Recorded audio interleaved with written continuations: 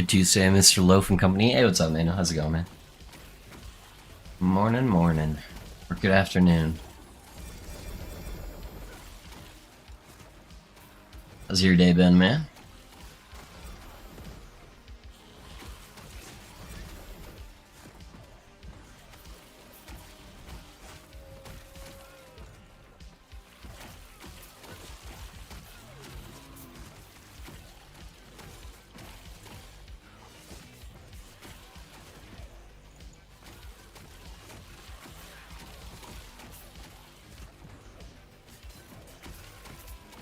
Morning, Loaf. Hey, what's up, Cal? How's it going, guys?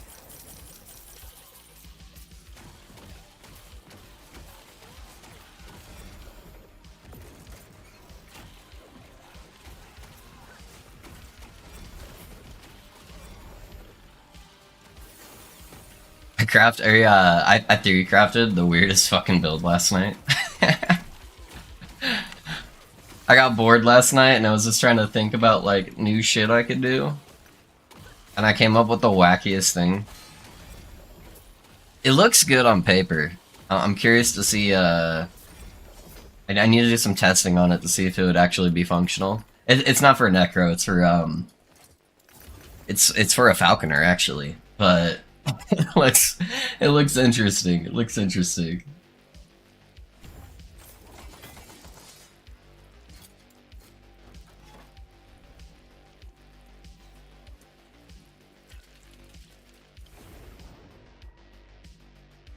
Oh, my minion died?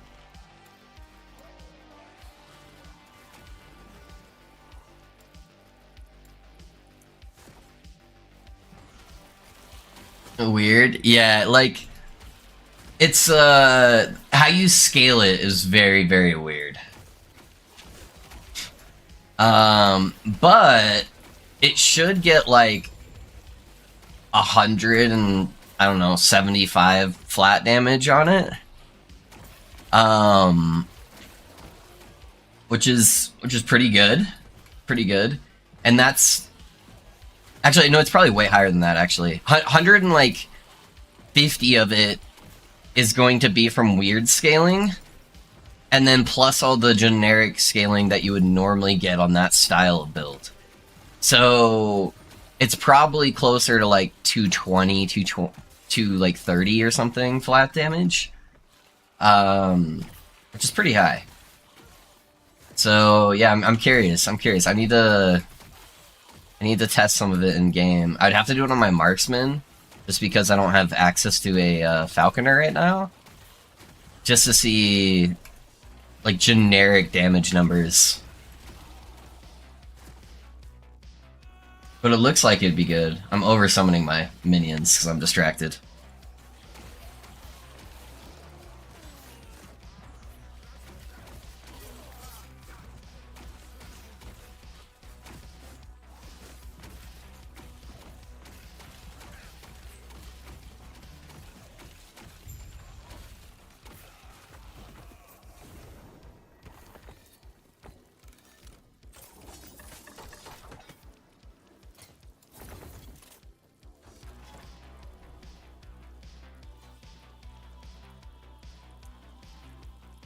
But yeah, it looks fun. It looks fun.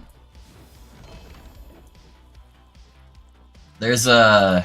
Oh, I just put that on the wrong guy. Whoops. There's some different ways that I could take the build, too. So I could very drastically change how the main skill is used, while still getting all the same scaling.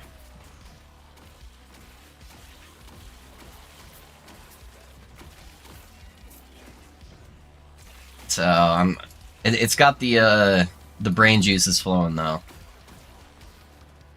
And I was looking at least on LE Tools, and no one's got a build that's even close to it, so it would be very, very unique. I don't know if anyone's made one on YouTube. I would have to check. But I do want to get a Falconer build in at some point.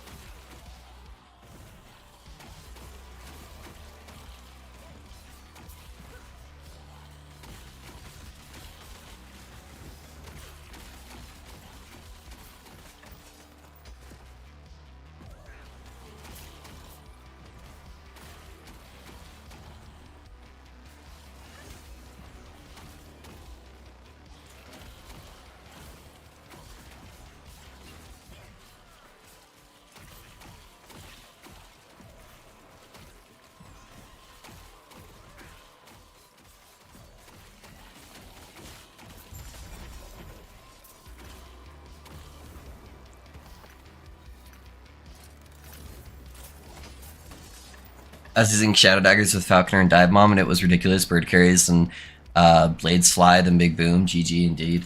Yeah, it won't be a Shadow Dagger build, but yeah, Shadow Daggers is very strong. Yeah, Shadow Daggers is like the most common way to play every type of rogue. So I wanted to stay away from that if I could.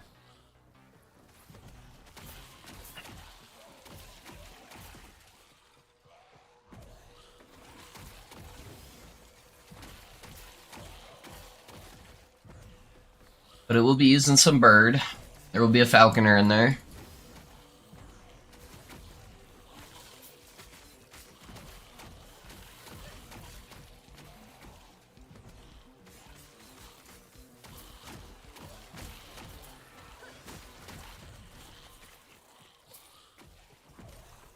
Good morning, Viva.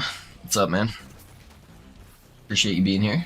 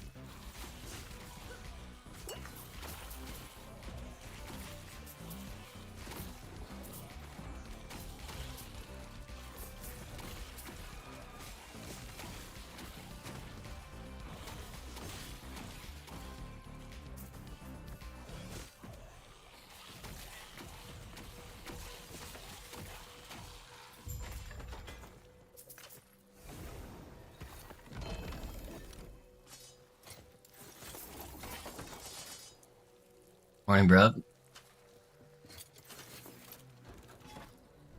Yeah, sorry guys, no camera. To be honest, it was, I woke up late. And I'm like, do I start stream late? Or do I just not have a camera? I'm like, I don't want to go get ready right now.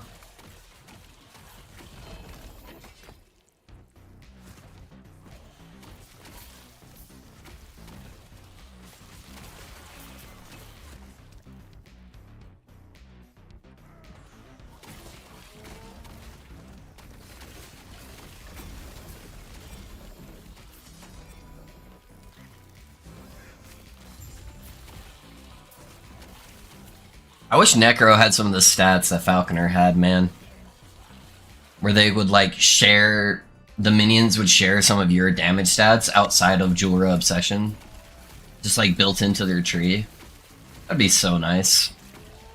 It'd make weapons a lot more exciting, where they could actually have prefixes on them that would do something.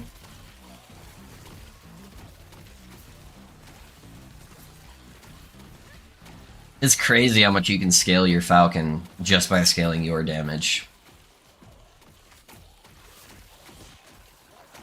And that your Falcon doesn't take any damage itself. Just immune, you don't have to build any defenses. Kind of absurd.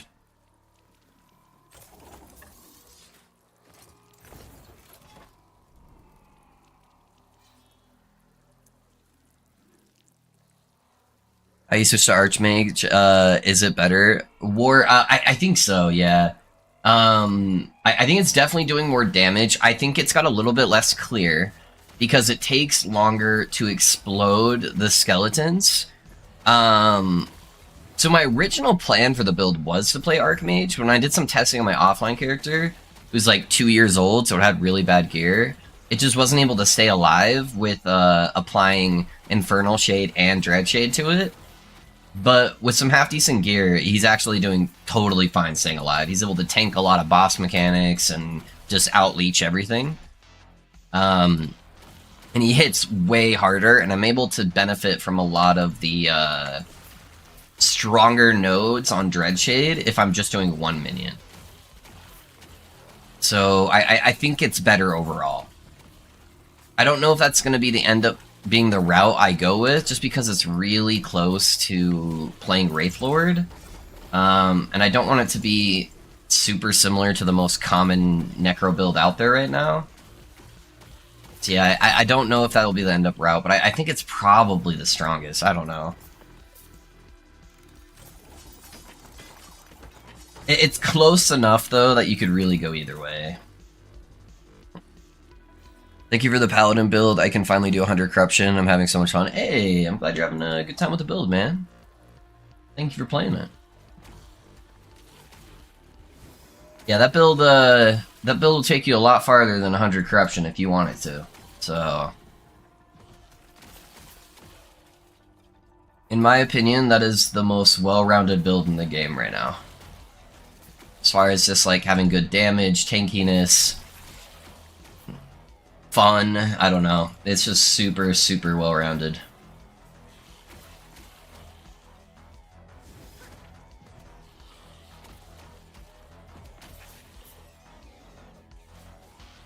There it is, XP Shrine.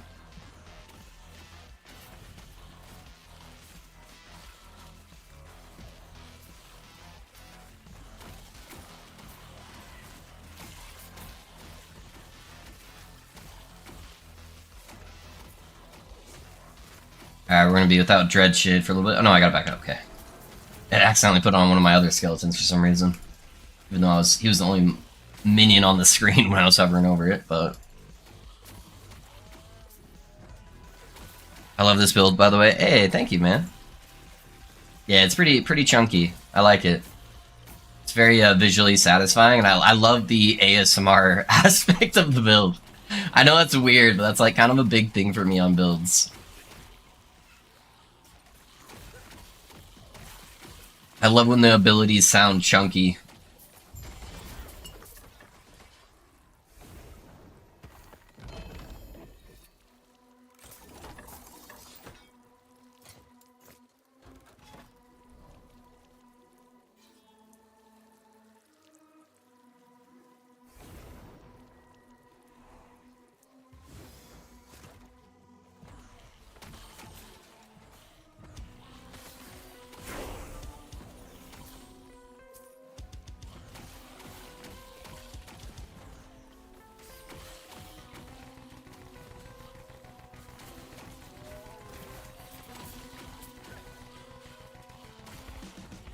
Yeah, the next step is, I need to get some Jeweler Obsession gloves that are, like, pretty decent.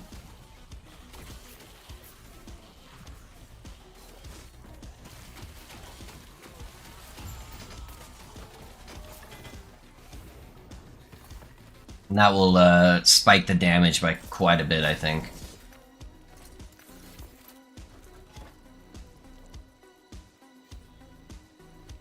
I play with all sounds off except loot-related sounds. Yeah.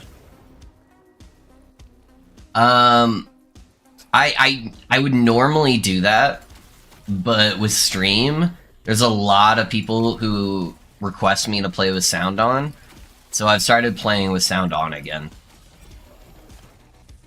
But I'm typically the same way. But if I am going to play with sound on, I like builds that sound like they're like exploding and popping and stuff like that.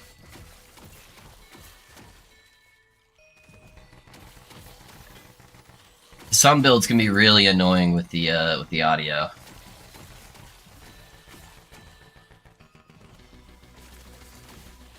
I am having a hard time finding a great wand. For the Paladin? So for the Paladin, you mainly just want cast speed. That's really the only thing that matters on the wand if you don't have a Mad Alchemist ladle. Yeah, just focus on trying to get as much cast speed as possible.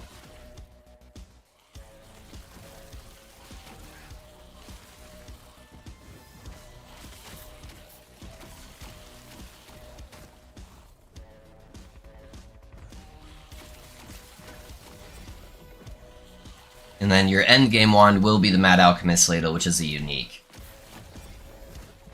So, if you didn't already know, Ashith, your Mad Alchemist Ladle comes from this thing right here. So this thing will have a random chance to spawn in every single echo you do. So when you click on it, it spawns like a little mage guy, and that guy has a chance to drop your endgame wand.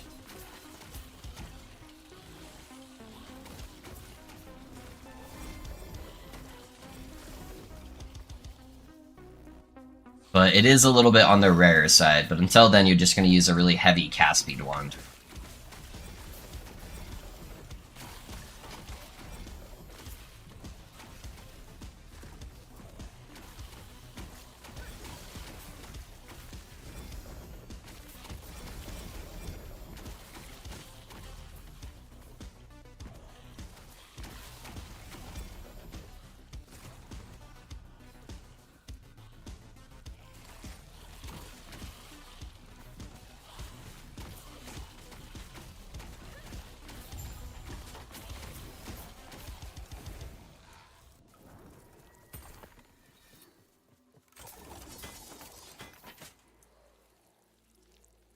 Hey, what's up, Ben? Rune Master?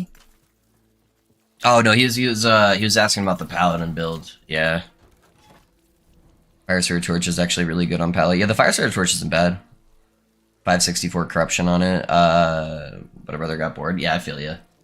Yeah, pushing corruption can get boring for sure. Hit something, please. No, he didn't get it off in time. Alright, now I'm about to try to do this mid-run. That's alright.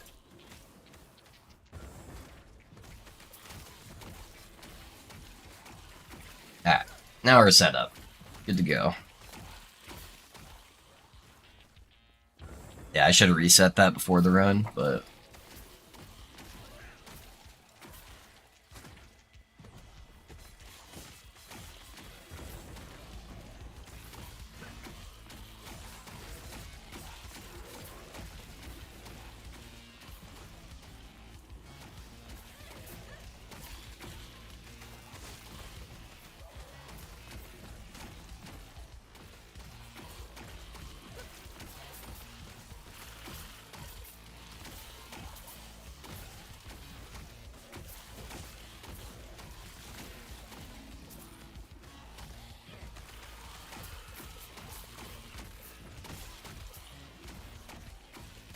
Finally got my Room Master level 50. Hey, nice, man. Congrats, congrats. How you liking the Rune Master? And what build did you decide to go with?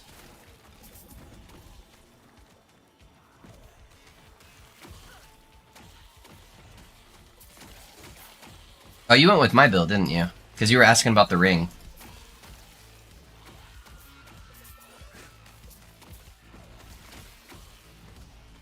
There's no switching too early, Ben. Unless you're talking about with dropping Glacier. But I leveled as the build. I just had Glacier on there.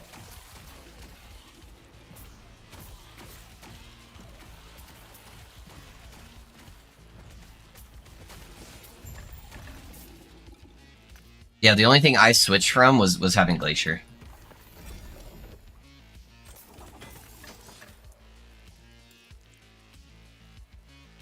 So Rune of Ascendance, 46 rings, got 1 amulet, then dropped 1 from a rare on the very next echo. Yeah? That's funny. But grats on the amulet, man. That's what's up. I was leveling Glacier. Okay, yeah. Glacier definitely hard carries early on. Ugh.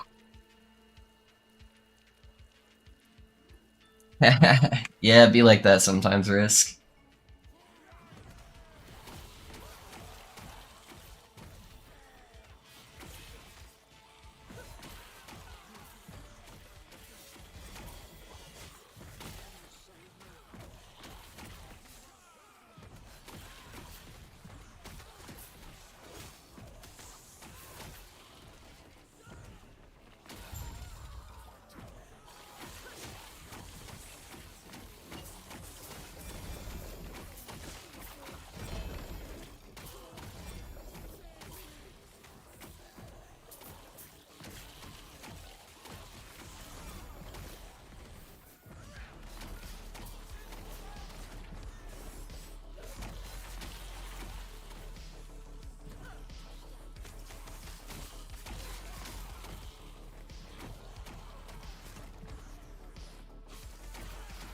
the longest time I was walking instead of using teleport. Oh, really? Yeah, teleport makes a big difference. Yeah, playing without a move and skill is pretty booty, that's for sure. Makes a big difference when you can zip around.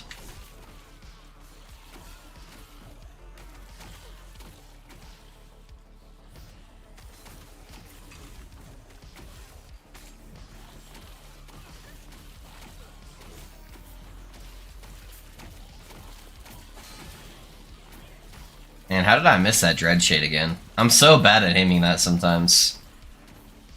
Alright. Now we should have the damage.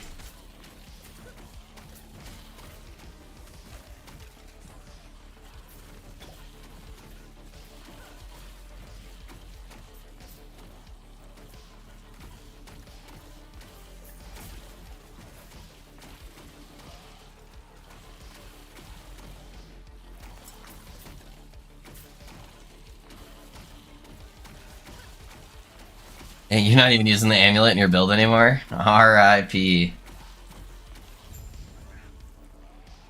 From the buffs from the other two abilities, yeah.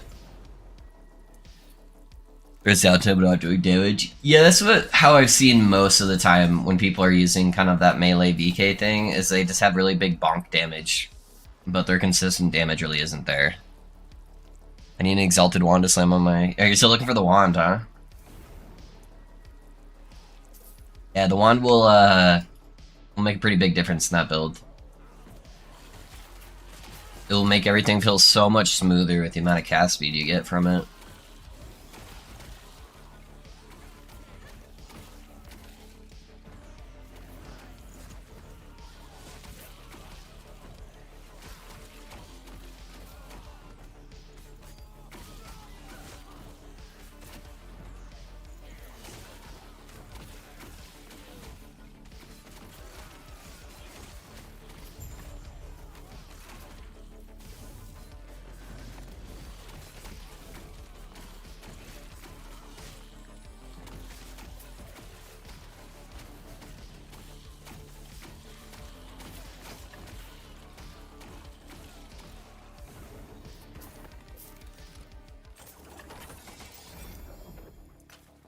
Rather than doing 30-ish k damage every second and a half, I'm doing like 100, 150k damage every 3 seconds. No camera.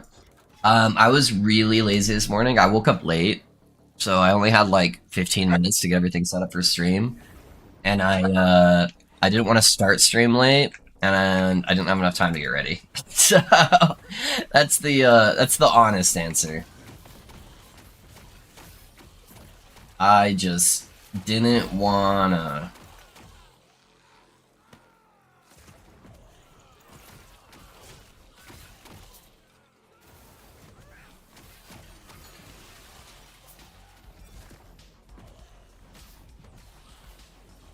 I got the wand from another character. I seen a good one to slam with it.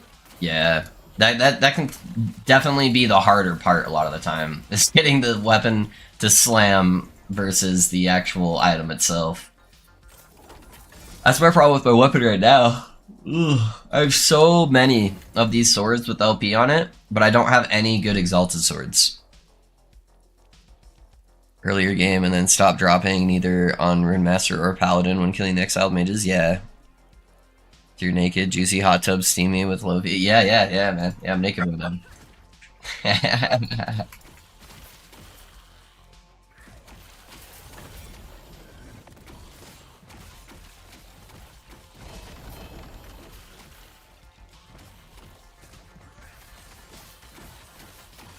No, man. Hot tubs and loafs don't mix well together. Then you just get soggy blood. Although I do actually. Oh, you want me to prove it? You want me to prove it, Ben? I got you. Hold on. Let me prove it for you. All right, there you go, man. I proved it. Look at that loaf in the hot tub.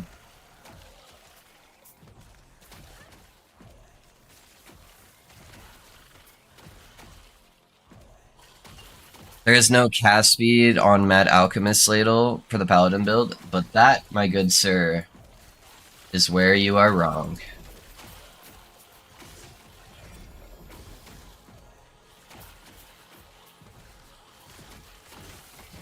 So if you look at the Mad Alchemist ladle, it does actually give you cast speed.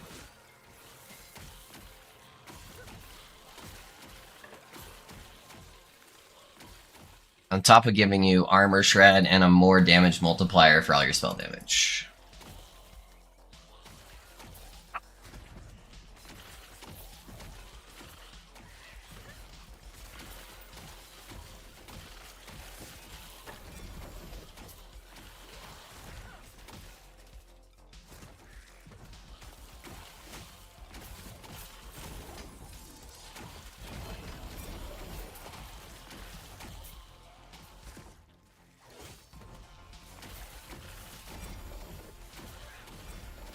About your hair being down for stream, I'm very concerned.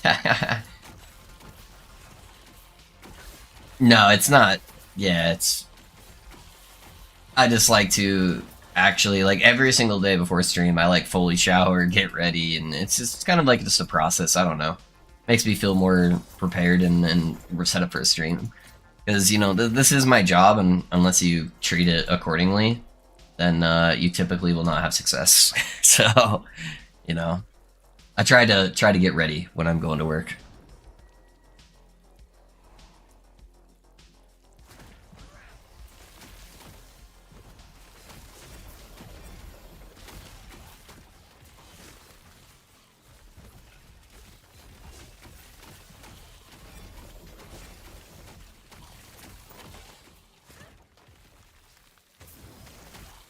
More of a mental thing than anything else, but...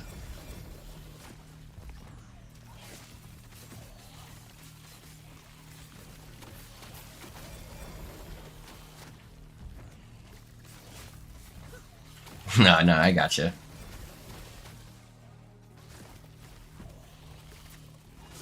Sup, Loaf? Which version of the build is this one? You swapped to yesterday or afternoon or the original? I'm playing Archmage right now, yeah. Yeah, currently it's set up for Archmage.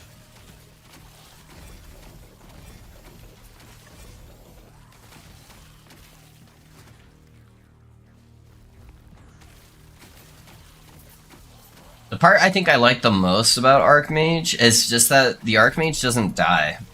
The other minions are much harder to, like, keep alive, whereas this one has a more multiplier to its health, and so it just helps it stay alive so much better.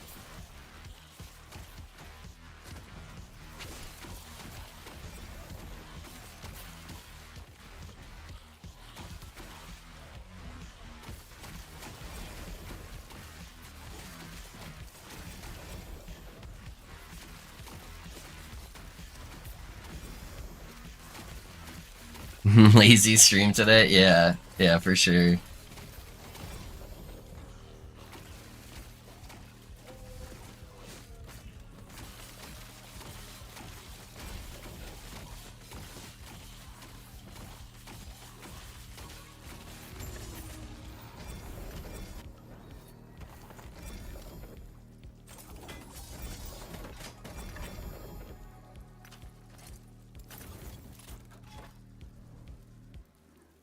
You have 3 of them in your stash? Oh, there you go, man. There you go. You're good to go then. Yeah, and then you ideally want to actually slam. If you have any with legendary potential, Ashith, you do want to slam the Mad Alchemist Ladle with cast speed as well. So that's the main stat that you're looking for when you're trying to upgrade it.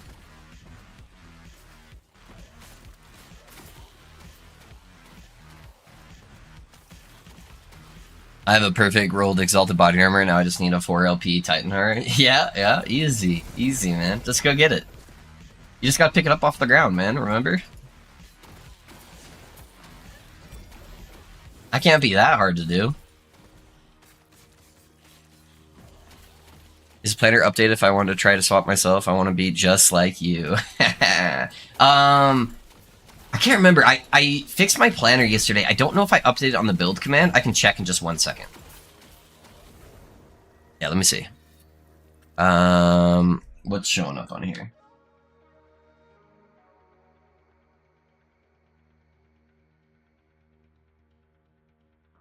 Okay, I didn't swap it, so let me swap it for you. I have an updated planner.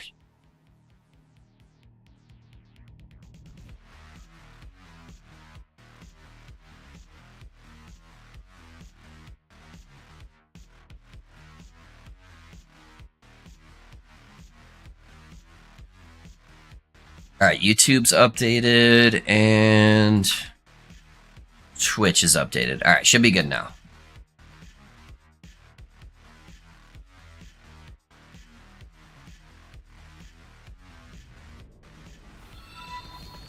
Hey, Omega Lord, thanks for the follow, man. How's it going?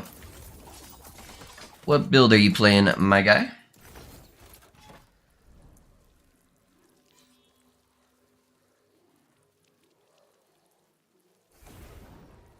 So you both an office job and like 1 to 2 hours every few days to play it. Yeah, I've been there. I feel you, man.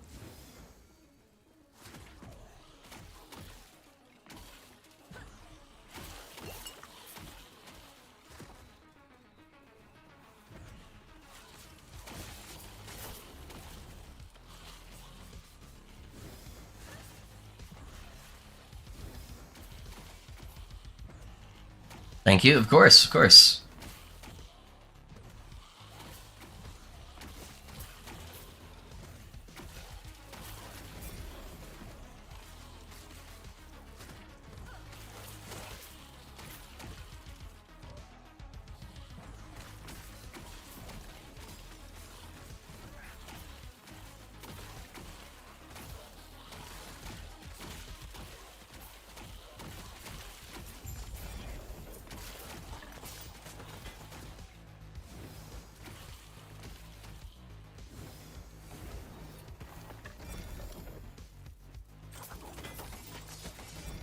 Do you have a plan to play for Cold Acid Falconer? I think it looks like a caster. I was actually looking at it last night, Visit.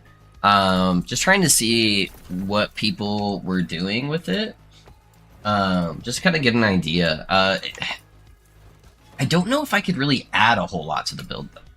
So typically when I make builds, I want to do something where I feel like I can make a contribution to the build. And I just didn't really feel like there was anything that I could bring to the table that wasn't already being done, if that makes sense. But maybe I'm wrong. Maybe I could take another look at it, but that's just how I felt when I was viewing it very briefly.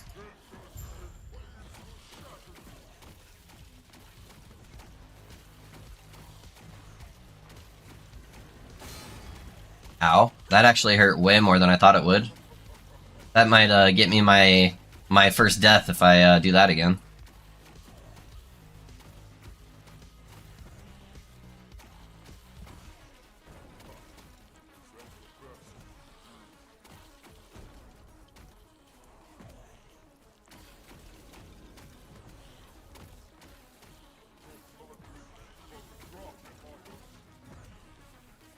I hate that I can't see the health. I also can't benefit from my melee attack, but this is definitely the safest way to do this. Okay, there's the health.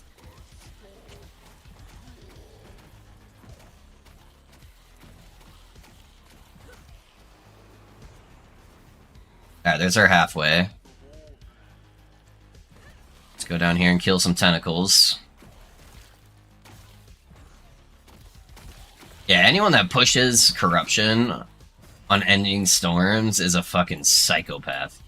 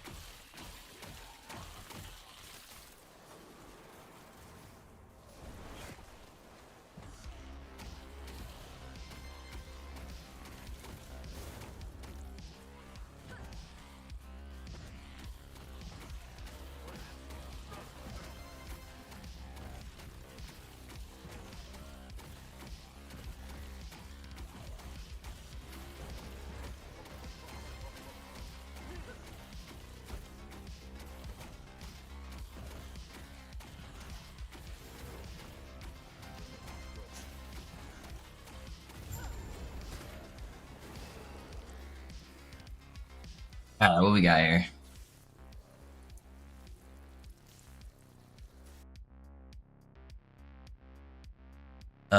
Ending storms, yeah, I want the ward per second. That would be the ideal one. Which I did not get here.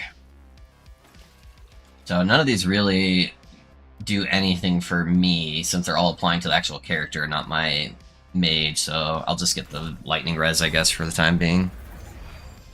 I do have a plan visit for Falconer, though. I theory crafted, so I have 2 Falconer builds theory crafted. One of them is very similar to some other builds, and so I'm kind of like meh on that. And then one of them is a very, very unique idea that I have not seen, at least anything on LE, like Epoch Tools or anything like that, that is even close to that build. That looks really cool.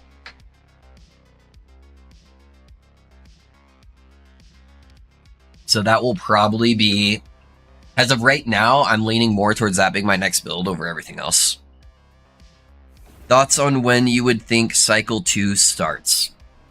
We will probably get the information for Cycle 2 in about a month or a couple weeks from now. And I'm guessing that Cycle 2 will start in about 2 months. Month and a half, 2 months, something like that.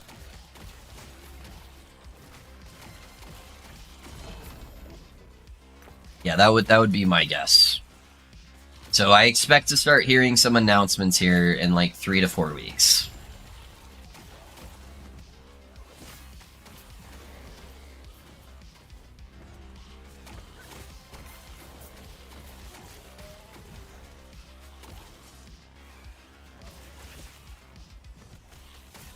It's gonna bum me out if I never get a 4 LP one, since it's T7 health and T6 health. Yeah.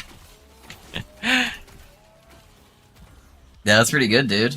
Which one's T7? Is the percentile set or T7, or is it the flat health? Oh my god, I'm like stuck here. Holy shit.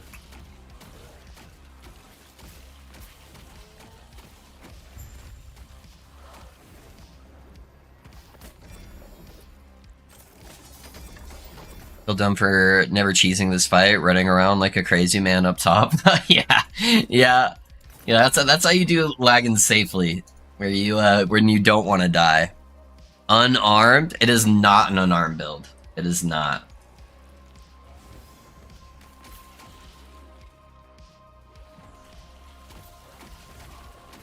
But it is cool. It's got the most unique damage scaling I've ever done in a build before.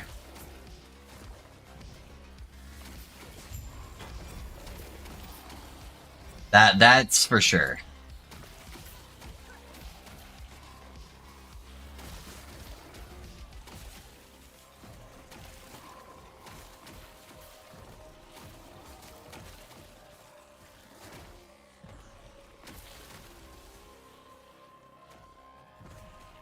What you did there, when you zone in, you need to target the mage with each shade. Oh, so what you do when you're setting it up, Skunk, is I only have to do this like every 4 to 5 echoes. But your Infernal Shade has like a ramping damage on it that's infinite. And so eventually it'll kill your mage. So you cast Infernal Shade on him once, that will last forever, and then you never have to cast Infernal Shade on him again until he dies, and you have to summon a new one. So I swap my Harvest over to Infernal Shade just to cast it on him real quick, and then I switch it back to Harvest. And then other than that, just every so often, you're going to cast Dread Shade on him.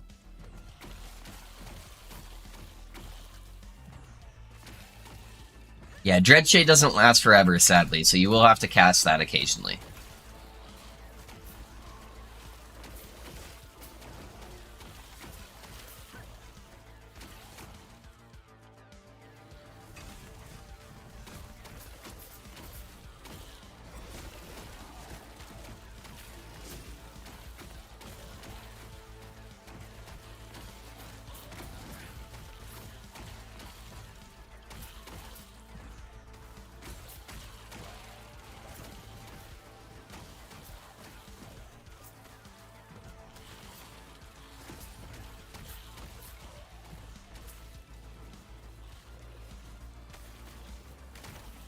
Hey, can you come over here and blow this guy up? He's like just outside the mage's range. Alright, there we go. Alright, now you walk into the middle so you can hit everything. No, I put the Dread Shade on him, fucking summon skeleton. Ah, I suck at this game.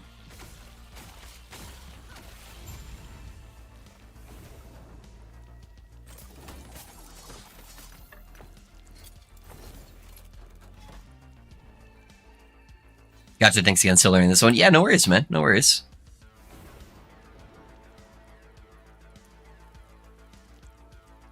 None at all? None of what? There's no way. My cursor was over the fucking mage. How did it pick one of the guys over there? That's the one part I kind of dislike about the build, is aiming the Dreadshade. The Dreadshade aiming is so bad. There needs to be a node where Dreadshade automatically targets your highest health minion. Can that be a thing? Alright, now we got Dreadshade. Now he does damage again.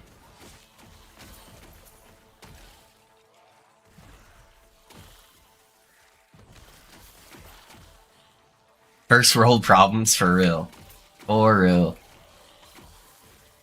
What, you don't want 100% crit just from one skill? Oh man. No, Dreadshade is fucking busted, dude. Both the shades, honestly, give him so much damage, it's like absurd.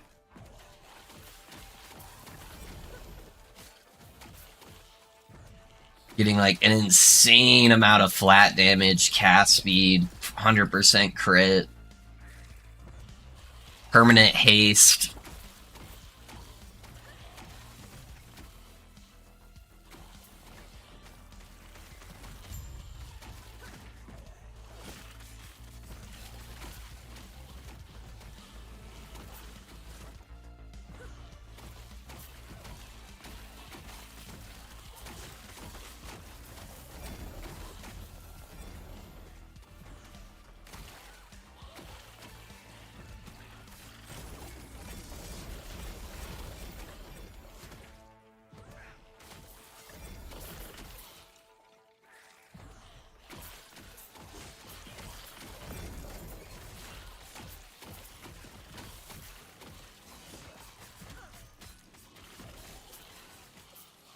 Hey, can you stop moving around? Thank you.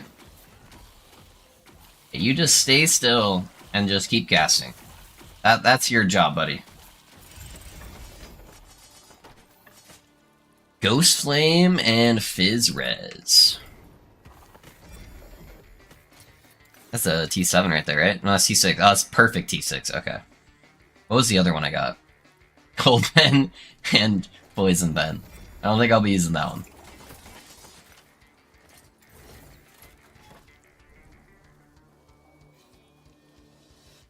I'm gonna be honest, I'm at 4,400 HP now. My armor sucks, and I can only get 15% DR from Titan Heart, but I feel way tankier than my 8k ward low life builds. Yeah, because you didn't have any damage reduction really on those builds.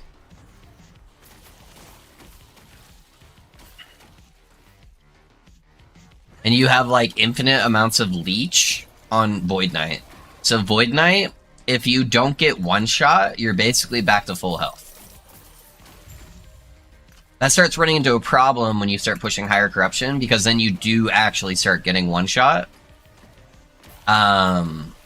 Which is just a Sentinel problem in general. Sentinel just doesn't have a lot of damage reduction.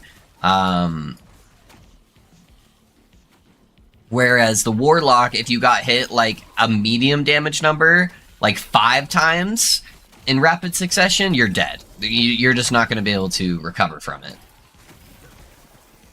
So that's the big difference.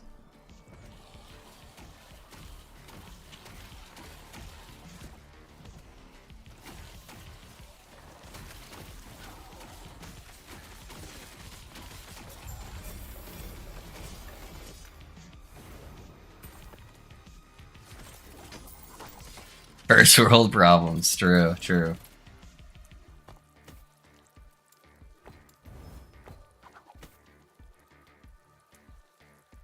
Man, I need a good base helmet. That's a Raven Crown, man. It sucks. This was rolled so good for Ghost Slim. I like don't want to waste it. That's exactly the helmet I need. I'm missing so much damage because my gear sucks.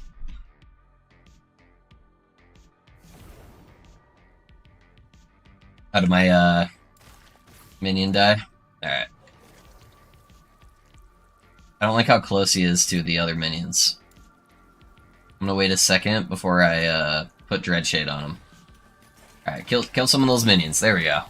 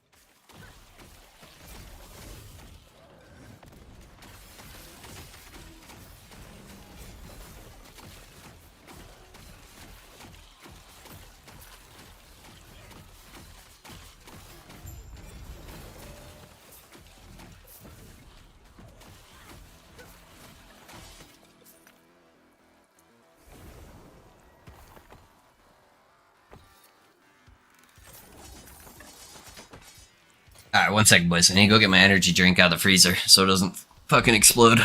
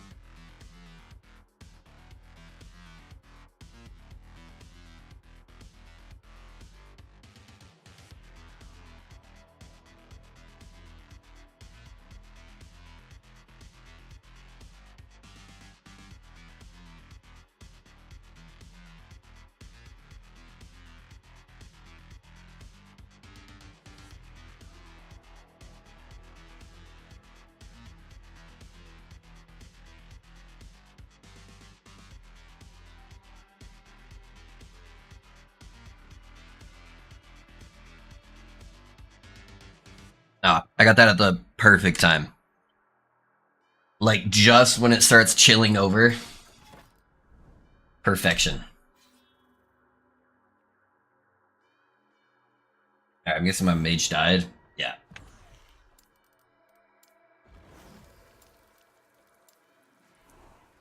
Alright, let's go.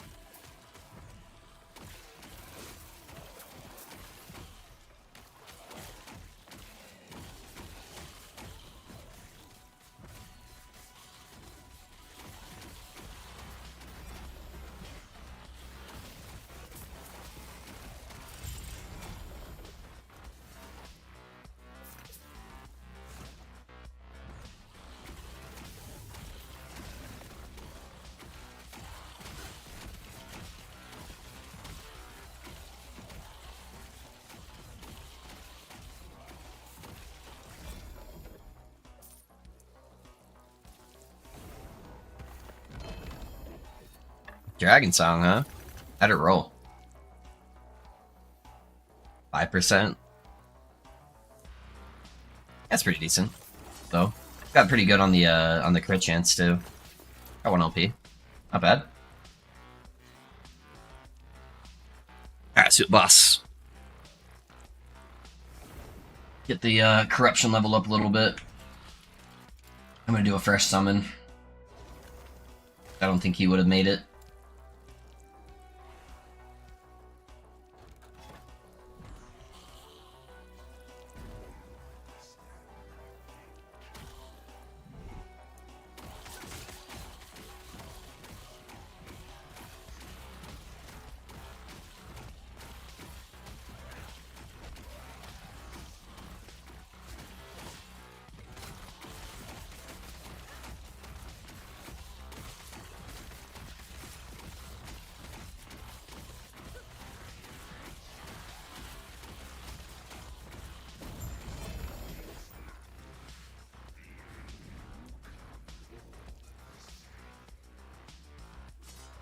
I guess. Oh, man. I just want a good fucking unique sword, or exalted sword, man. Is that too much to ask for? I'm like half tempted just to take this one, because it has minion spell damage on it, and just slam it on one of them to see if I can get it. Even though it's not exalted. Let me see if I can add the other mod to it. Yeah, I think I could. Let's go like this. Then we go, wait, what?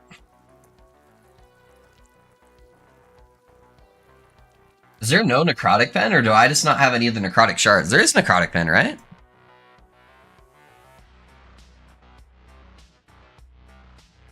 No, there's not. I'd have to get cold pen. Fuck. That sucks, man.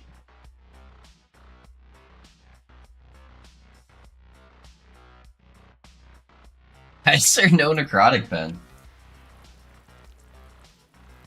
Yeah, because I got minion, melee, and bow damage. Damage over time, which is not. Poison, void, light, literally everything but necrotic. That has to be an oversight, right? Nothing else would matter. So I guess we just get cold pen.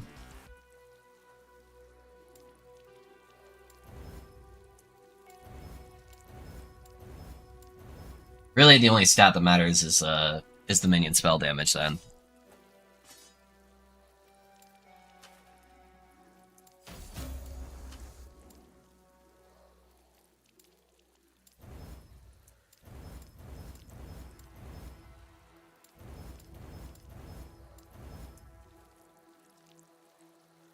I mean, we could go for the slam just to try to get it, even though it's not exalted on there.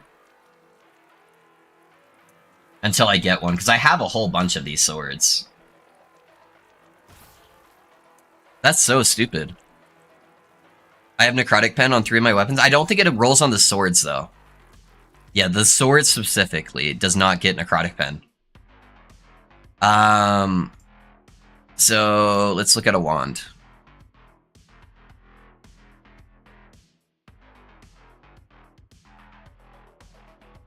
So wands can get necrotic pen, but for whatever reason, they just decided to fuck you on swords. Yeah, no, the pens are always on the suffix, so yeah, it looks like it's just, for some reason, the sword. Your Healing Heights Smite Paladin is my favorite build so far. Hey, Dizzle, thank you, man. Dude, that's honestly my favorite build so far.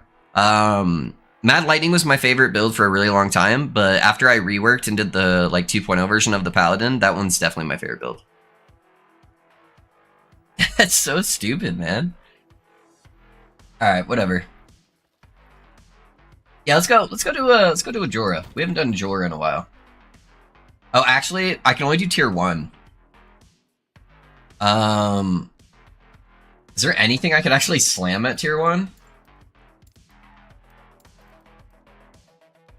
There's nothing for this build I could slam, because Jorah's is like, Jorah's Obsession or whatever is a high-level item too, right? Yeah, 75. So none of these items I could really slam. I don't think I have any extra Exsanguinous either. that are unslammed. That have LP anyways. Oh, I guess I had one. I could go for an Exsanguinous.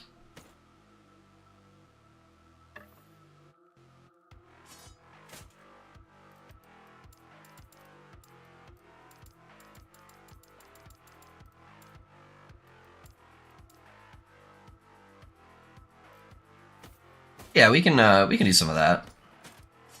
I think the build's good enough that we'll be able to do at least like tier 3.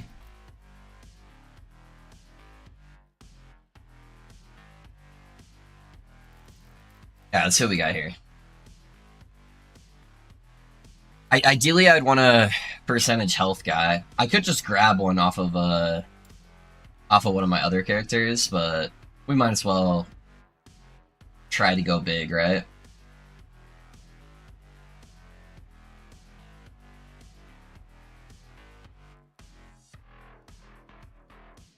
Dang it, that one's so good if that one had percentage health on there.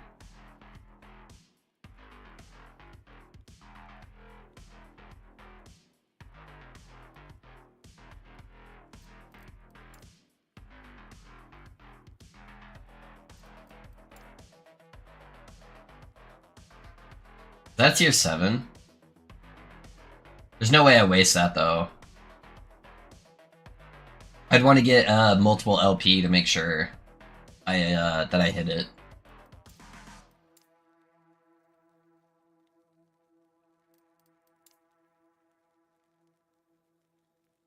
I think I actually already used all the other ones, so I think I'll just have to grab one of these and just try to roll it.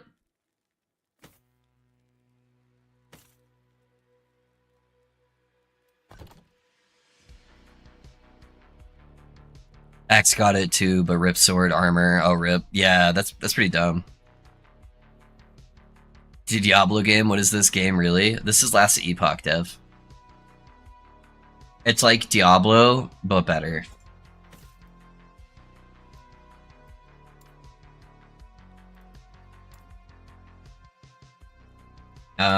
So the other thing I'd want would be the level of Summon Skeleton. How many of those shards do I have? I only have 11.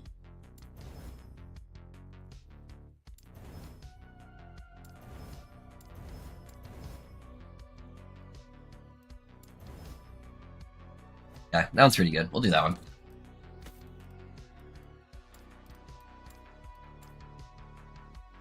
Let's grab a key.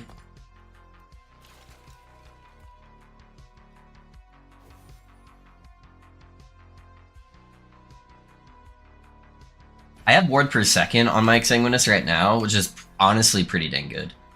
I think ward per second might beat out flat health, so I think the only thing that would be better would be the increased health. Eventually, I'd want to get a multiple LP Exsanguinous for this build, so you can get levels to summon Skeleton, because those are actually really big for the build.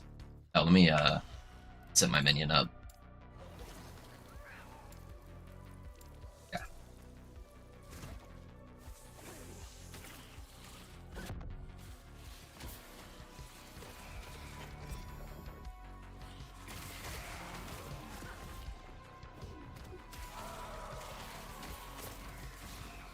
I didn't think I need to explode anything.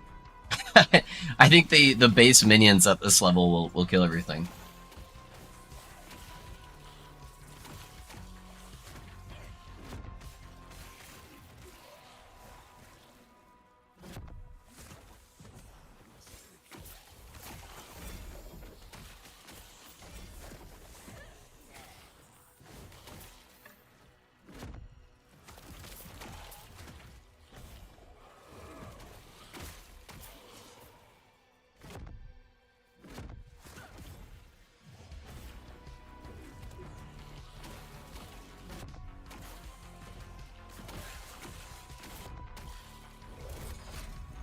This first door.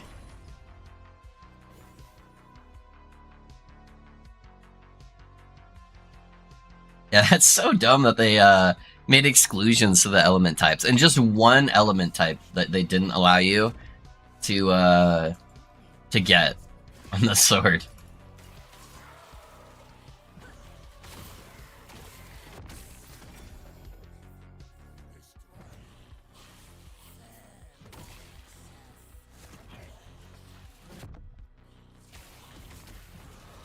Oh well. It's not a big deal. Weapons are kind of a cuck fest for minions anyways. Kind of always have been. They finally added the flat spell damage to weapons, and that was a big play for minions. But they've never really had good stats that they could get on weapons.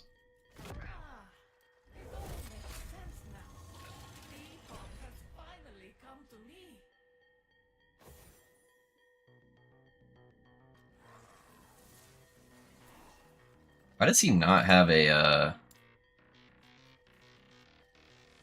Infernal Shade on him?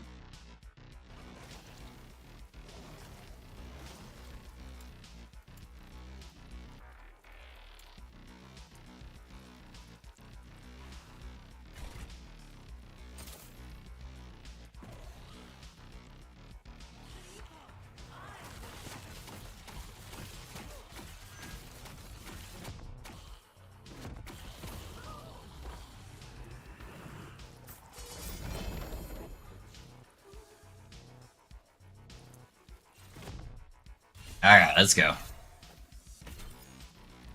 Honestly, I think it's percent health or bust, but, you know, it is what it is.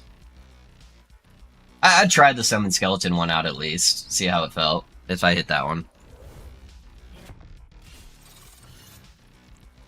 Yeah, minion health. That is a lot of minion health, but I don't think it's worth our lack of defense. Like, it would give us a little bit more ward with the zombies, but I don't think it would outweigh the ward per second, sadly. Alright, what level can I go up to on level 2 for the dungeon?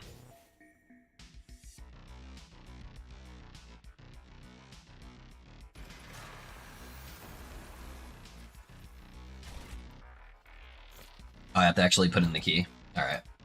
Whatever. Where's the key? Okay, so level 2 will go up to level 65 and above. Okay. Or 65 and below, so I should actually be able to do the sword on level 2. Sweet. We'll take it.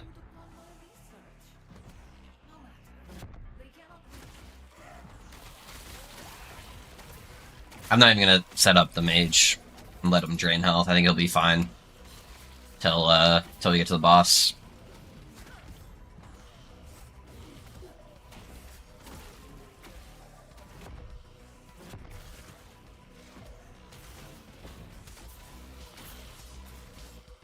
His cast speed is so slow without Dread Shade and without Infernal Shade.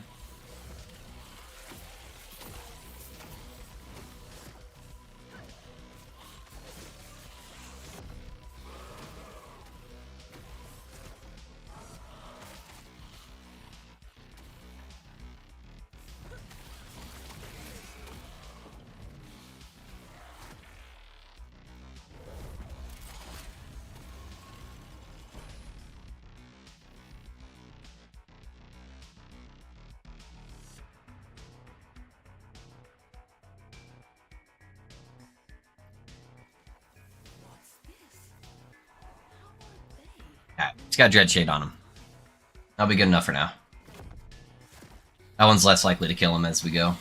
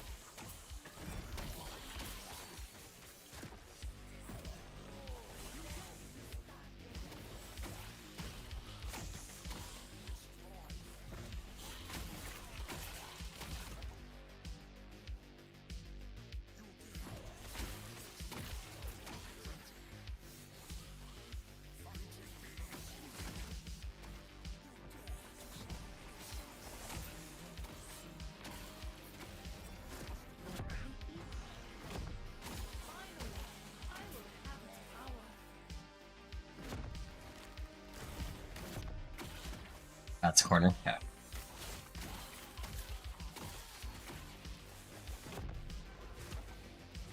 Should be around here.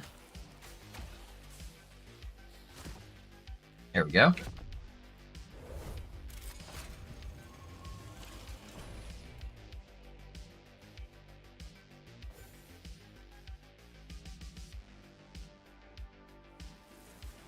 Let's set him up.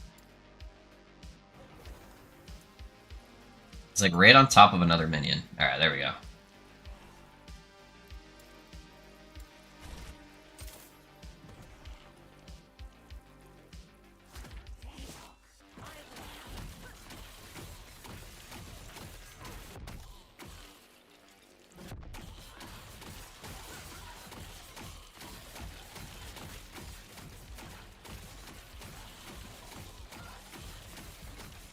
Okay, looks like he's good on the lasers. There we go. Easy.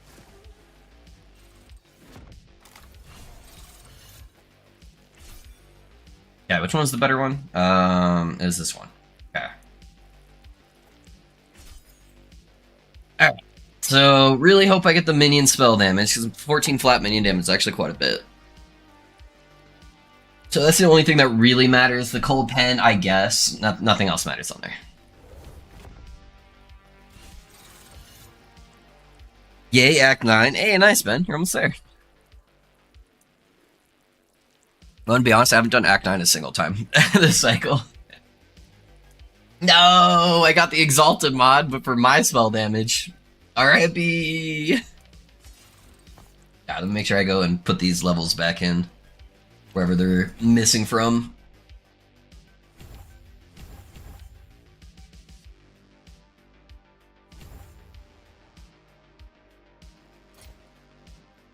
I've got another sword. Let's do another one real quick. Frozen Light.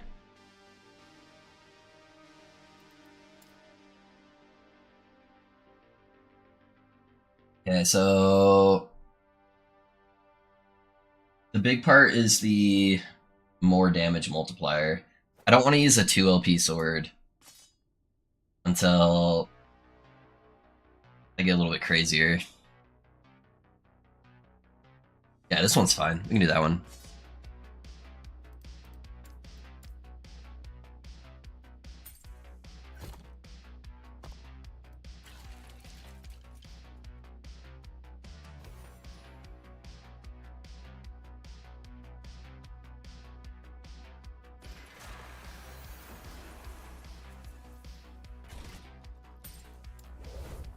We'll try level 3. Let's see how that goes. I think I'll be alright.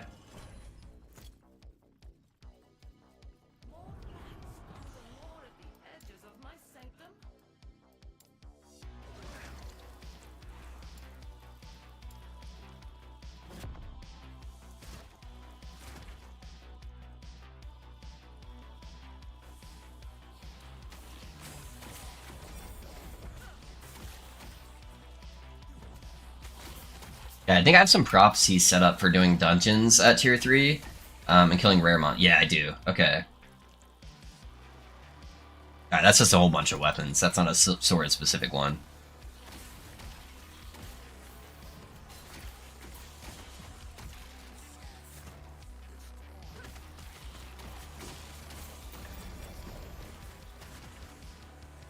I just gotta watch out for when I complete those.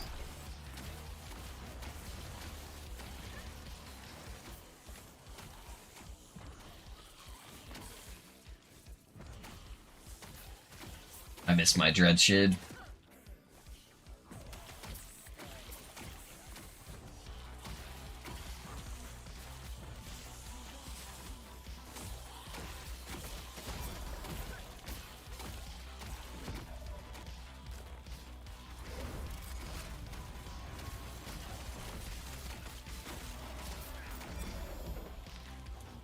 Cast speed and cold damage.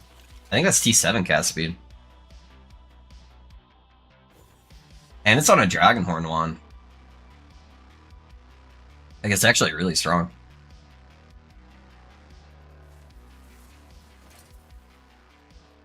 Yeah, T7 cast speed. Not bad, dude. Alright.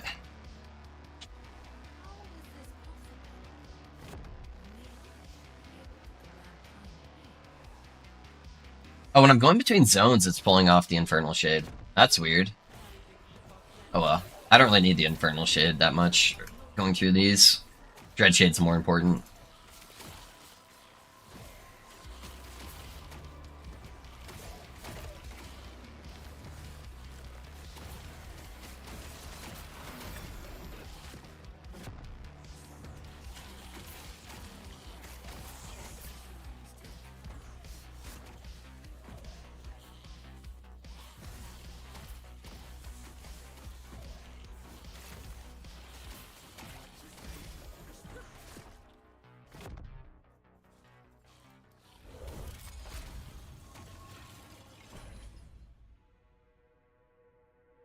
Cast speed overrated. Cast speed is the best, man. I love high cast speed builds, if you couldn't tell.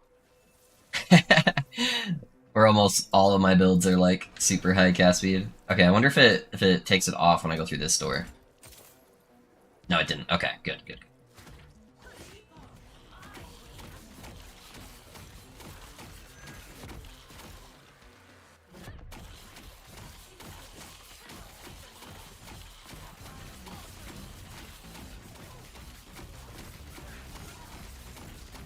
I think he's good. I think he's actually tanking lasers right now. That's alright. Looks like he's surviving it, so, you know, fuck it.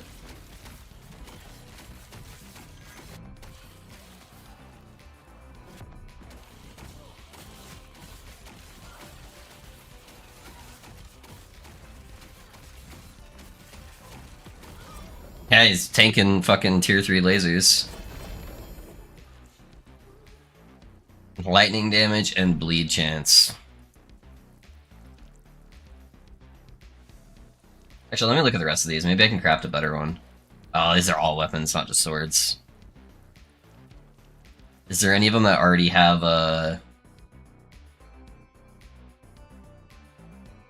Why did that not pull up? Hold up. I fucked something up on my loot filter. That would explain why they're not pulling up correctly.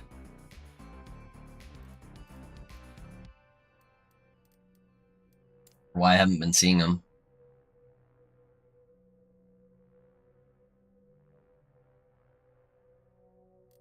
Minion, spell, and... Oh, it's minion melee and spell damage. Jesus Christ, dude.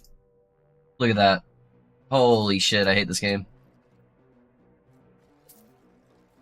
Alright, I'll fix that on the loot filter here in a second. Oh, wait, hold on. I need to add that to this one, too. Jesus Christ. Can you tell I don't play minion builds? Let me check that one more time too. Yeah, no T7s. I was like, there's no way I'm not getting any of these. Alright, that changes things up. I might actually use a 2 LP sword. It's not worth bricking this. So I think I just chaos that and pray. Fire pen, sure, why not? The cold pen really doesn't matter. And it's already max rolled.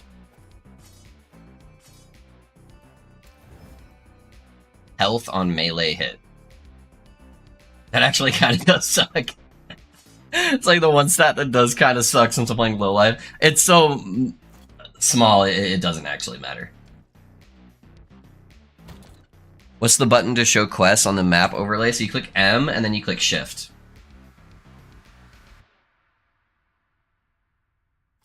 Alright, let me grab a better sword here. I'll grab one of my 2 LP ones since this is exalted spell damage. Okay, so we got a 2 LP right there. Was that my only 2 LP? Alright, so we got a 50% chance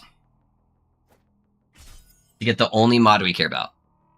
Nothing else. Actually, let me... Since it's already perfectly rolled, let me try to get, like... What else can I get on the sword? I can't get cast speed. I was just thinking I could get cast speed, but cast speed, I don't think I can. So maybe it is actually nothing else that matters. I could get mana and mana regen, actually. And then technically melee attack speed could benefit me, like, a tiny bit. Oh, and parry chance. Okay. So probably parry chance and mana regen. Those are, like, the ideal ones.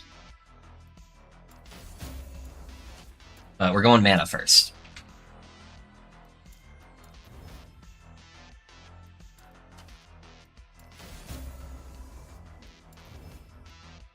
God damn it, melee damage leases health. Yeah, it's whatever. I don't do actually any melee damage. Okay, alright, that's good, that's good. Yeah, so perfect would be minion spell damage and then mana regen. That would be the perfect combo. But I really just hope I get the minion spell damage.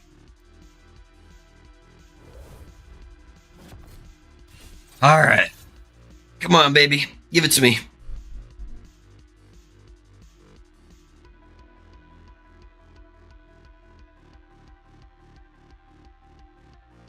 So, those were the 2 stats I didn't want. So there's 4 stats. There was 2 that were good, and 2 I really didn't want. And yeah, those were the wrong ones. Alright, sick. What's up, Val? How's it going, man? God damn it.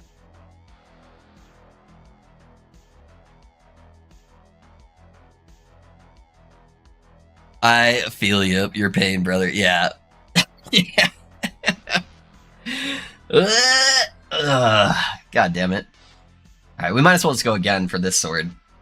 Let me fix the blue filter stuff real quick.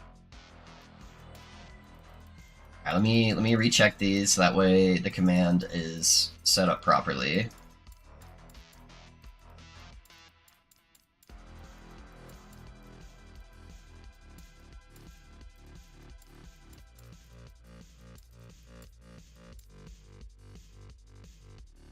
Paste spin. Boom. Create new paste spin. Alright, let me just update these commands. Yeah, if you guys are playing the build right now, make sure you update this this loot filter here.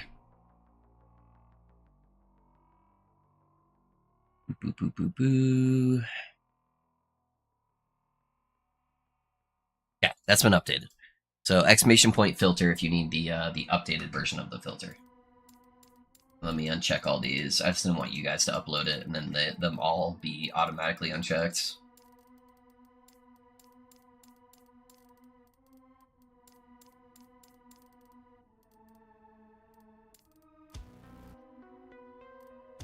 Yeah, that should be good.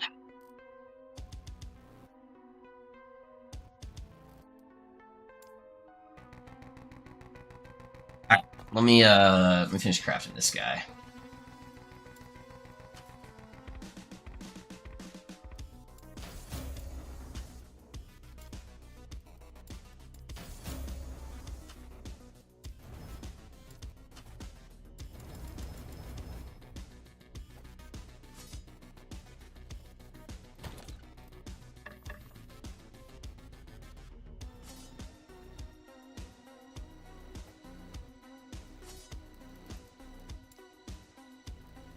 God, man, that hurt my soul. It hurt my soul. It's all good. I miss so many high LP slams. I think I'm more likely to hit a 1 LP slam than I am to hit like a 3 LP slam. I tuned in just in time to watch the swing and the miss. Yeah, dude. I suck so badly at hitting high LP slams. Like, so badly. It is crazy how bad I am at doing that. I don't understand it.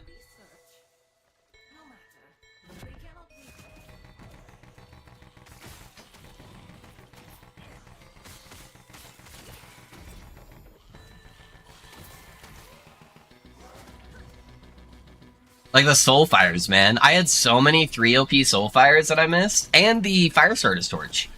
Both of those. I missed so many 3 LPs. Where there's like one stat I care about, or I'm like, oh dude, if I could just hit this one stat, anything else it gets on there is fine. And then it's the one stat I don't hit like 4 out of 6 times. We're like, what? How does that mathematically make sense?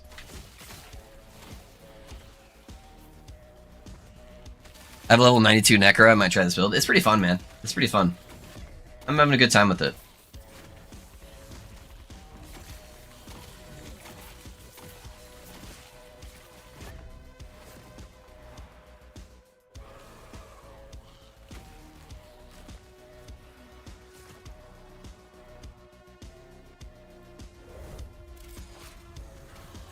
It took me 14 1 OP slams to get minion melee / spell damage on my first, yeah? Oh man.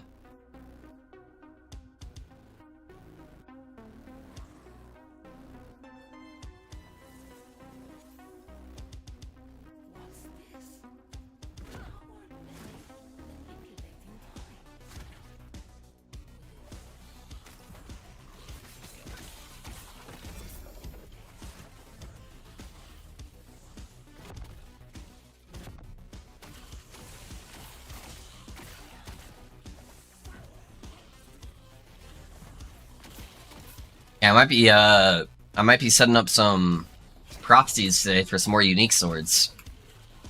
The ones I have left are kind of low rolls on the more damage multiplier.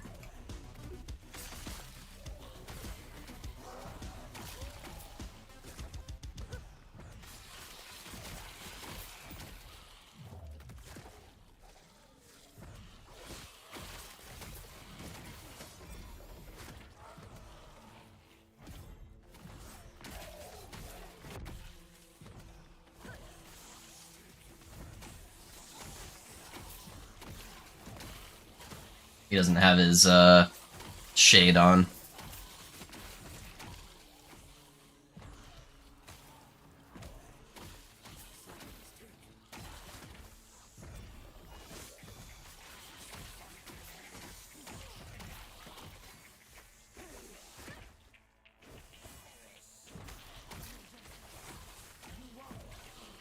I think it took me like, I don't know, like maybe 6 or 7 on the Exsanguinous to hit the Exalted Life. Wasn't too bad.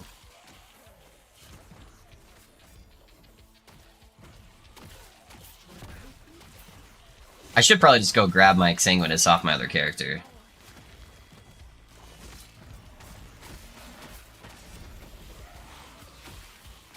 But this one's not bad. It's ward per second, which is probably the second best. It's either flat life or ward per second. I don't know which one actually outweighs the other.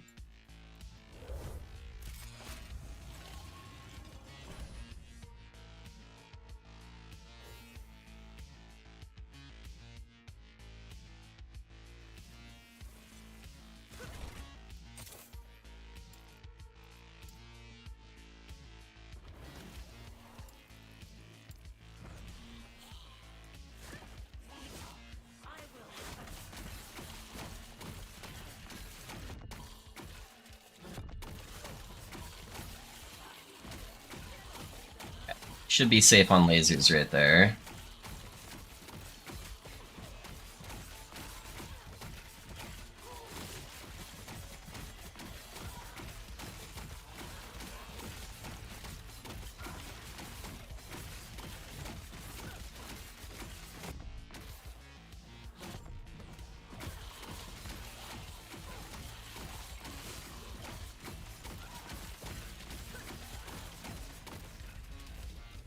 Whoa, where you going, Mage?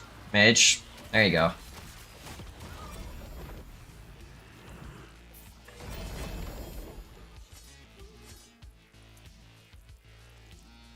+1 to summon, so that's kind of bad.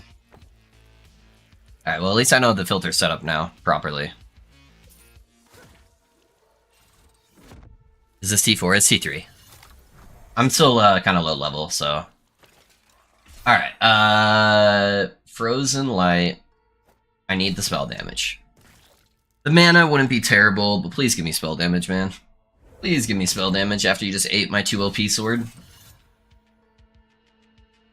Alright, you know what? We'll take it. We'll take it. It's not bad. You know, we'll take the mana regen. That will help smooth some things out in the build. That's good enough for now.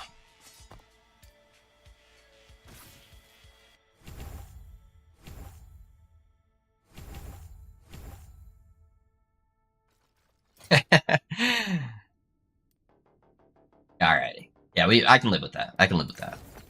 We'll work on getting some better swords. It's at least better than what it was when we first went over there. Alright, then I need to get word per second on this blessing.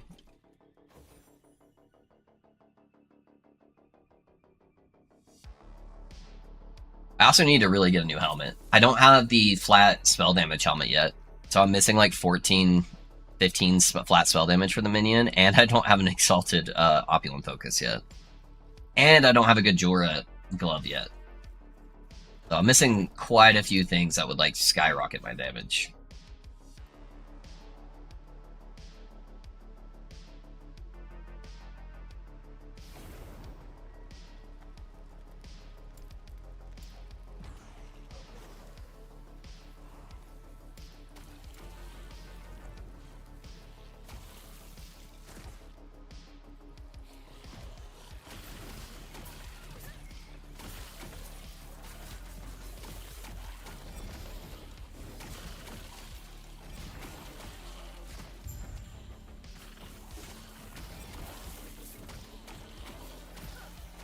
Pally is making the other classes trivial. Great job on that build, man. Hey, thanks, Will. I appreciate you, man.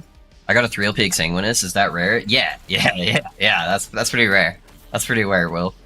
That is not bad. I have only found 1 LPs, and I've found like maybe 10, 11 1 LP Exsanguinous. I've never found one even at 2 LP. So yeah, 3 LP is pretty good. There's no way that fucking Dreadshade didn't go on the fucking skeleton. Alright. Volatile zombies for trigger shade, but what triggers volatile zombies? So I actually don't trigger shade because if I trigger shade, I can only have so many maximum shades up at a time, and I have up to 9 summon skeletons. So sometimes it's pulling the shade off of my mage, which is bad. So how I trigger zombies is with this node right here. So chance to cast Volatile Zombie on minion death. This whole build centers around my mages exploding my summon skeletal warriors. So I'm constantly summoning zombies because these guys are constantly dying. Yeah, I did try the auto casting Infernal Shade, but yeah, it just kept pulling off the Infernal Shade off of my my summon mage. And I only have to like reset my mage every like, I don't know, like 3 to 5 echoes. So it'll just last on him forever, so I don't really need to cast more of them, and it doesn't really matter if I have it on the other minions.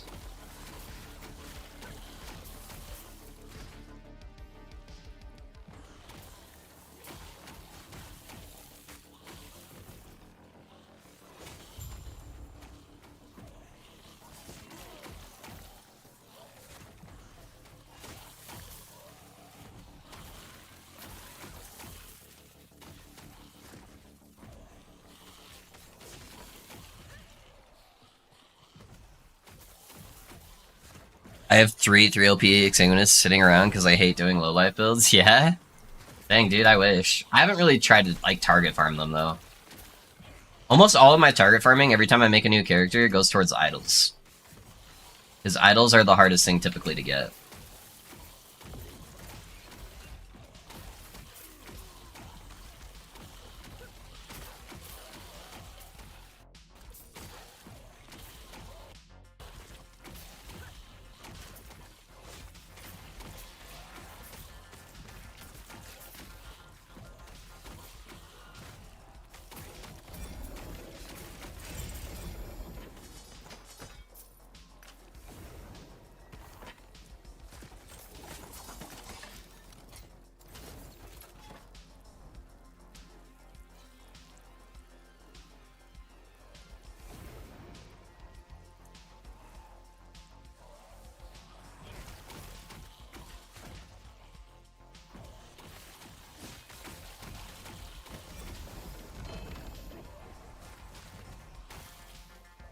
Actually, I want that bow.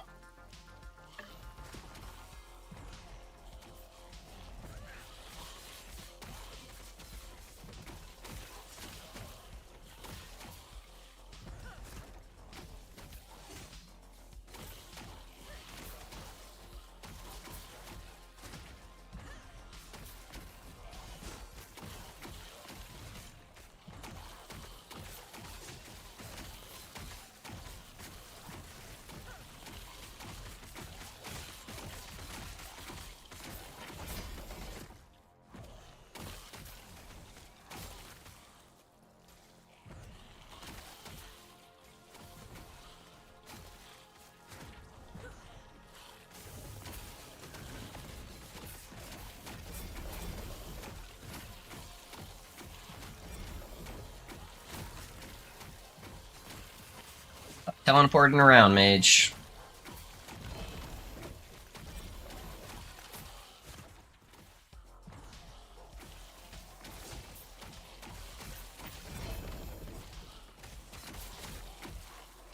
We got another frozen light, but no LP on it.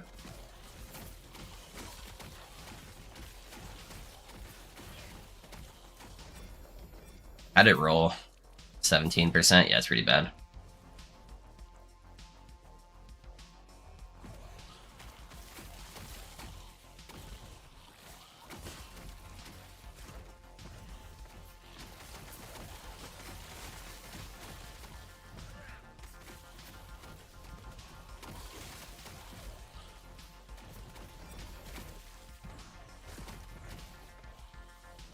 %, you, yeah.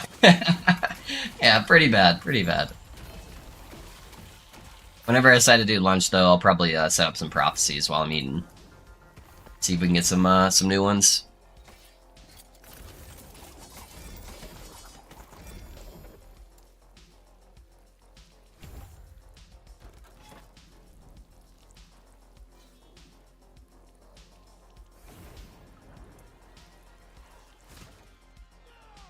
Go hit something. You don't die. There we go.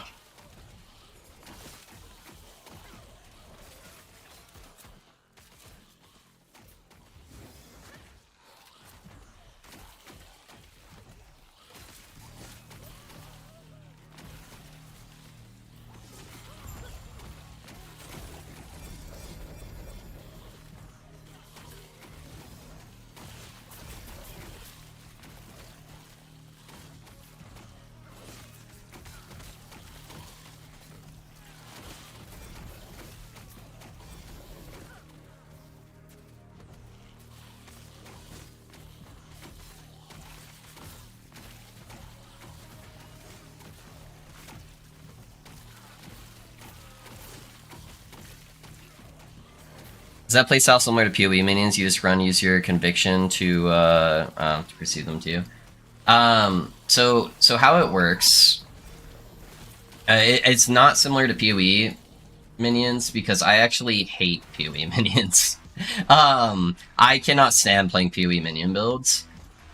So I'm spam casting summon skeletons, and then my mage is exploding those skeletons. And so the nice part is the skeletons will walk over to an enemy, and the mage won't explode the minions unless they're next to something that they could actually kill. So it's kind of like a homing spell where the minions will kind of just run at stuff, and then he explodes them.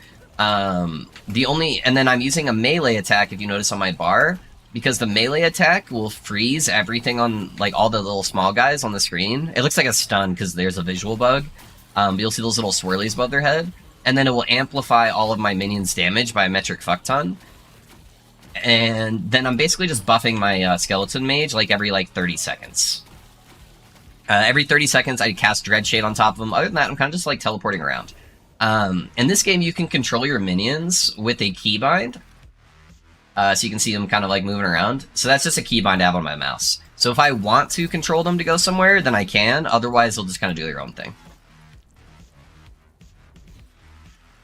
But I can control where my damage is at because I can summon my skeletal mages wherever I want. So like I can summon them up there, and then that's where the explosions will happen because that's where the minions are. So I don't actually really have to like control where the damage or where my guy is attacking at, because I can control where the explosions are going to happen at.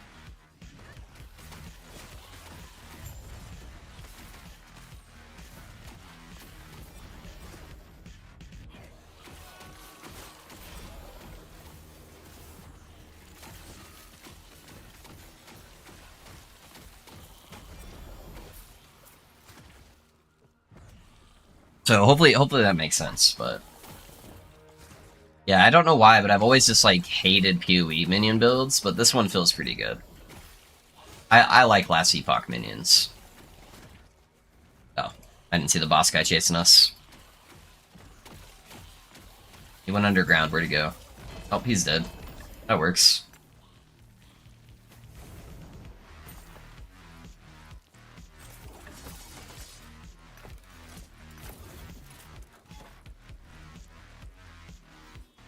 Dang, super interesting. Yeah, I like it a lot, man. Yeah, this was a build I had created like 2.5 years ago. And then it received a little bit of a rework, and then there's been like some new items added into the game, so I really wanted to rebuild it. But this was like one of my top builds back in the day, like 2.5 years ago. I know I had one viewer that's like, this is his favorite build in the whole game, so he was begging me to remake it, so. But it's just really fun and satisfying. I like the pops, I like the visuals for everything. It's pretty easy to play, it doesn't really require a lot of gear. Just an overall really fun build.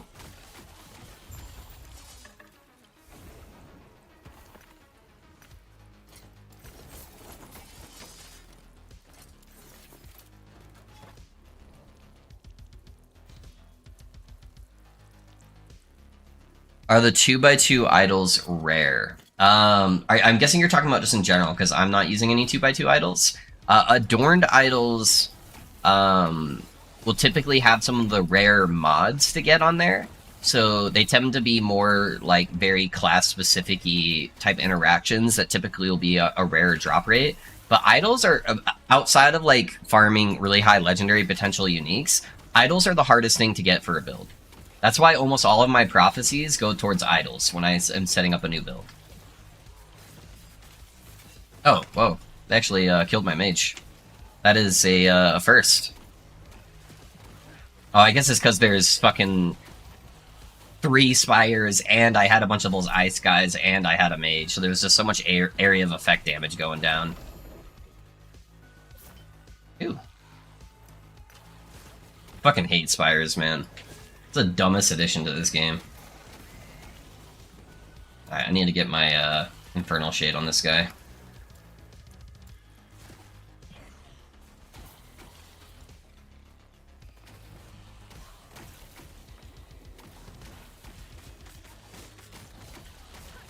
I can't seem to get that Throne of Ambition for the life of me. Are you farming it from the boss, or are you just trying to get it as a random drop? Because that's a boss-only drop.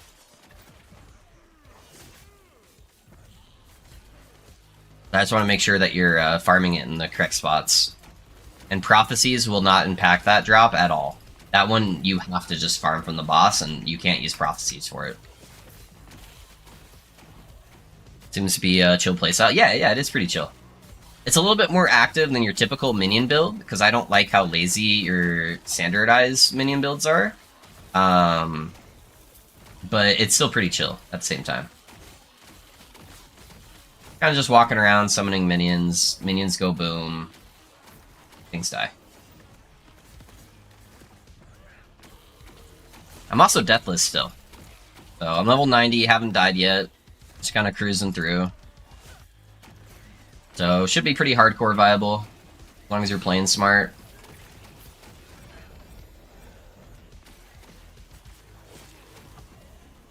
There's so many Rhyme Giants, man. Holy shit.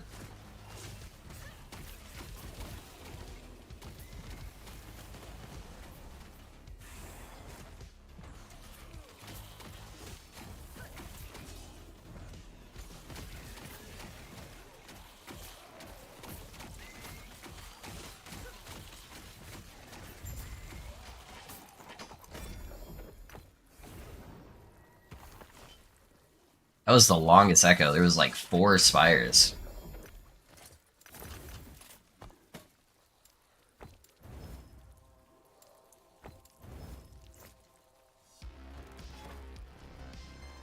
Yeah, the Rhyme Giants on top of the fucking spires on top of the mage.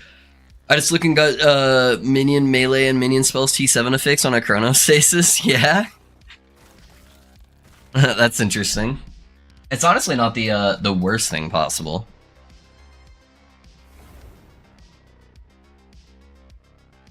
That would be why. What boss? It drops off of the Stolen Lance timeline. Yeah, it will. Yeah, that would explain why. So yeah, don't set up any prophecies for it. All of those are a waste. Only the Stolen Lance timeline can drop that. Alright. Let's set up our mage for Lagon.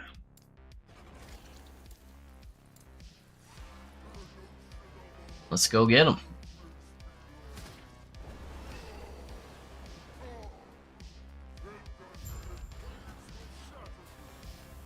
drop you down just a tiny bit. There we go.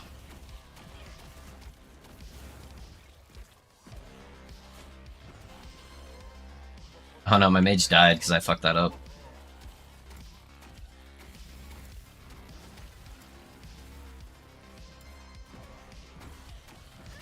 Ah, there we go. I just gotta not panic and then we'll be good to go.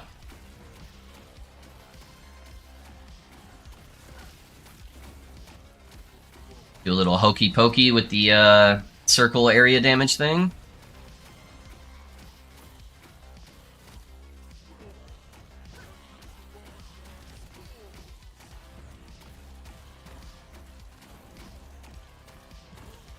Yeah, I wish I could melee something down here, because I just lose a lot of my damage not being able to melee. Alright, let's go kill tentacles.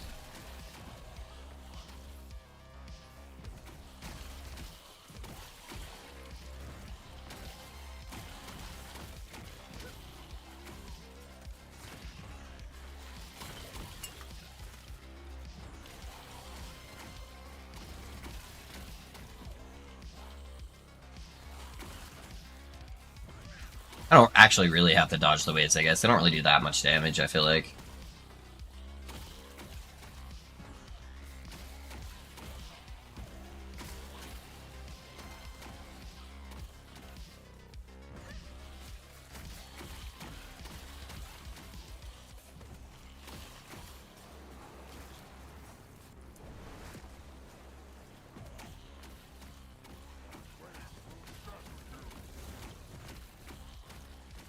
I think my mage should be safe there.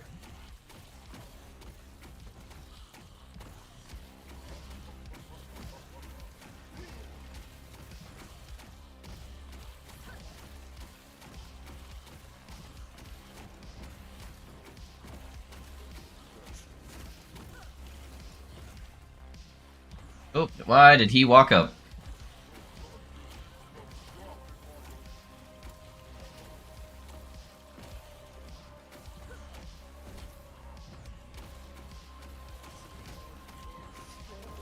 At 23%.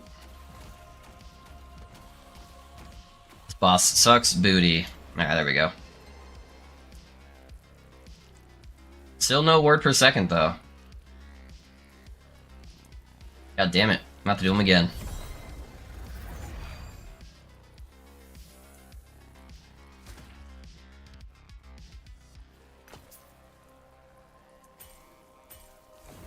Alright, one sec, guys. I need to use the restroom real quick. BRB.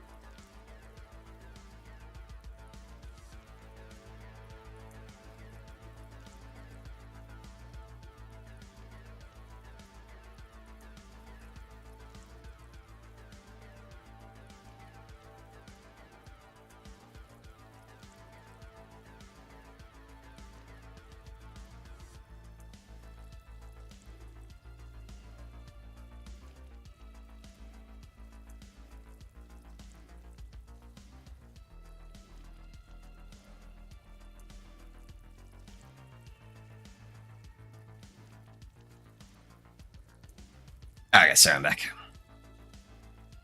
I wonder when EHE will add another hotbar like PoE instead of swapping on mouse clicking. Yeah, it'd be nice. It'd be nice. So what's the biggest change for the rebuild? So instead of using 5 skeleton mages, I'm using the Archmage, which is this node right here. So I can only have 1 mage. But the biggest difference is my skeleton mages were starting to die a little bit, and this gives him 130% multiplicative health. So it's not just 130% increased damage, but 130% multiplicative health, and that much is increased damage. So it ends up dealing more damage, at least at single target. There's a little bit less explosions going on, which means I get a little bit less ward generation because I'm getting less summon volatile zombies being summoned. But my mage almost never dies, so he just died for the first time in like an echo, and it was just like a crazy combination of stuff. So he survives a lot more, he does more single target damage, and you don't have to build into crit because you get to run the node that makes it so this node makes it so Dreadshade only affects 1 minion, so you can't run this setup without doing it like this. And then your minion now always crits. So you don't have to skill at all into crit chance for your minion. He just always crits. So that's kind of nice. He gets more damage, more cast speed, and you get to run Infernal Shade, which hurts him, but because he's so much tankier, it doesn't matter. And Infernal Shade gives you 180% more multiplicative damage and 72% increased cast speed, and it gives you Armor Shred for anything that's nearby. So yeah, not bad, not bad. So that's kind of the main difference in the setup here.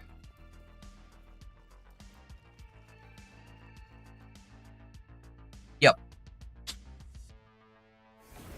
So the downside is you do have to set them up a little bit. So you like summon them, you cast Infernal Shade. You only have to do this every couple of echoes though, and then you cast Red Shade, and then I swap my bar back just to have Harvest on the bar. But you do that every like 3-4 echoes and you're good to go.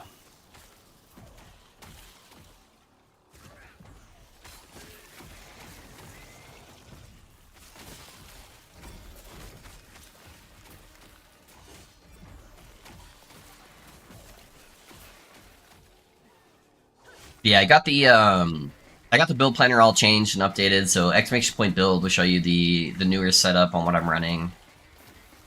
But I think this way is definitely the more efficient setup. Not having to invest as much into minion defenses.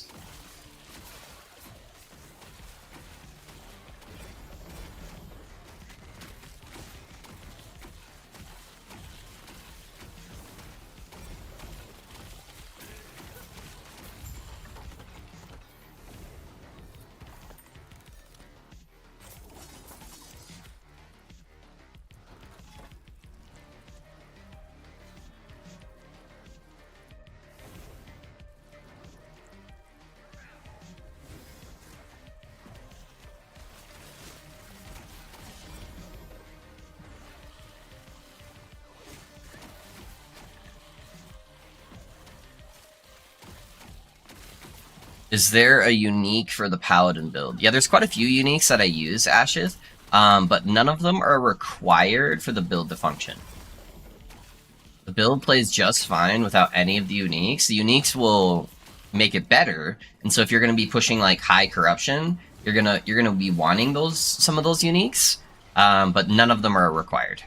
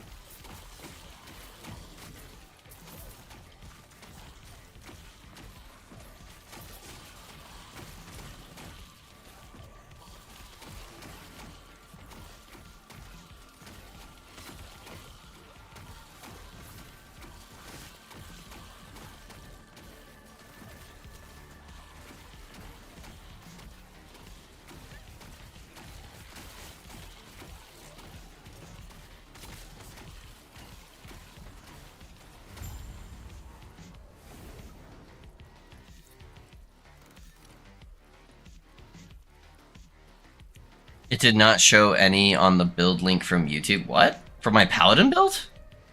It most definitely does.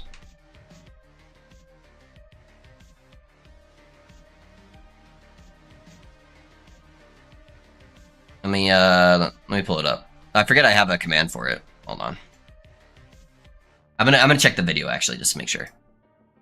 You're probably just looking at the build planner I set up that shows you what items to use if you as unique alternatives. So there's two build planners. You have the Holy Fire Paladin build planner. If you click on that one, it pulls up the full build planner with all of the uniques, which it definitely shows. And then there's a second one that says unique alternatives. If you click on that, it's going to show you exalted items that I would use to replace the uniques that are in the build. So make sure you're clicking on the correct build planner. You can also just do !Pally in the chat, and it will pull up in the build planner for you. Yeah, you clicked on the wrong one.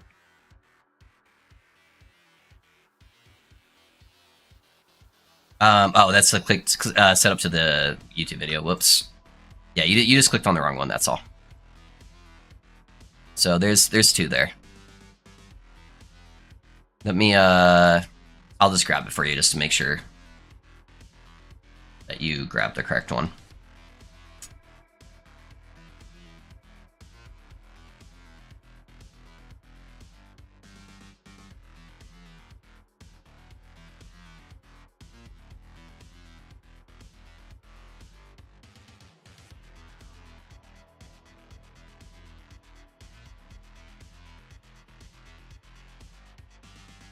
Yeah, look at that.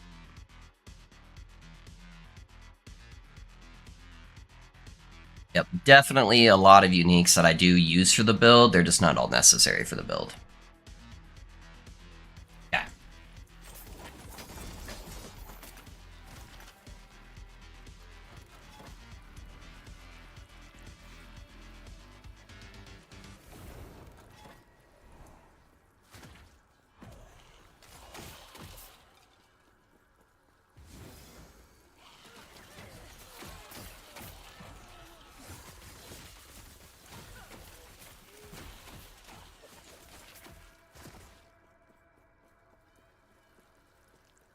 Check for some XP shrines real quick.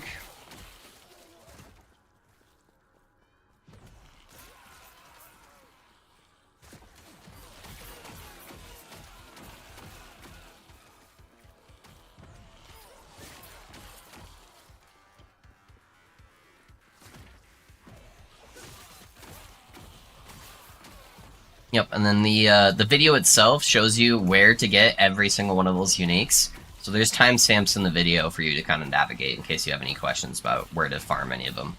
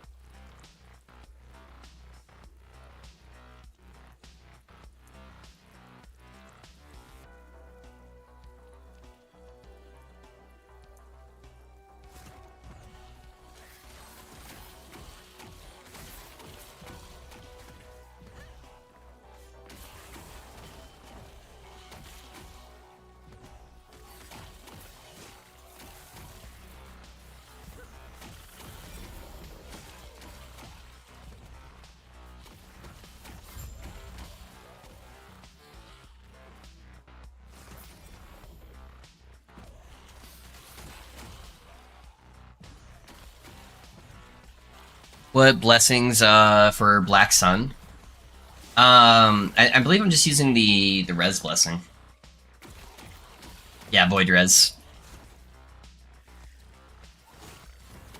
Yeah, nothing else really affects your minions on that timeline, so I'm just using the void res blessing.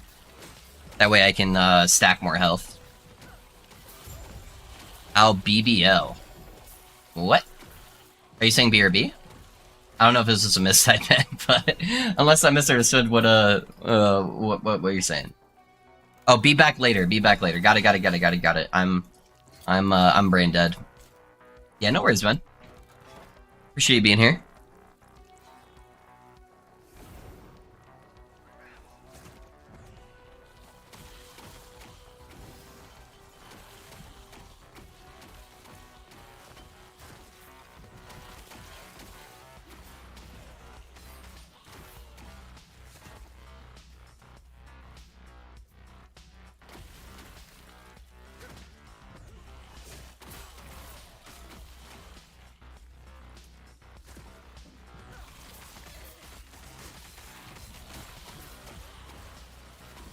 How much favor do I have? I only have 135k favor, since I'm still kind of, not super far yet. So, I really want to get a new sword. Opulent Focus would be really nice, too. If I could get a sword with spell damage on it, that'd be great.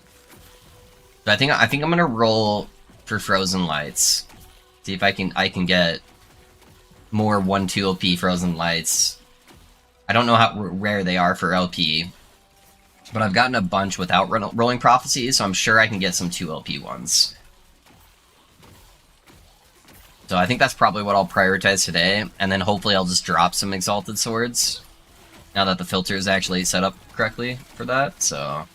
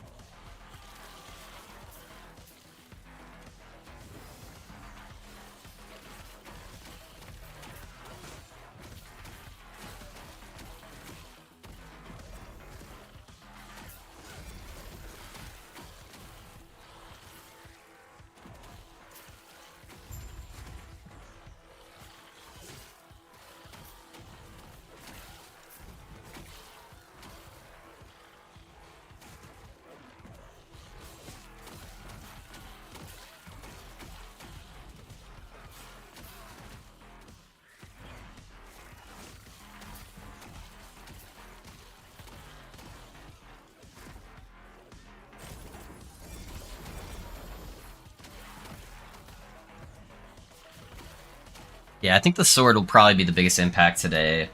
And then if I don't drop a helmet today, I'll probably tomorrow go for helmet and offhands. But we'll have to see how everything goes. Because I have a decent helmet, it just doesn't have the right base, so I'm missing that 15 flat spell damage.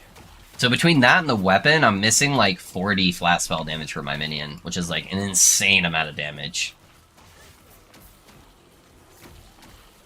So if I can get those in the next day or two, that will skyrocket the build for sure.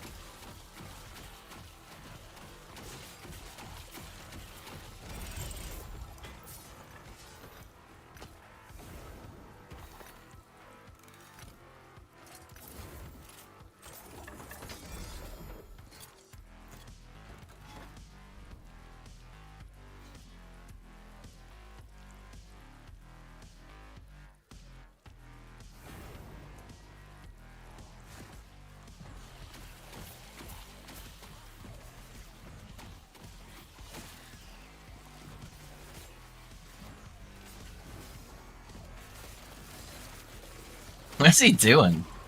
Holy crap, dude. That the ice skates everyone was talking about with the Wraith Lord? Just fucking zooming around in 360s.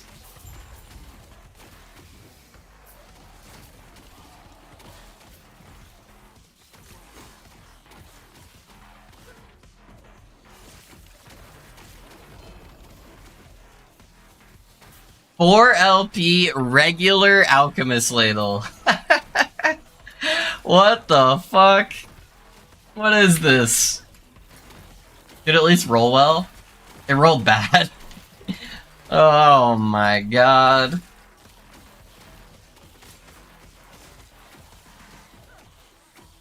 That's too funny.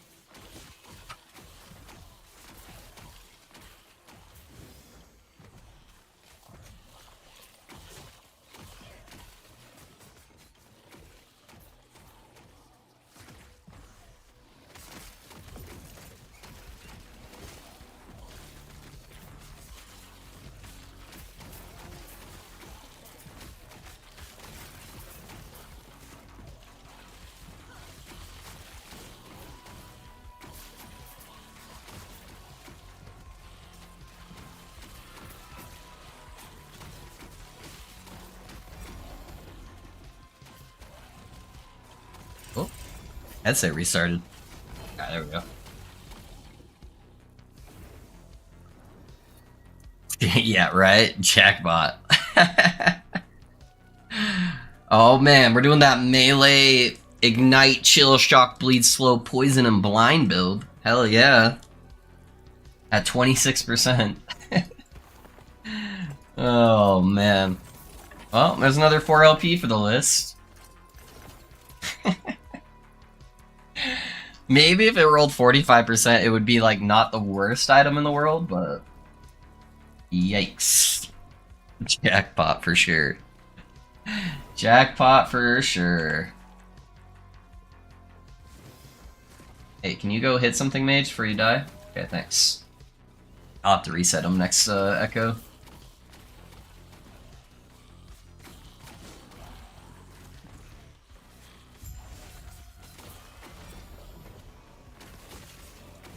I only have 20 points of each since I'm using Chrono until I get a better. Yeah? Are you trying to ask what you would drop?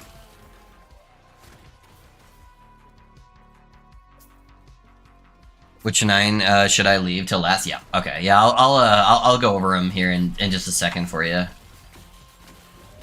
But you should be dropping off the top of my head. You'd be dropping all the extra leech nodes on the right-hand side of the tree, and you don't need the crit nodes. They just help your guy move faster. I think. Yeah. No worries. No worries. Yeah. I think that would be 9.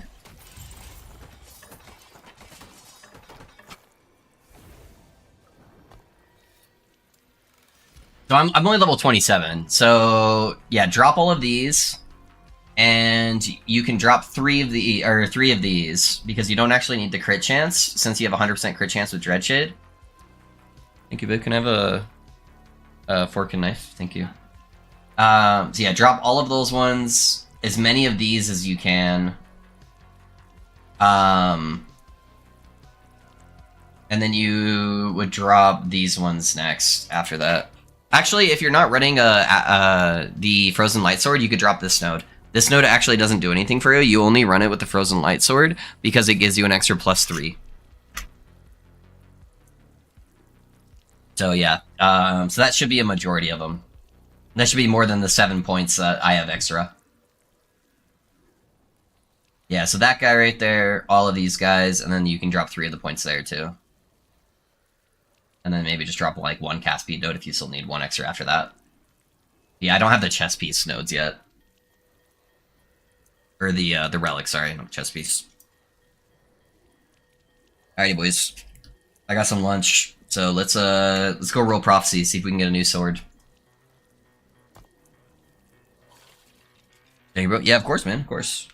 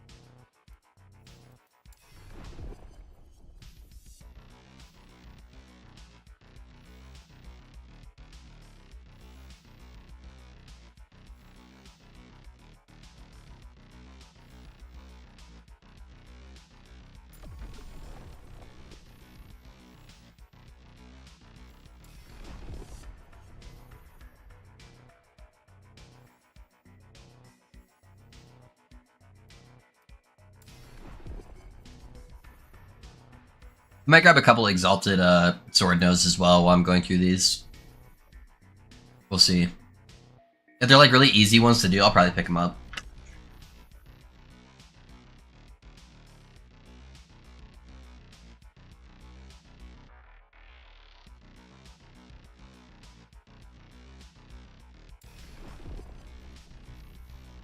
How's an Echo coming around? Really good. Yeah, Necro feels really good.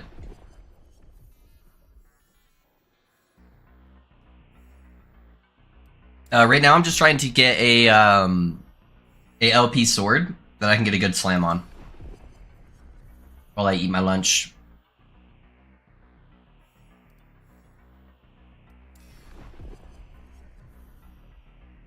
Yeah, I slammed a couple swords this morning, but I didn't hit the slam I was looking for.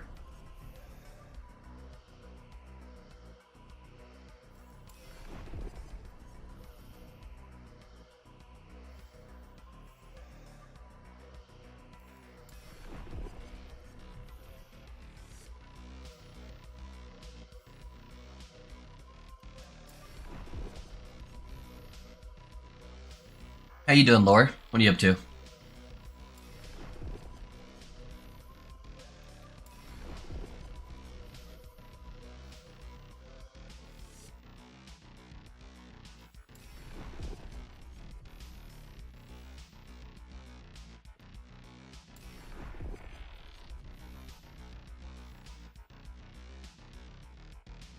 That one's not bad. That's down.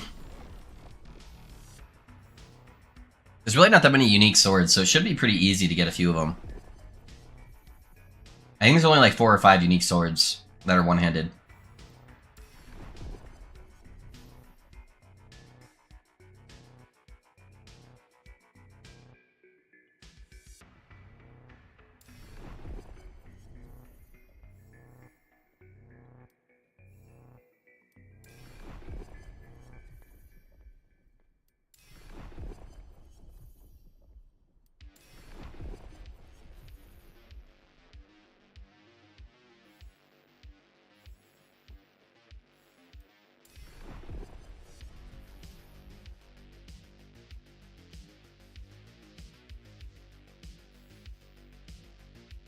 Did your Rune Master build got to Empowered Monoliths in a day with a fresh hardcore start and end up dying to a DC right as I started feeling the impact of Enigma after fishing for ages? Oh, dude, Lower, that's rough, man. Yeah, that's super rough, dude. The DC death. That's why I haven't done hardcore yet this season, man. I actually really like playing hardcore in this build, or in this game. I just didn't want to deal with that. Dang, dude, that's rough, man. Yeah, as long as you're able to play your character, it's basically immortal until like 700 corruption. Because Rayowen's just so strong as long as you can be activating it. Yeah, man, I'm sorry.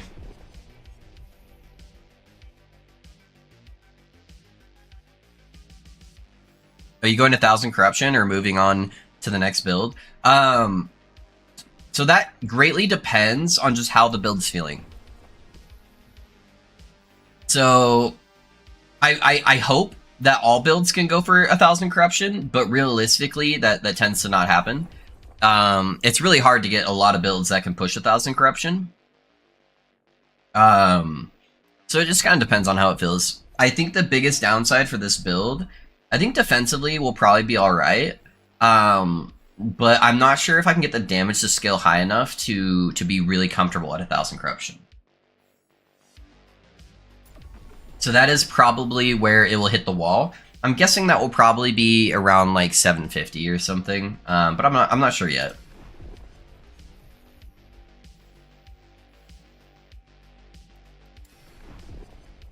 But I might be able to make some changes as I go too that might greatly impact that. I'm also missing a giga fuck ton of damage on my build right now because I'm missing like so much flat damage, and Profane Oblation actually scales really well with flat damage. So maybe the damage will be fine. I don't know yet.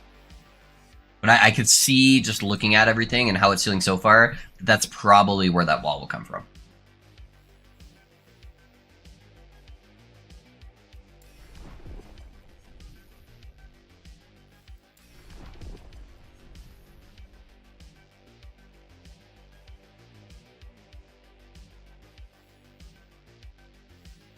Yeah, it's a super strong hardcore build, Lore.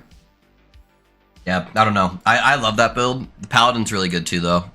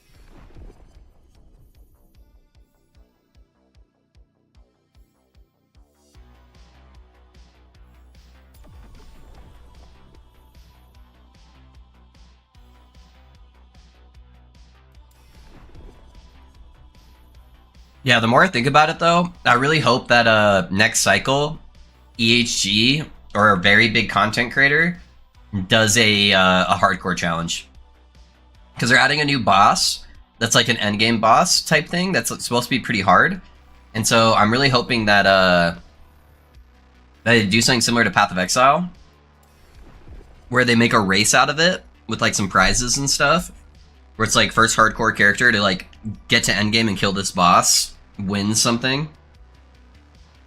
And that would probably get me to play hardcore again. Because even if I don't win, which, you know, I probably won't, but I think I'll be a pretty good contender, that would just be really fun.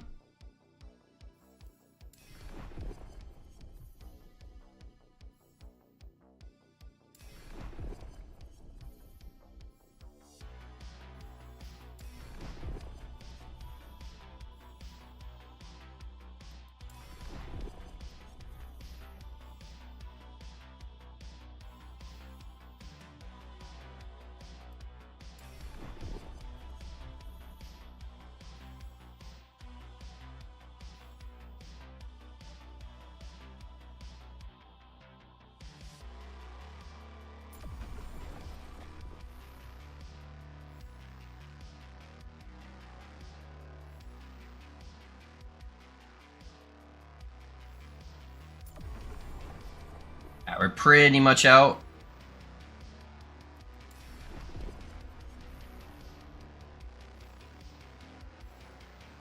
Yeah, we're done.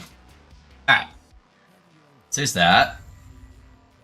We got a decent chunk of prophecies there. Hopefully we'll get a new Frozen Light, we'll get some more exalted weapons, and then we can do some more slams. Since the best I got was a mana regen. And I really want the spell damage to minions.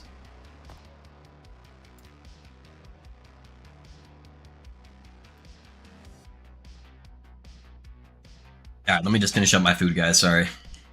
Feel free to ask questions, though.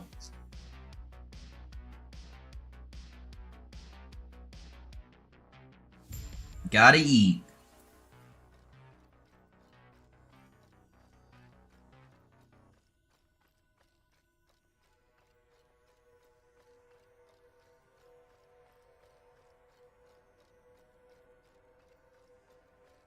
A race wouldn't really make sense unless they balance the classes more, don't you think? Someone would just find the broken build and beat everyone who tries to play legitimately. Yes and no. So, for starters, next cycle is supposed to be like the end game, like big patch, where they're going to focus a lot on balancing. Because this patch was more, here's the core concept of the game. Let's try to smooth everything out and make it playable. So they weren't really worried that much about balance this patch. And so, one, there should be a huge balance patch that should help fix a lot of that stuff. And two, that's going to be taking place in every single action RPG game, no matter what you do. So look at Path of Exile, for example. Path of Exile, they do races every single patch. There's always one or two builds that a majority of players are playing. Because if you're playing to race, you're going to try to play the most effective build possible. Most of the time, you know, those aren't too many game-breaking bugs in Path of Exile. Most of the time, it's just an over-tuned build, such as Detonate Dead. But I think they'll get rid of a lot of the massive outliers that are using bugs. But there will always be that one or two build that's typically the best build on as little gear as possible. That's going to happen no matter what. But I still think it would be really fun.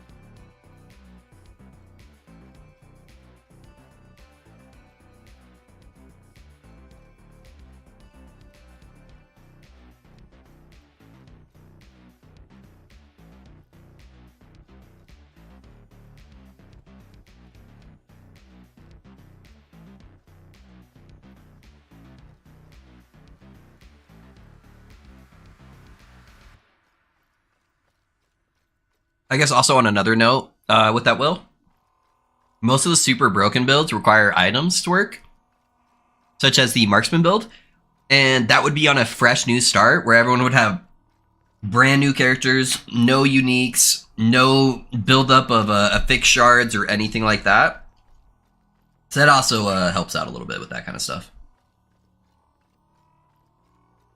But yeah, there's no way that paladin scaling is as insane as it is now. Rogue's not going to be a thing next patch with like the marksman trapper.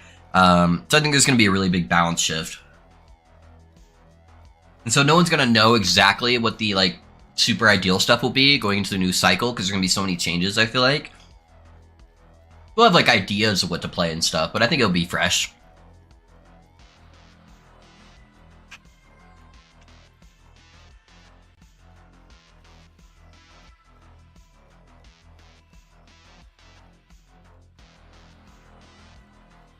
Alright guys, I'm almost done eating.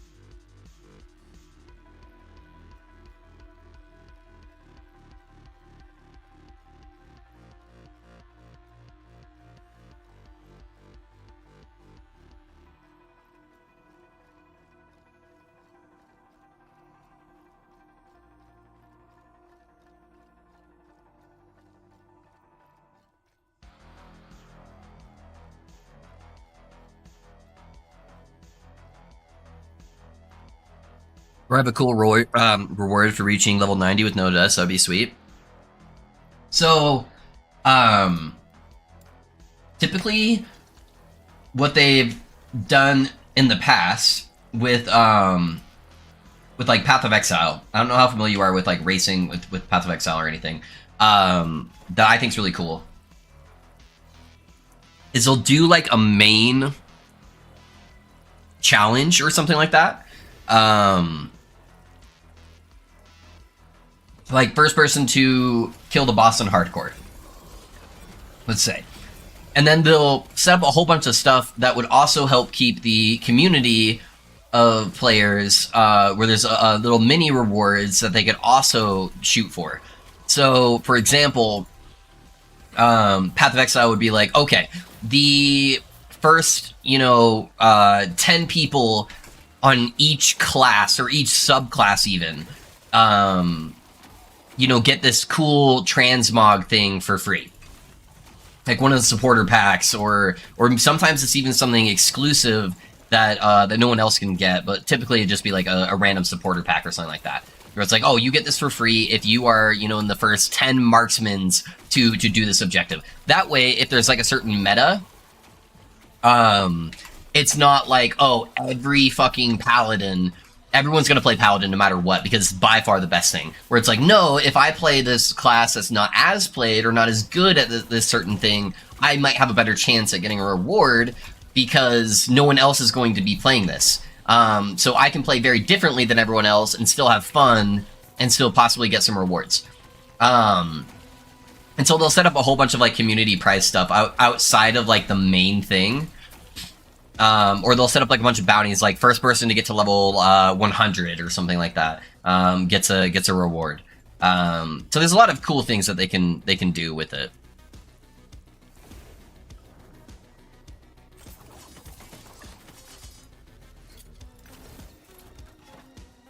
Because that way it's not just like the top 0.1% players that even have a chance at something cool. It can be, a lot of people that are there. And then a lot of times what they would do too is they would be like, oh, if you got to level like 40 in hardcore on a character before dying or whatever, even if your character died after that, and then level 60 and level 80 and level 100, then you're put into like a raffle for like a bunch of like crazy cool rewards. Because they obviously can't just give away like thousands and thousands of rewards. But that way they could give away, maybe 100 rewards or something like that. And that way, even if you're not the first person to get it, you still have a chance with the raffle system, even if you only got to like level 40 or something like that. So that's the way they've kind of done it in the past with Path of Exile that I think is cool. That kind of gives everybody a shot at potentially getting something cool. So you just combined all of those things that I kind of mentioned with the prizes together, and then you have a whole bunch of prizes that a large amount of the community has a chance at getting. So I really like that setup.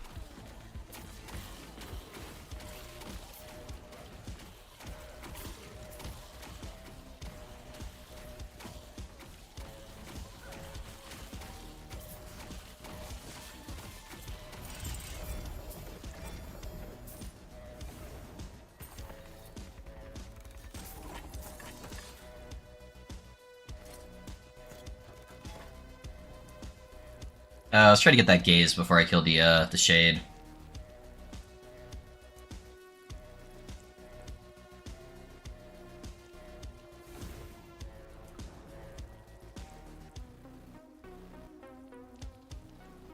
See if I can get that mage with the dread shade and not the skeleton standing right next to him.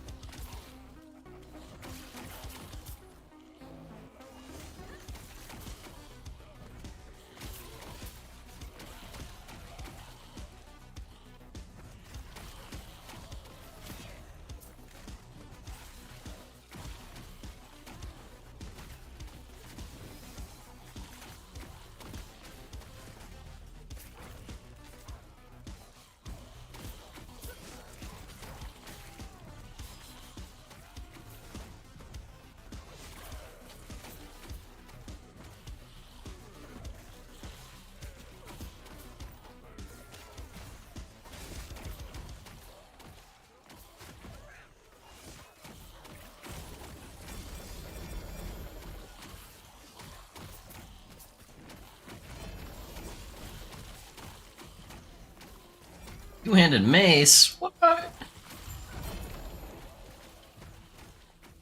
always forget those guys count as bosses. Well, there's the sword. There's no LP on it.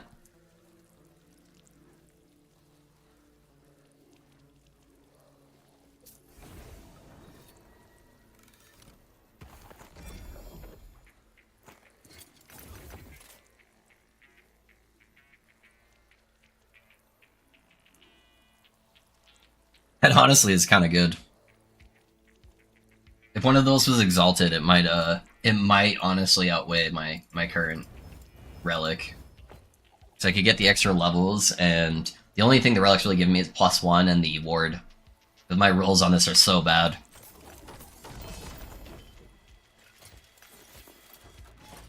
What did I get on here? Double health, but it was a low health roll. Yeah. I need one more echo here. I don't want the focus on players. That one's not too bad. And then we'll kill Lagan, and then kill Shade of Orbis.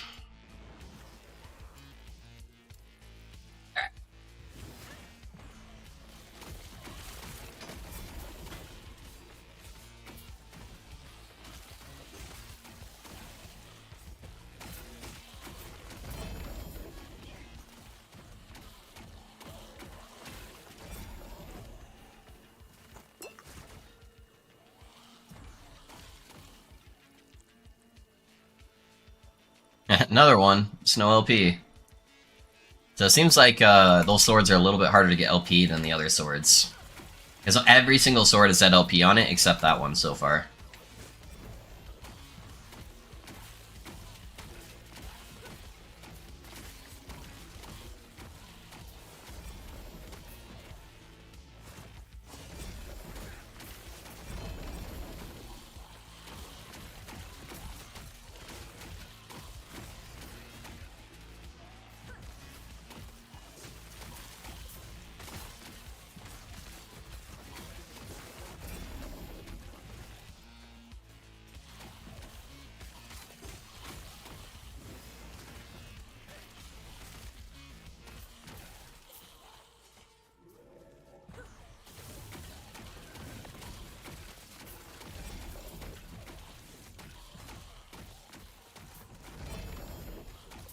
That's a lot of swords.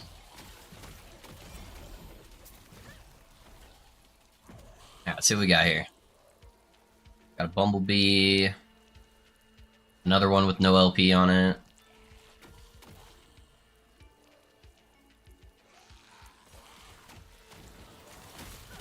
Oh, there's our ambush. Yep, never lucky. It's all good. there's some more. Yeah, those are definitely one of the rarest swords, man. There was another 4 right there, no LP. Dang, dude. Kinda rough.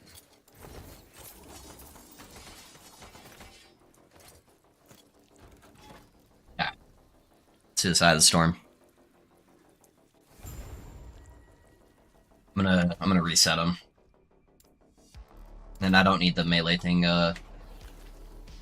for him. I'd never be able to get the melee damage on this boss anyways.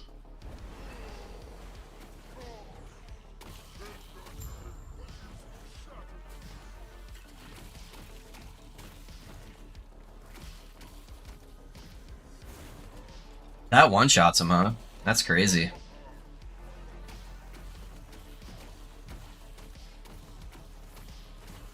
I should be able to keep it off him from here, though.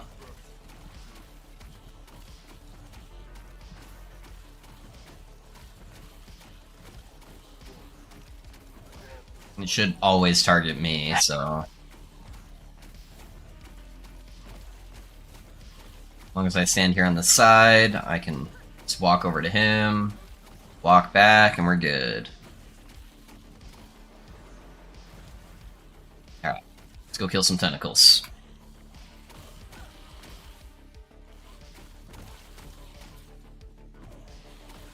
I don't want him to be in the center of the room. As long as I don't walk too far away, he should be able to target most of the tentacles.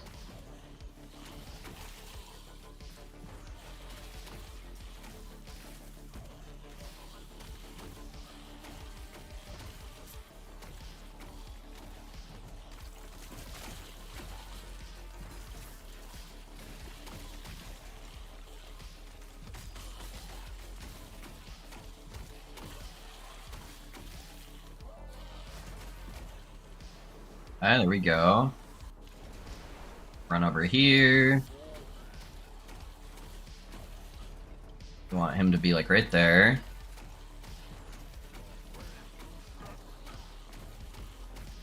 Okay. Walk out, walk back, and we're good.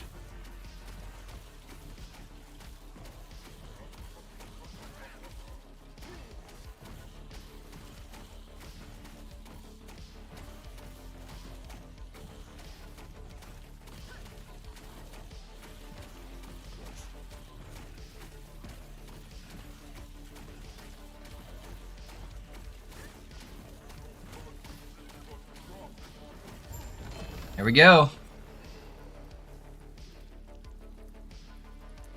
And ward per second. It's kind of a low roll, but not bad. I should bump up our ward by quite a bit. Yeah, what do we got here?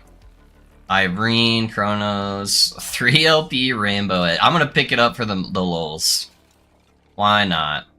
Another one with 0 LP. Alright, we got 1 LP. 20%er, not too bad, so there should be another 1 LP one here.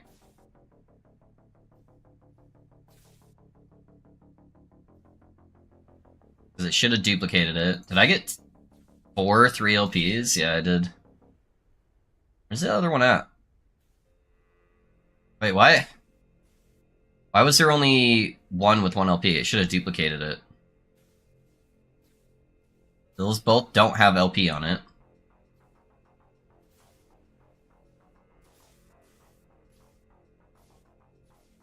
Did it bug out? Oh, there it is. Okay. I was like, yeah, there definitely should be one more. Alright. That's good. Now we just need to get some exalted swords for it. And if we ever want like a rainbow sword meme build, we got it now.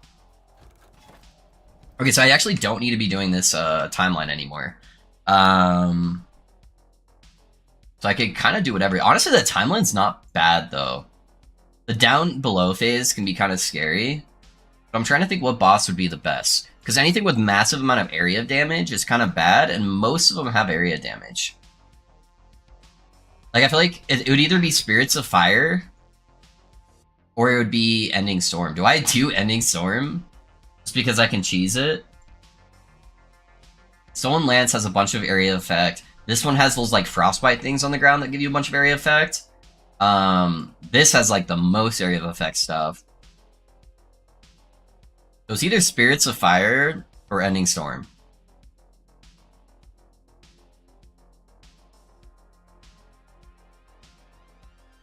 Spirits of Fire, I can get higher damage. Let's do Spirits of Fire for now. Let me kill that Shade of Orbis really quick on this timeline, just in case that helps me get a bonus corruption on the Spirits of Fire. I can get more damage output on Spirits of Fire though, because I can actually melee them.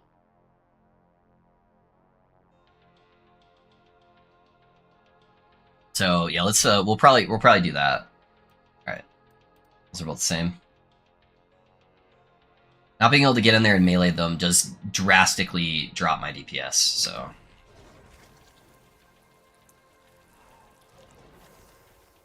Yeah, that's on him now. Alright, let's get it. Got our maximum amount of minions summoned.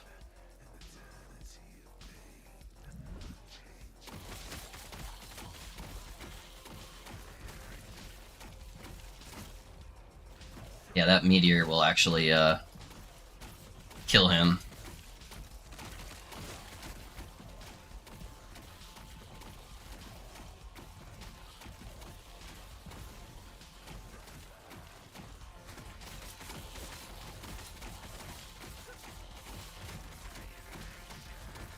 Alright, Mage is in a really good spot, and there's the execute. So far, Shade of Orbis is actually pretty easy on this build. Not bad at all. We got a whole bunch of swords that did not hit what I was hoping for. Too bad.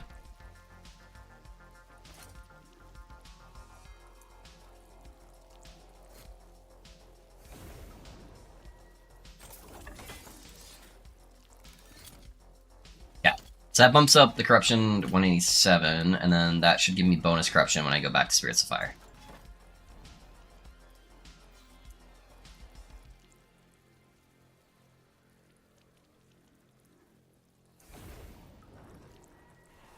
Alright, can I get to a minion fast enough? Yeah, there we go. Got our leech going.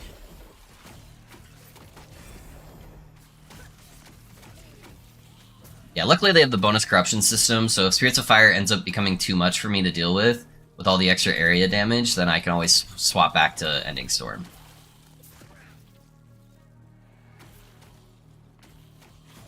And it should only take me like 2 Shade of Orbis kills to like catch up.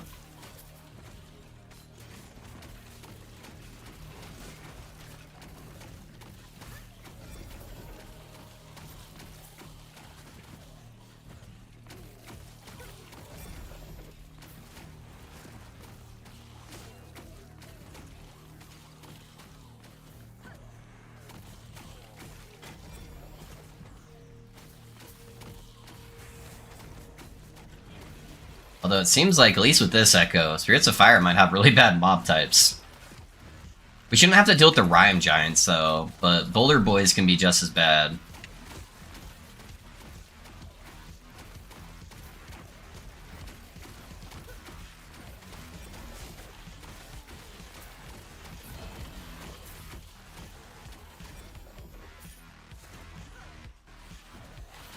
And when they make the alt corruption catch-up mechanic will be awesome. Yeah.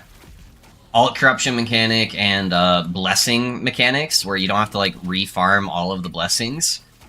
I honestly think they should make blessings more rare, where you're not guaranteed to get like 5 blessings every time. Make it give you like maybe 1 blessing each time, or maybe I'm even open to not even giving you a blessing each time, but a chance of getting the blessing. But then that blessing can be carried over to every single character. So that way you can just like select from your pool of blessings which one you want to use on that particular character. I'm much more open to that.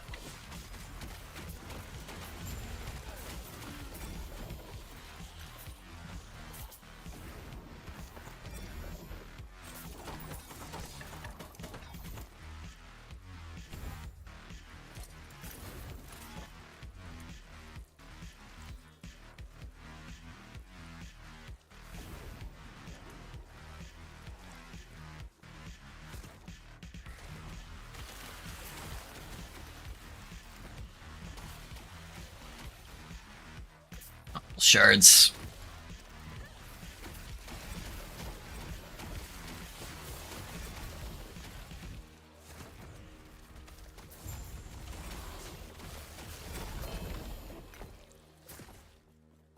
I really should use all my Runes of Ascendance on something at some point.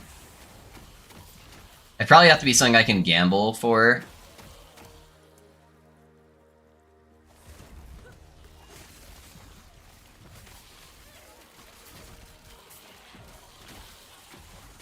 I definitely put my Dreadshade not on my minion, so I'm gonna have kind of poop damage for the next little bit.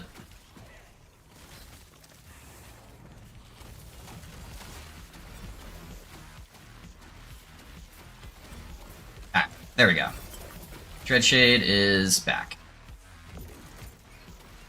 It just takes a long for a normal person to build corruption on an alt, especially when you're more experienced and you just want a challenging content. Yeah, 100%. Well, it's like, think about all the characters I make, too. Where it's like, I have to make new builds kind of for a living, and it's like, every single one, people want to see it push corruption. And so it's like a week of me just like pushing corruption, where it's just like, alright, let's see where it taps out at. Where I could have just been able to like tell immediately if we had some kind of like alt mechanic. It would save me so much time if I was able to have that, dude. Yeah, so even on my side of it, it would be a drastic improvement.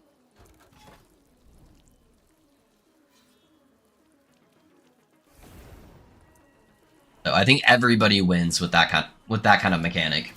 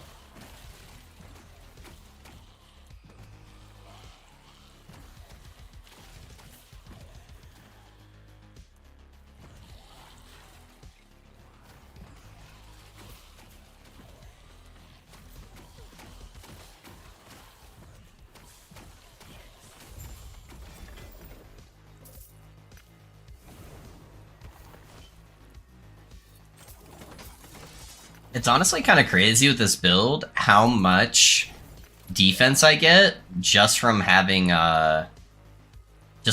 minions as a wall. But I'm like still deathless. Even though this uses very similar defensive setup that my Warlock does, and my Warlock feels a little bit squishy.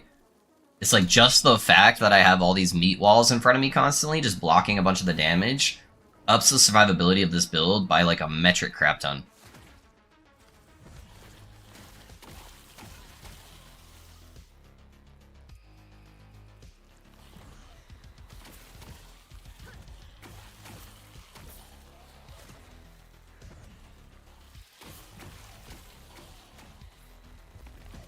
I wasn't anticipating for this build to be like a hardcore viable build, but honestly, it might be.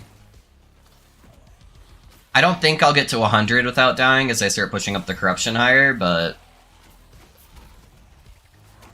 we'll see. I'm 91 right now.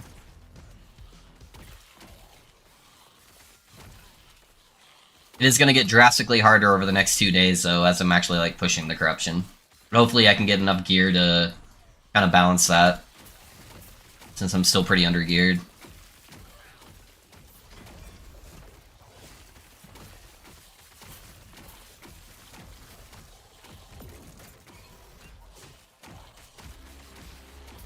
I guess it's a combination of both the minions and the Frozen Light Sword. The Frozen Light Sword is honestly so underrated. The amount of defense that adds is really insane, too.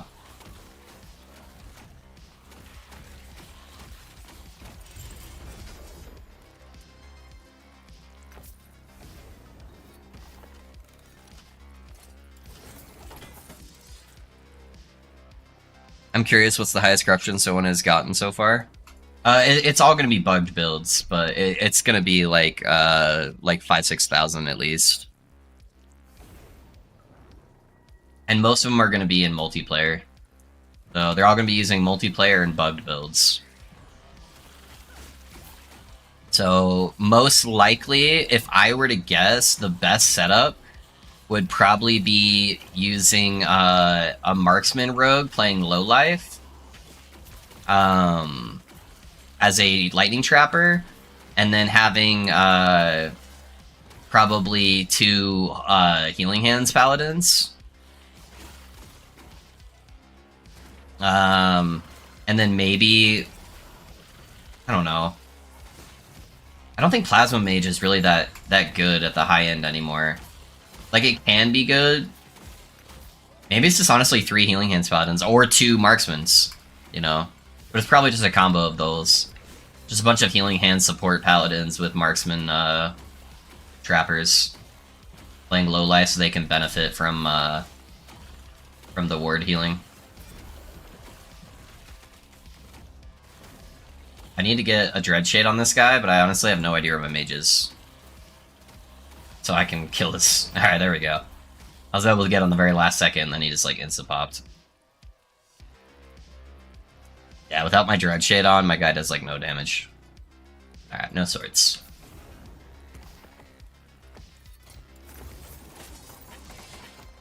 At that point, do you just drop like 4 LP unique every time? No, it has diminishing returns as you get higher corruption. That's why I honestly recommend most people to farm like 750, 800 corruption. It's like if you can do that really efficiently, you're gonna be better off. Oh my god, he's gonna die. Yep. That fucking delay that goes into effect when you go into an arena before they start summoning monsters is fucking ass. Alright. We'll get a Dread Shade on him in a second. I get why it's there, but it sucks for this build. Alright, we're set up now. Yeah, I think honestly farming 800 corruption really fast is better than like farming really high corruption most of the time.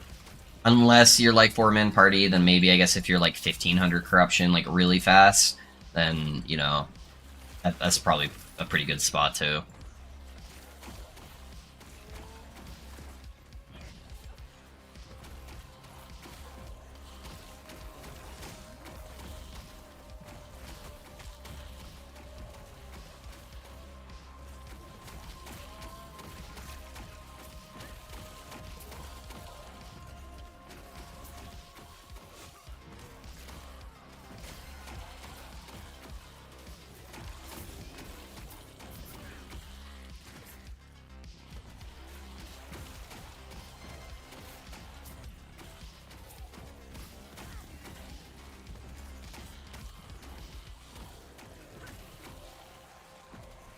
Yeah, let me know when you got your paladin support set up, Risky, if you really want to try it. Because you know, I have a marksman rogue that's already geared. If you really want to fuck around with multiplayer, I'll do it off stream. We can just go push like some stupid corruption.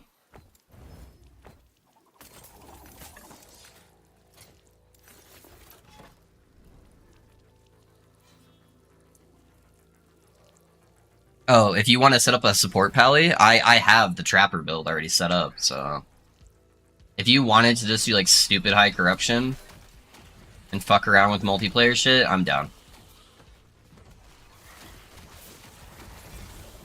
That'll help you get a lot of your stuff. I already have 1,000 corruption on my rogue, so you wouldn't even have to push corruption. You just have to set up the support.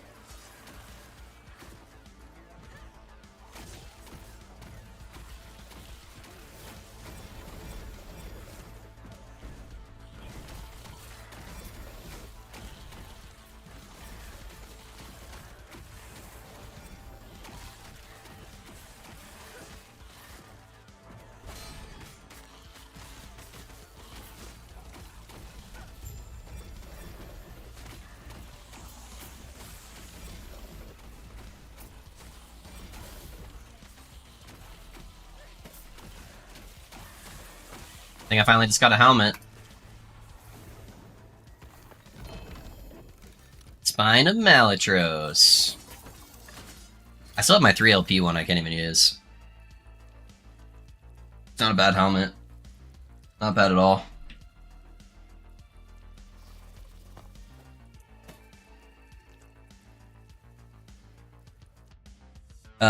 Let me see. So I definitely want skeleton minion damage, and I prefer to have intelligence. I think I seal off the vitality, because the vitality is honestly not even bad. And then I try to maybe chaos the armor, because flat armor.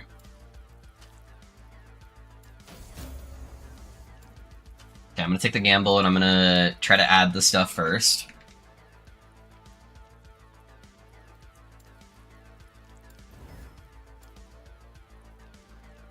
Hopefully it doesn't proc the armor.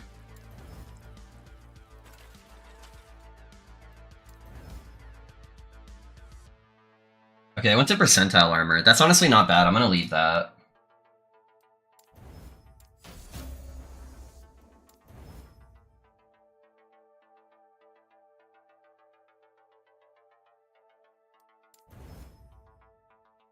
Yeah, that's not bad. It only rolled 12 on the flat spell damage. That should give me a lot of extra health.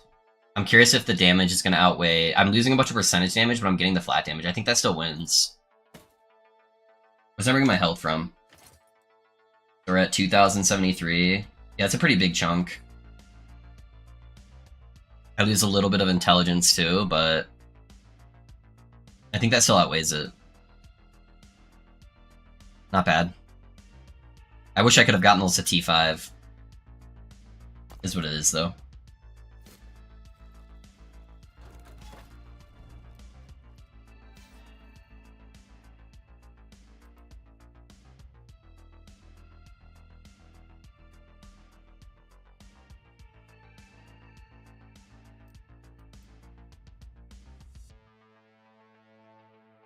I think even just one red ring and a Ravenous, I'll be able to grab. Is that it? I'll just fuck up you. That all you need? Just red ring and Ravenous Void?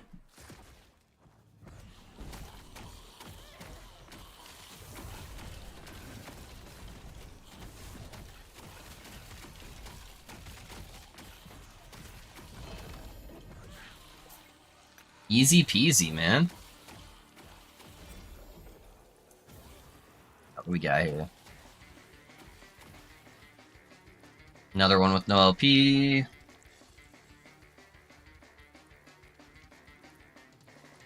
Never lucky. Alright, let's go. Find something for this guy to attack. Before he dies. They say that only take a couple days. A couple days for me. You're only playing like an hour or two a day. But maybe if we could get you some fucking favor. Hey, if you want today, instead of doing more Battlefield, if you want, I'll carry you through some high corruption stuff, man. I'll help you get some favor.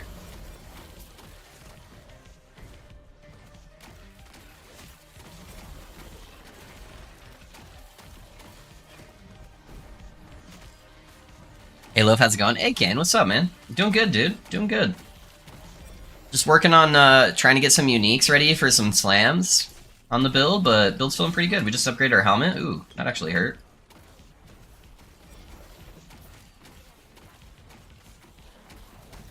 Yeah, everything's going pretty well at the moment.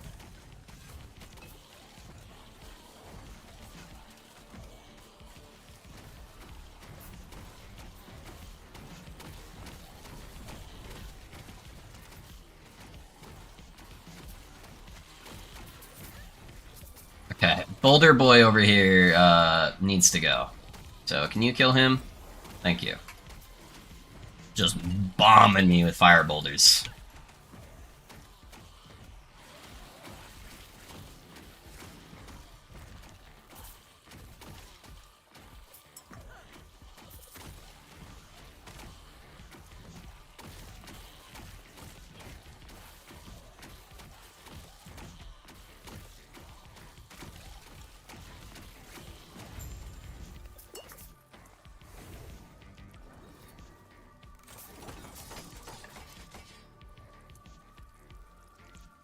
Did you grind last night for 6 hours? That's insane.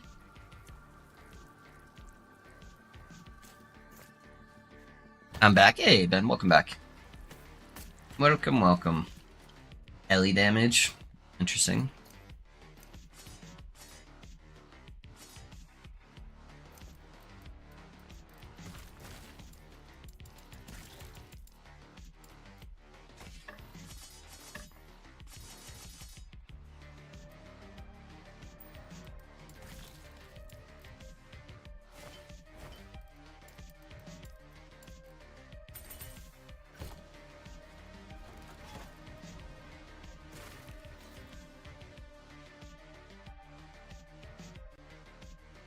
Did you get the gloves? No, not yet. My gloves are good, though. Those are my gloves right now, so they're not bad for sure. But yeah, I haven't gotten a Jorah gloves yet. Oh my god, fuck this shit. Trying to set up my mage. Alright, whatever. I'll get the Dread Shade on him when there's less minions around him. There we go.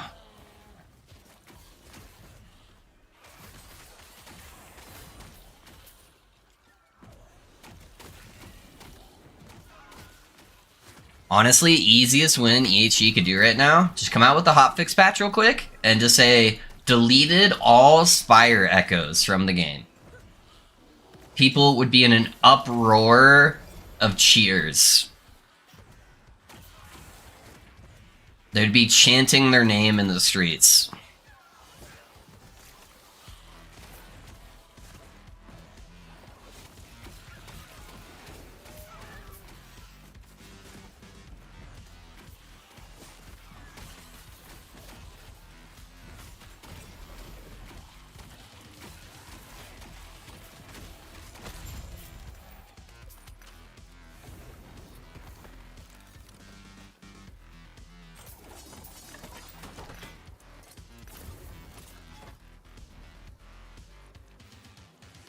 Spires suck, yeah. You can leave and come back. I know you can. I'm just stubborn.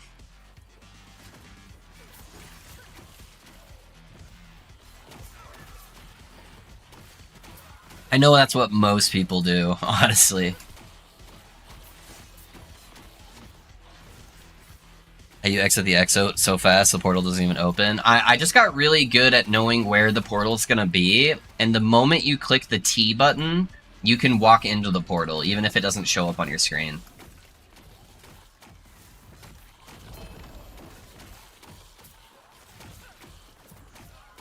Alright, this is the one I can feel it. 4 LP. 2 LP, 2 LP. Okay, alright. There it is. We just had to call it out. Big LPs.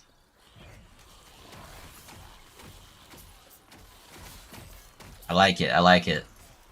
We might, oh, we still need an Exalted Sword.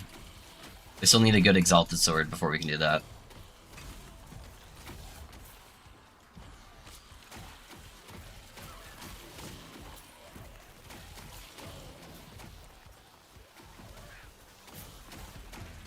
Epic mode, they raised the limit to 8 spires in a map. That's the last Epoch Gauntlet. Kind of like PoE Gauntlet. Every single zone, even during the campaign, 8 spires.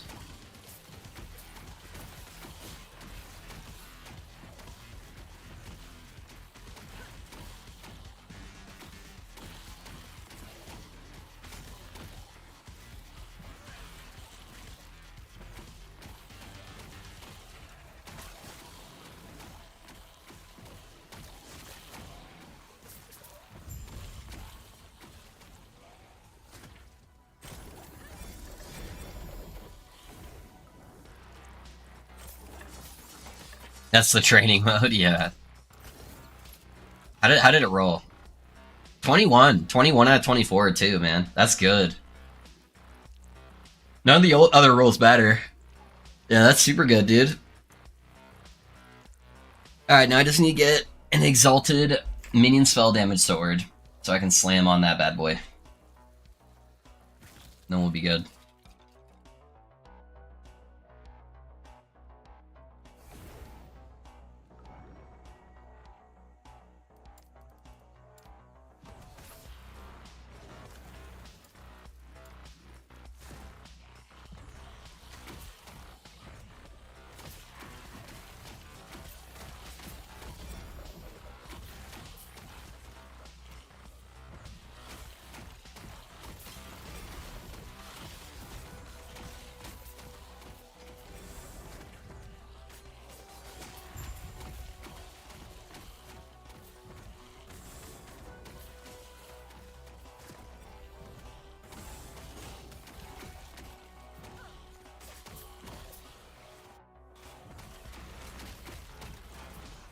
Spires are cool. You get KO from 3 screens away when you look at your gear. Yeah, right?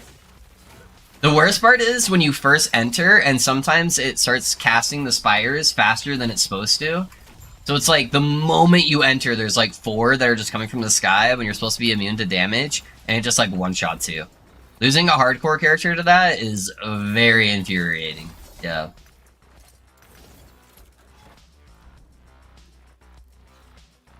Let's reroll the rewards in the area, see what we get.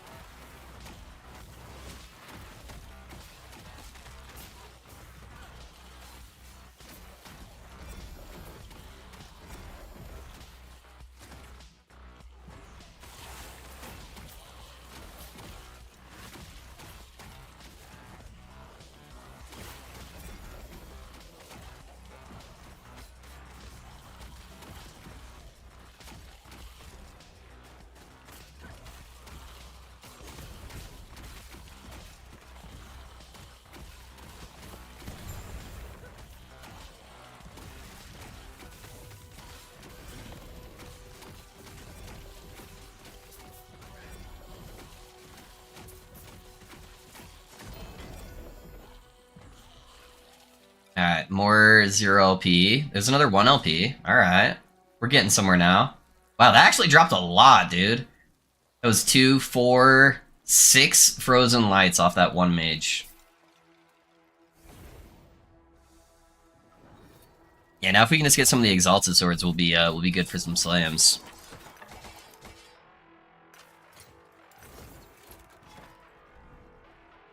Alright, what rewards did we re-roll here? Alright, we got an exalted Ami. That's not bad. Anything else worthwhile? Not really. The sword node might not be too bad either. I'm probably gonna go to that one first, just because we'll just have a chance to get upgraded to exalted swords.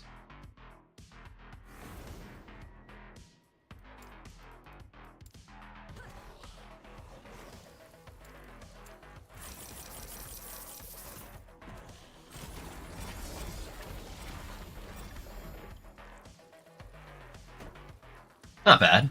Melee attack speed and melee area of effect. It's kind of a cool, cool little mace. Oh, dude, I could slam that on my 4 LP leveling mace. That would be cool.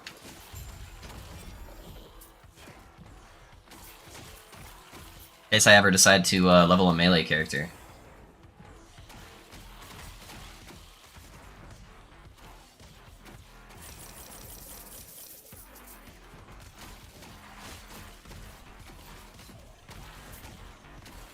Hey, what's up, Mitchell? How's it going, man?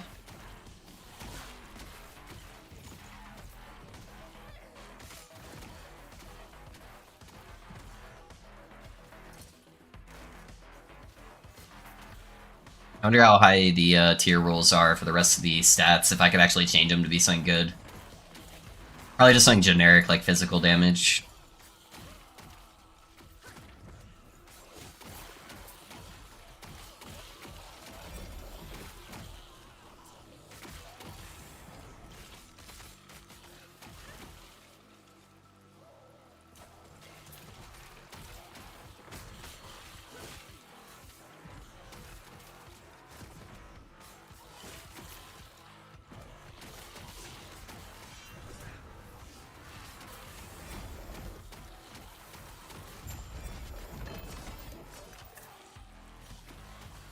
Stun chance and critical. They're both tier 7. What the fuck? Wait, hold up. We got a major A here.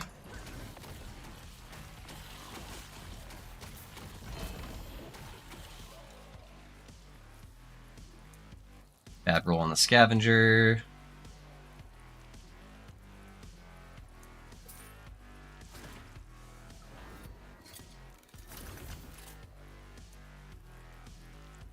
Interesting, interesting. For a throw build? If it was a better base, I'd be even better. Tier 3 and Tier 1. That still could be pretty cool, though, for our leveling weapon. I like how it looks like a mailbox. There's a little treasure chest at the top. Just whacking people. Kinda cool. Alright, I need one more echo. Let's grab these swords. I think my mate just blew up. Yeah. I'm taking too long in between.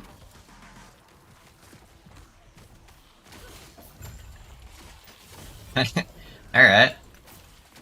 Fastest echo clear ever. I think I'm finally out of rewards for that. Kane going into lurk mode. Appreciate you being here, Kane.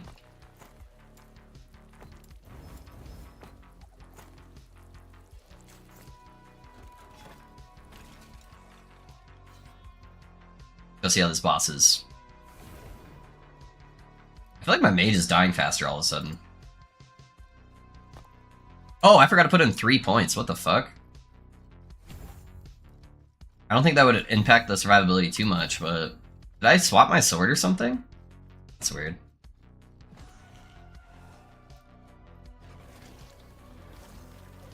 Can't tell if it's on him. I think so. Yeah, I'm pretty sure it's on him.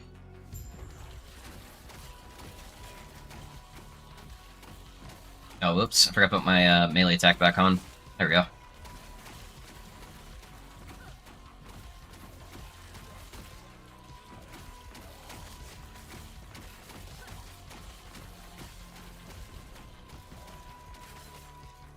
Get some damage on this guy in the back here.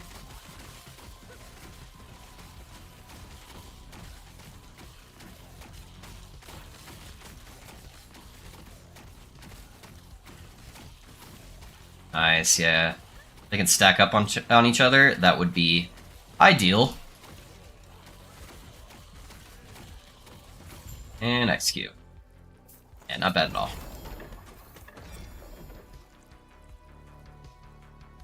Slightly worse minion damage.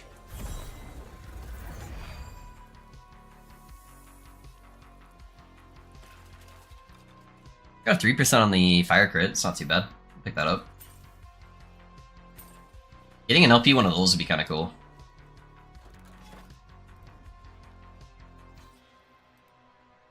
Alright, it's got the Exalted Armors.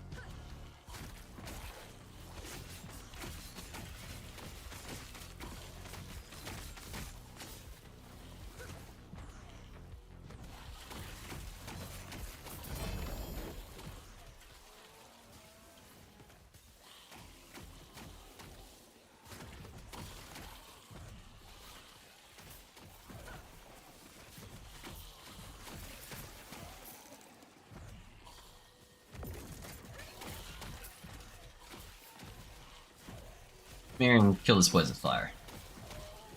Otherwise, these guys are gonna be fucking raining on me from 8 screens away.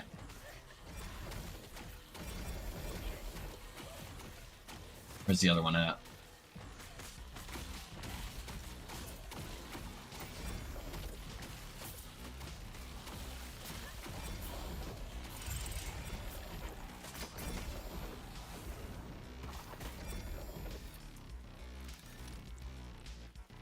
I was confused. I thought it was leveled as skeletons, but Exalted is still only +1, huh? Interesting. It's too bad.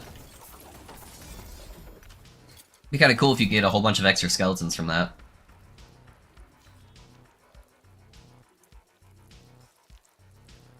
To focus on attacking players, huh? That sounds kind of dangerous. Kind of want to do the bonus corruption. Yeah, let's do that.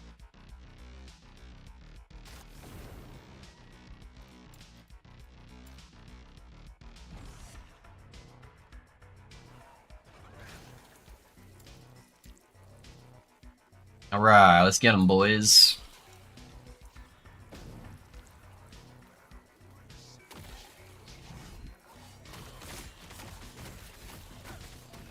Starting off with the slam, huh?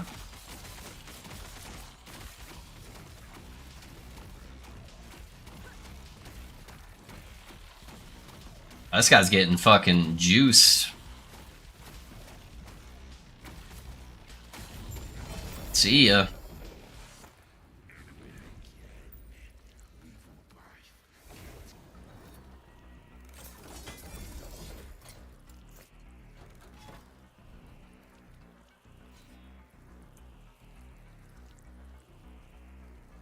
Yeah, that one just caught us up on the corruption, so...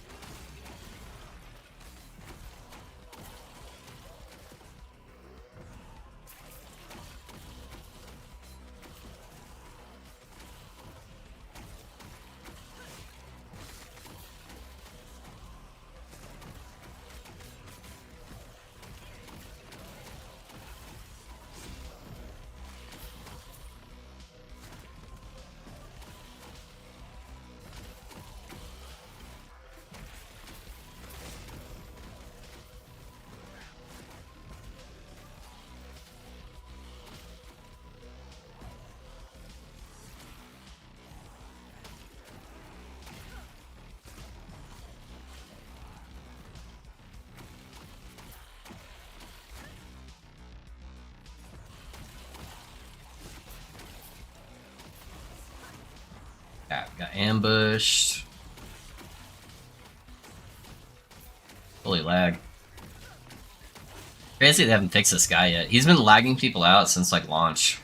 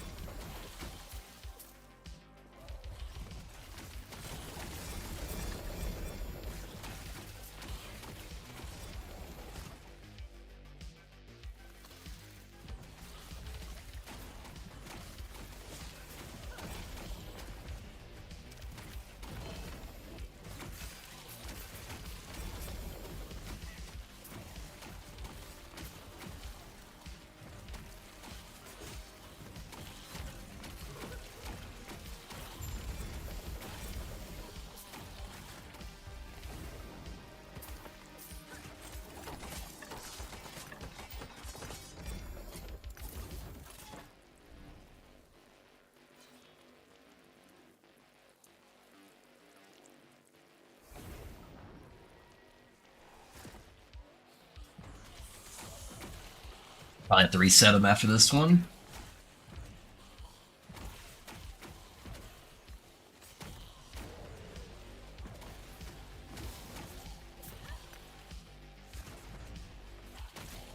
Hey, Nekoboto, thanks for the raid, man. How's it going?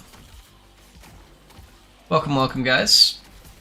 My name is Loaf. I am a Last Epoch content creator. I'm assuming Neko was doing a little bit of Last Epoch as well.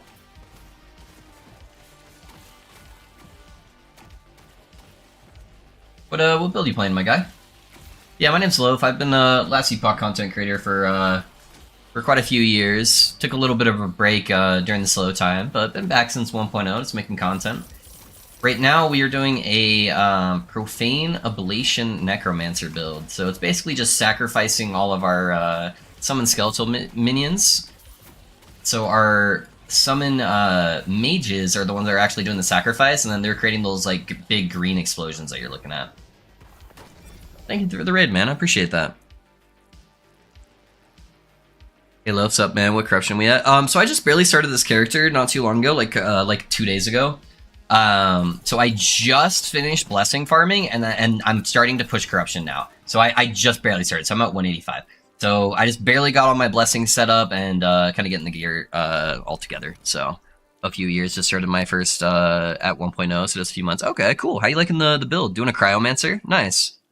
Oh, so it's necrotic? Damn. Yeah, so how it works is you have this node right here inside of the summon skeletal mage where you can sacrifice your skeleton warriors, rogues, and vanguards. So I don't do any rogues, but I do warriors and vanguards. And so what I do is I set up the summon skeletons where I'm summoning 3 summon skeletons per cast, and then they actually give me mana back every time they die, and then they give me ward as well. And so I'm basically just setting it up so I can just summon like a whole bunch of them really, really fast. And then as they die, it's just solving all your mana problems. And then I set it up so my mage is on the Archmage, so I just do 1 mage that's like super strong. And what that allows me to do is use Dreadshade with some of the nodes that you only can benefit if you have like 1 big minion. So I get like 40% extra cast speed for him, I get a 40% damage multiplier, he always crits, so I don't have to invest into any crit chance, he just has a 100% crit chance guaranteed. And then I can also use Infernal Shade, where it attaches to him, gives him permanent haste, 180% multiplicative damage. It's a limited duration on him, so I don't ever have to reapply that until he dies. And then 72% more cast speed, and then on top of that, it allows him to apply Armor Shred to enemies that are around him. And then since I'm killing so many of my summon skeletal mages, I can actually use Zombie on an auto cast, where I have a chance to cast Volatile Zombie every time a minion dies, which is constantly, and this gives me a whole bunch of extra ward gain, on top of giving me a kill threshold.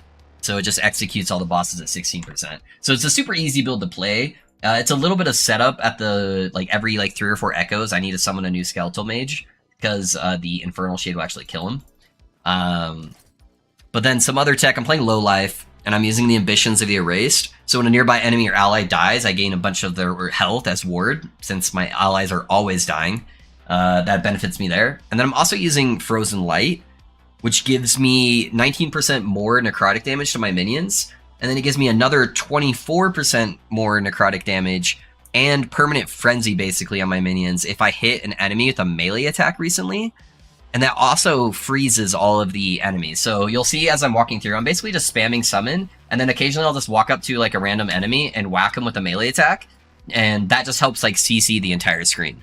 So it's kind of a cool concept that kind of pulls everything together. But yeah, I'll show you kind of what we do. So because I was talking for so long, it did kill my summon skeletal mage. So every 3 to 4 runs, I'll need to summon a new skeletal mage. But basically what I'll do is I'll summon skeletal mage, I'll put a dread shade on him, I'll put a infernal shade, I'll swap this back over since that lasts forever, and now he's good to go. Now he's just super juiced up, he's gonna walk over. My minions are automatically going to walk on top of monsters, so I don't even really have to aim anything. And then as soon as they're next to a monster, that's when he'll start chain exploding them. But if you watch, I'll walk up to this pack, and I'll whack him with a melee, and it just freezes all of them. So it's super defensive. I haven't died on the character yet, so I still have my Deathless character, or my Deathless tag, and I'm level 91. Yeah, just a super satisfying, kind of unique build. So this is actually a remake of a build I made 2.5 years ago, and I wanted to try it with some of the new tech that they added to the game.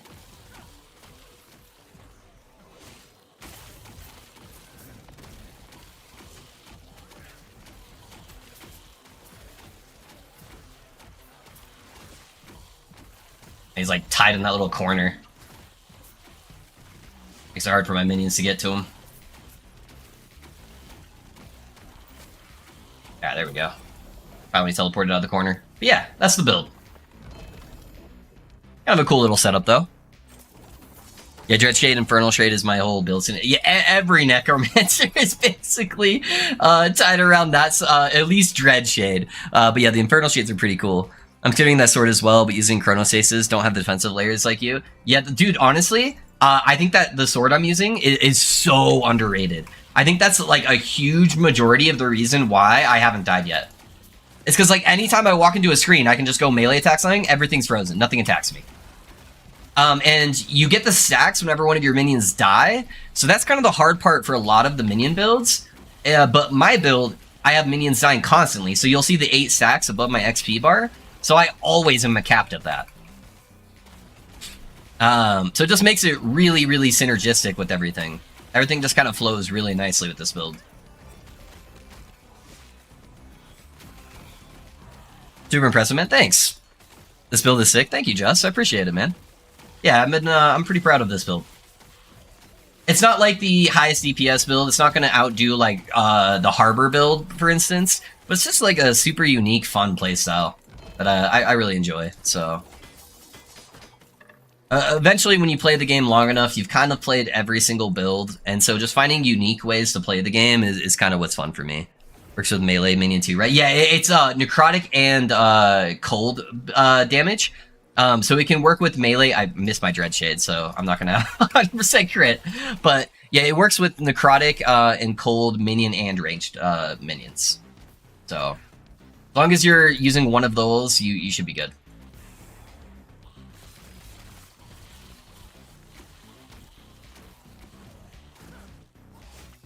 Yeah, what I'm actually farming right now is trying to get a LP Frozen Light. So I've got a couple in my inventory. So I just set up a bunch of prophecies for that, and I'm trying to get a slam on it, because I need the flat minion spell damage slammed on top of the sword, and then that will skyrocket my damage. Alright, no XP shrine, sadly. Now we can kind of just sit up in the middle here and go to town.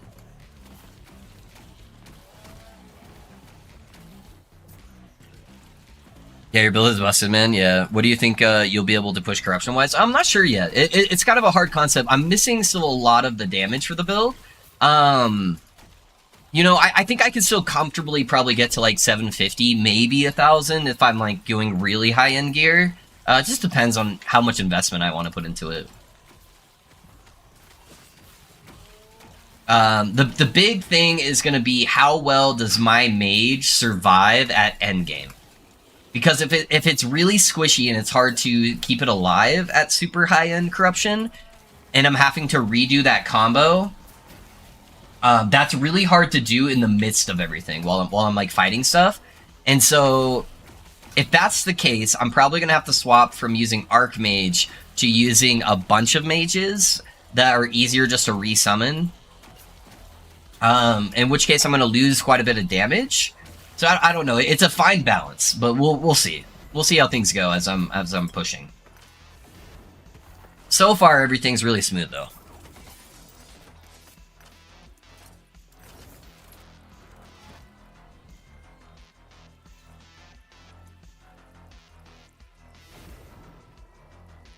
Oh, Lone Star, thanks for the raid as well, man. I am so sorry that I missed your raid, dude. I don't know why the notification didn't alert me on either raid. What's up, man? How's it going? Welcome, raiders from Lone Star's raid, man. My name's Loaf. Sorry, I just got a raid like 1 minute before your raid, and so I was talking to all of them. But yeah, my name's Loaf, guys. I'm just doing a Profane Oblation build right now on Necromancer, just kind of revisiting a build I had made a couple years ago. But yeah, we're having a good time. How was your stream, Lone Star? I was just looking at the viewer count. I'm like, where the fuck did all those viewers come from? I'm like, I'm pretty sure I was at like 30, and now I'm like double that. But yeah, sorry about that. I don't know what's wrong with the notifications.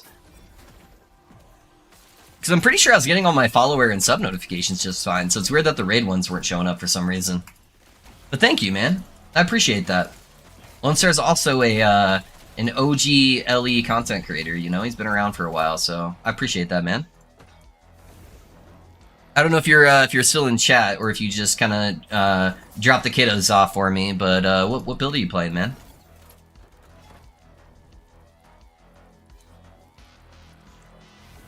We'll get some food. Thanks for taking the time covering in depth. Of course, Nico. Thanks for the raid, man. I appreciate you.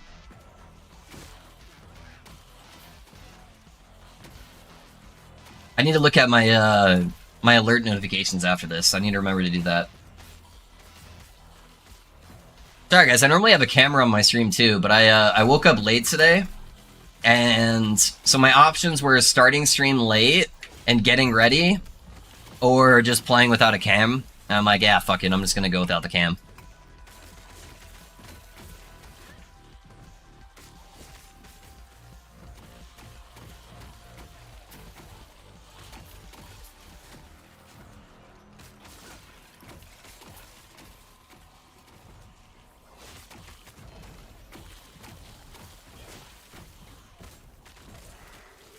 Yeah, let me know if you guys have any questions about the build. I do have commands set up for the build as well. So I just started setting this up just a couple days ago, so it's still kind of in the fine-tuning process here.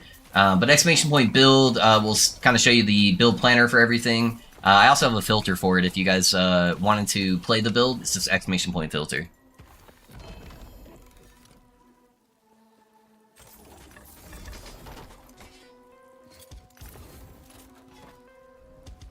But we're still in the theory crafting stages of everything, kind of figuring out what the best way to set everything else up is. So there might be some changes as we go along. So we've already changed up the build quite drastically from my original intention, just after testing out a couple of different things. So I'm sure it will continue to evolve as we keep playing it.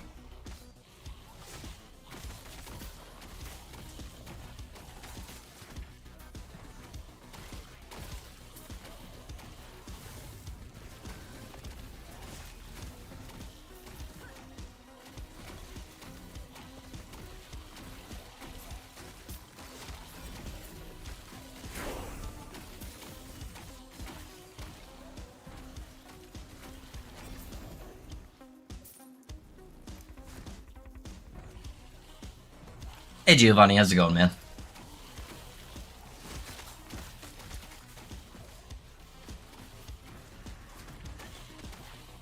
I think I missed my Dread Shade on the actual mage here. Alright, there we go. Now the damage is back. The top right here.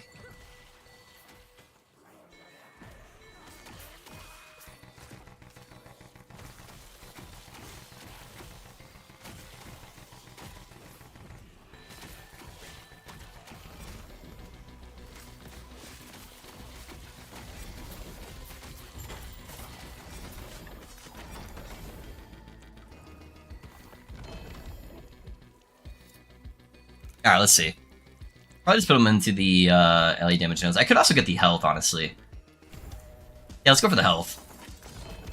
I've kind of been foregoing all my defenses just because defensively we've been pretty good since we're still deathless, so... But we're starting to... Now that we're actually pushing corruption, it might get to the point where those defenses are going to be nice.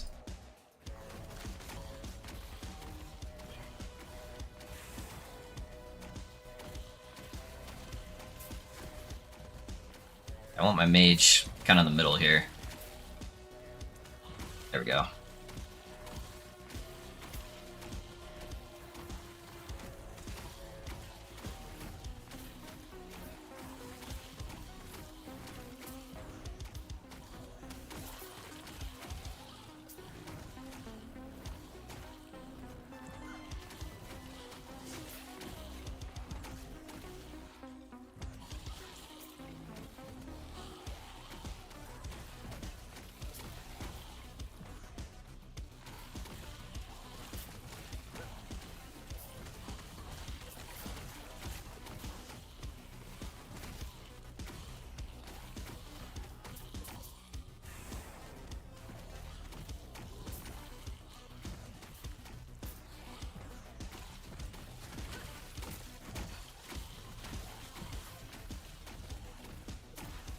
That's probably the thing I dislike the most so far with the build, is I am so bad at aiming Dreadshade. So I keep missing Dreadshade on my fucking minion, and because I'm using the 100% crit node, it's got an 18-second cooldown. So occasionally it'll go ZDPS whenever I miss my Dreadshade, but we got it fixed now.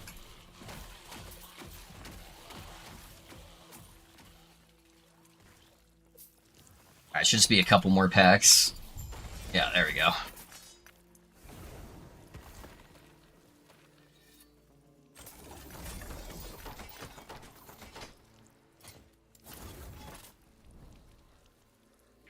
I forgot to check my fucking alerts. Let's see. Alerts are on. That's so weird. Best widgets. Oh, I guess I can't test the raid, huh? I'm just gonna have to pay attention more to my notifications until I'm off stream and I can figure out why only raids are not showing up for some reason. Or maybe it did play and I just didn't hear it the music. I don't know.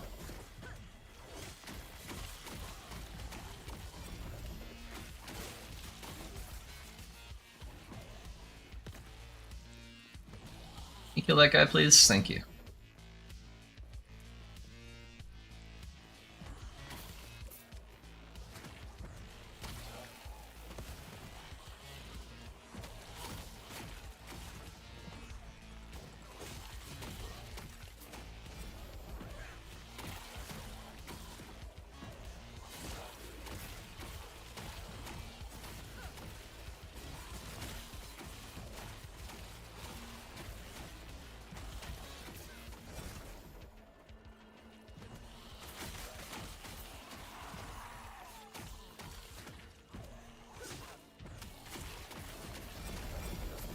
I still haven't gotten any more exalted swords, man. I feel like that minion roll on the swords is so rare. Cause I've got like 4 swords I can slam now.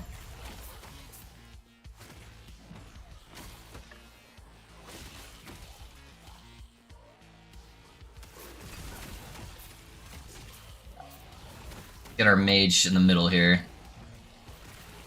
That way you can kind of hit everything without having to move around too much.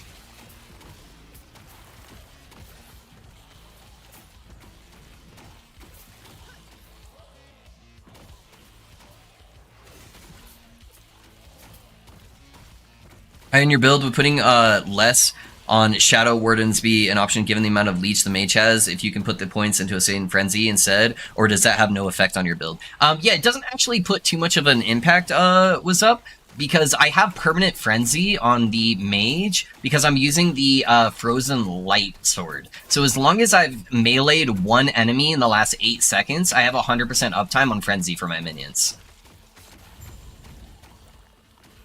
Yeah, so that's why I put a big emphasis on the leech nodes instead of putting any of the frenzy points there. So yeah, when you hit an enemy with a melee attack, you expend a stack of Frozen Vengeance to grant all your minions frenzy and 24% more damage to chilled enemies for 8 seconds. So yeah, that's why I decided to go that route. Yeah, yeah, attack speed is definitely king on the mage, so that means more ablation explosions. But yeah, I do have that side of it covered. It's honestly crazy how much synergy there is for this build. Like, everything just seems to fit perfectly into it.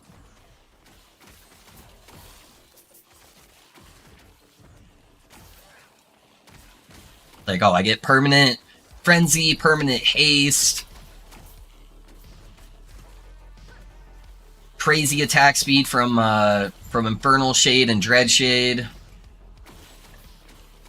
Everything scales with necrotic damage too for the ablation explosions. Everything except the fact that sword for some reason can't get necrotic pen on it. Kind of a weird choice. I feel like that couldn't have been intentional, man. That it has every single damage type except necrotic damage on the sword. I don't know. It just seems like a weird choice.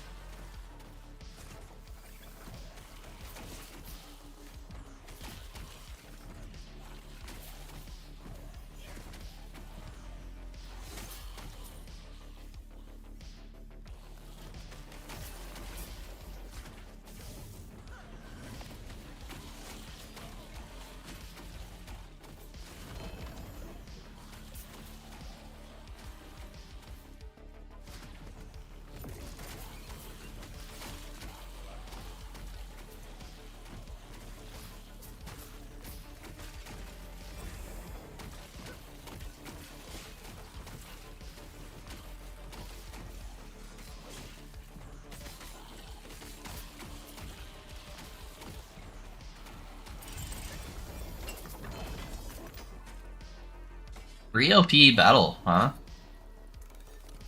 It's too bad it's not very good just because it has that low proc rate, but it's still kind of interesting. And that it's a two-hander. Alright, let me put some stuff away in my stash real quick.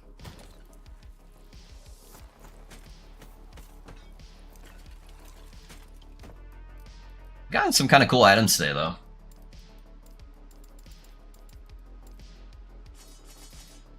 Put our swords away for a little bit until I can get an exalted guy to go with it.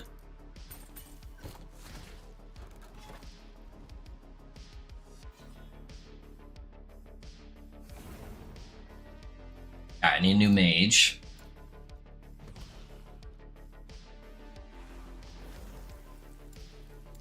Yeah, good to go.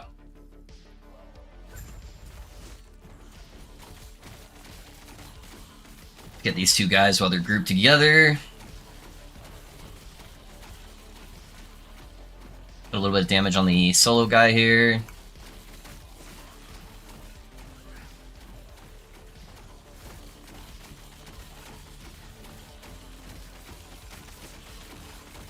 Try to get those melee attacks in when I can. Alright, now they're all grouped. That's perfect.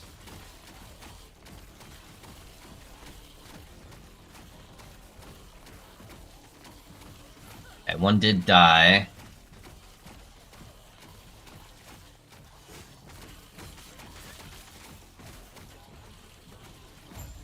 There we go. Alright, what we get? Another minion node, 76, a little bit of an increase. Goes up to 100 though. We've been pretty unlucky with the minion damage.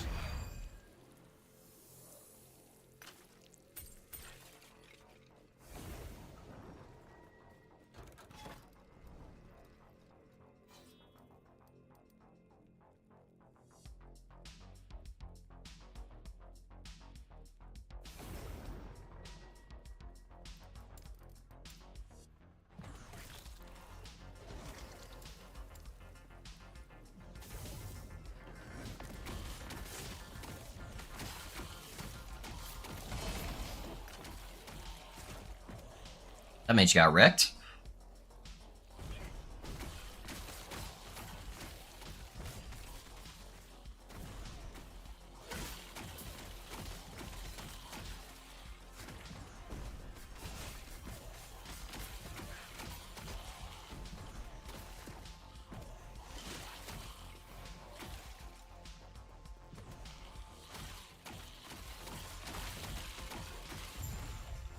I really hope I can push the 100 Deathless though. That'd be a cool little advertisement for whenever I do the build guide. Especially since I haven't even been really playing it like I'm playing a hardcore character. I've kind of just been face rushing through everything. Ooh. That molten fucking fire mage in the back here is nuking my mage.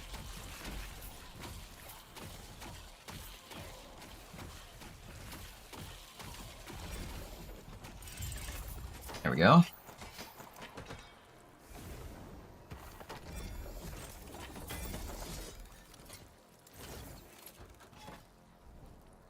Got the XP. It's gotta focus on players. That's gonna kind of suck. I didn't see it until the last second. Oh well. Find somebody to attack. Alright.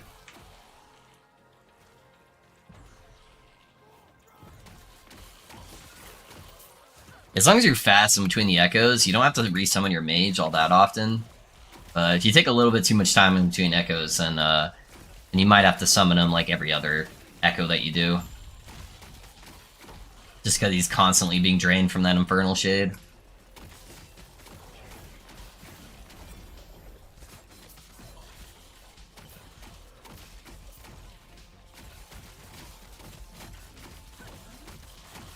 Can you get inside the bubble, please, mage?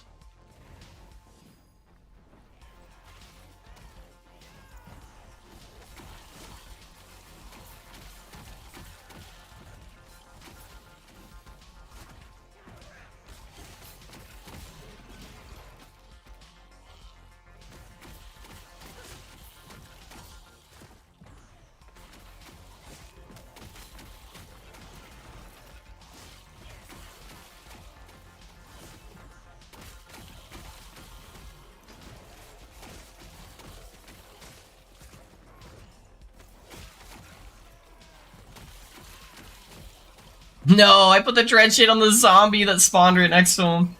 Oh, RIP. Aiming's hard. Yeah, we'll get our damage back in a second. Just gonna try to keep all my minions away from the mage if I can. Alright. Dread shade acquired.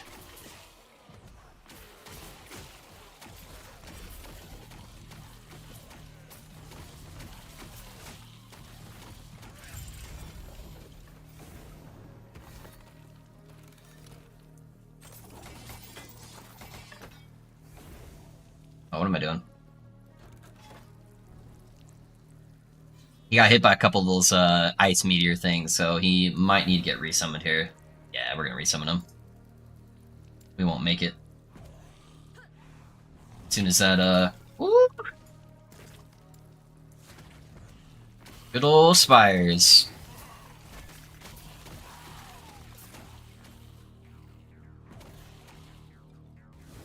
I'd be very peeved if my first death was because of the spire.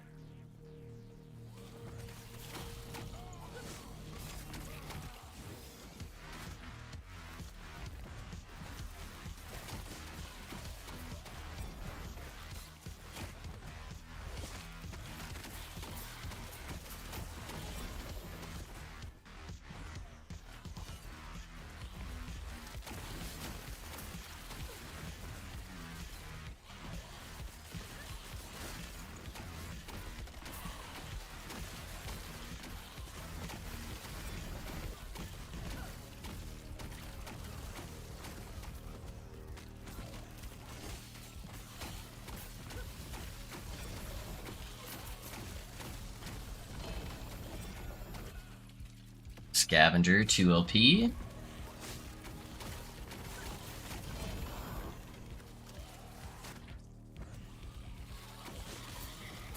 There's actually a build I want to use Scavenger for probably my next build.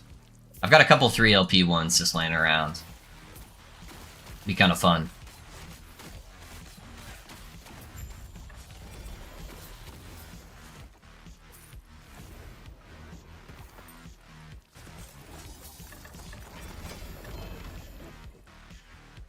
Only got 7 wraiths on it though.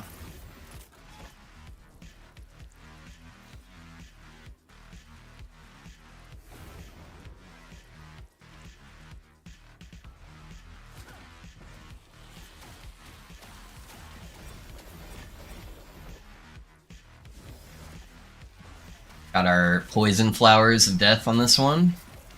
They're gonna shoot us from 18 screens away. Love it.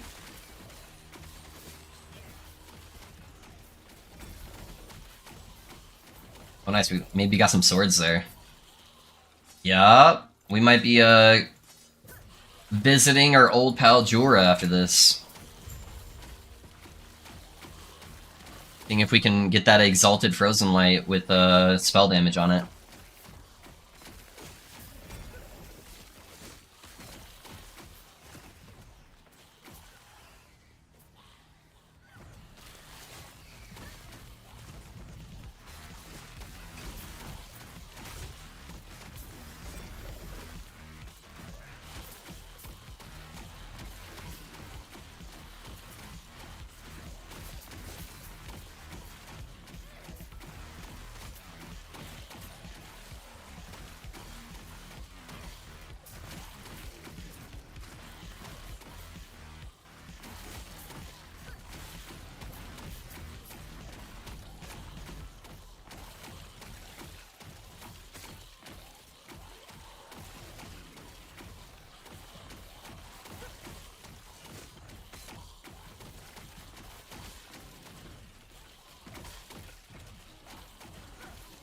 I wish the source of the damage came from where the minions were when they were exploding for like the bubble guys. That would make things so much easier. And you'd think that would be how it worked, but it seems to give them the damage reduction if the mage itself is not inside the bubbles.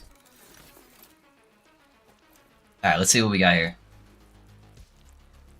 Okay, so that was just a double exalted. So we got two minion damage swords.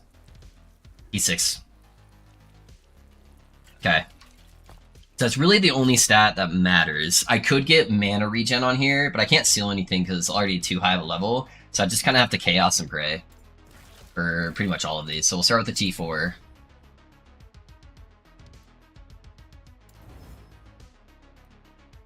What did it roll me? It's 24 out of 25. Yeah, okay, so that's good. I don't need to reroll that.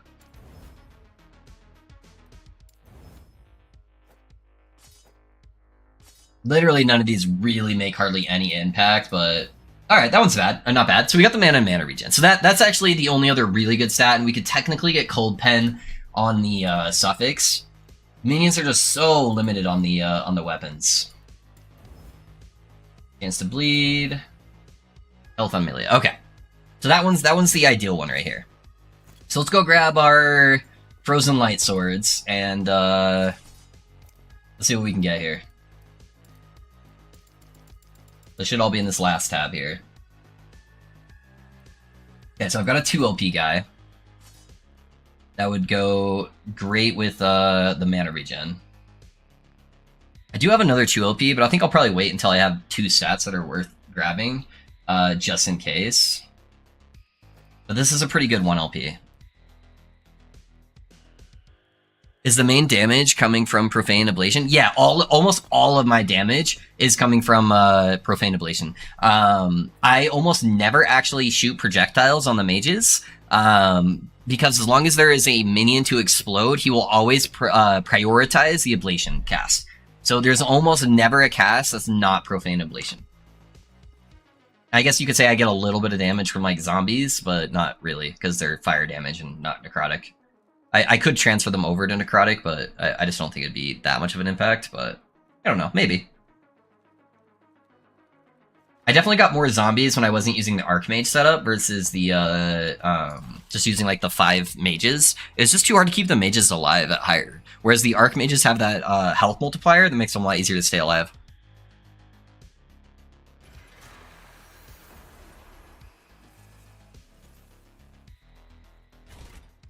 Alright, Julra. Show me what you got. I'm just gonna do tier 3 for now, till I get my gear in a better spot.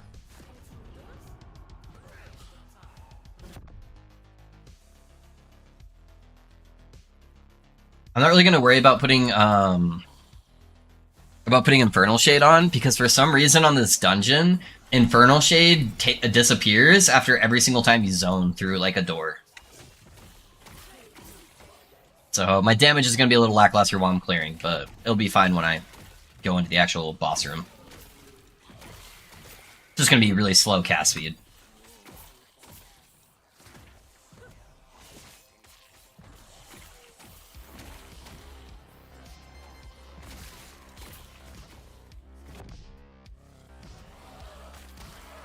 So the zombie is just for the word and Pull of the Grave. Is Pull of the Grave the execute node? Yeah. Yeah, basically, yeah, for the ward and the Pull of the Grave. I originally was using it for Mark for Death, but I didn't really need it because you just put like 1 to 2 points into the passive on the Necro tree that gives you Mark for Death when a minion dies, because I'm killing so many of my own minions so fast. That was kind of self-sustaining that, and then adding the extra 10 mana cost of the zombies was kind of intense. Yeah, that's the main reason for the zombies.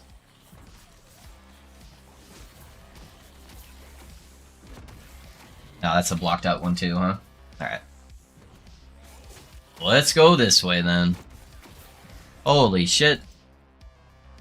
Sadly, I don't have a teleport ability that will pull me through the gates. No way! Oh man. Can I move through this, please? You son of a bitch. This whole section over here has been blocked off.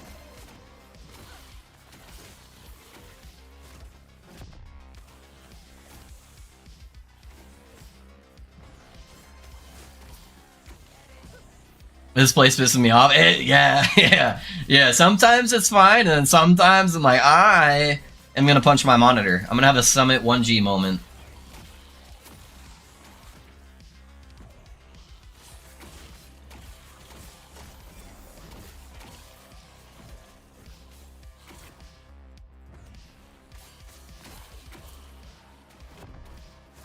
It's crazy how much slower my mage casts versus when he has Infernal Shade on.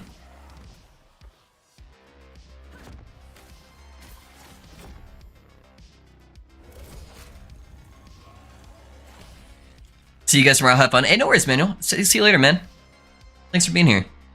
Hey, champ, got a tab open for you. Have a great stream and have a great stream chat, Lyric. Hey, no worries, Captain. I appreciate you, my brother.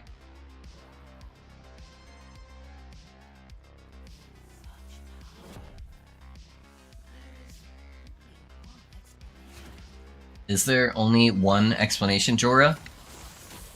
Is that so?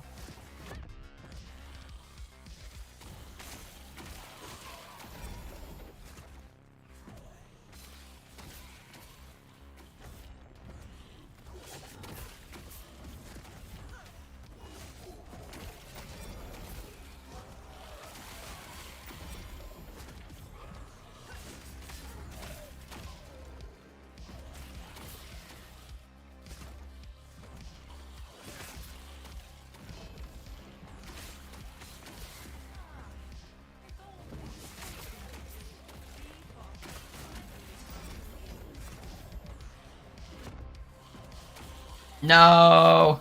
I gotta go around. Oh, don't you do it, Jorah. This other gate better be fucking open. I'm just saying.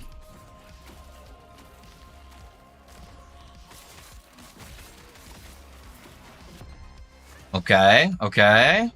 You son of a bitch.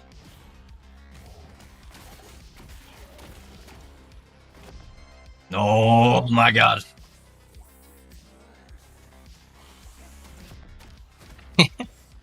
Yeah, this one was painful.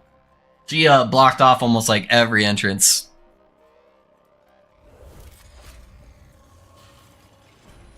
Alright. I'll need to reset up my mage, get my Infernal Shade Autumn and everything. Then we should be good to go.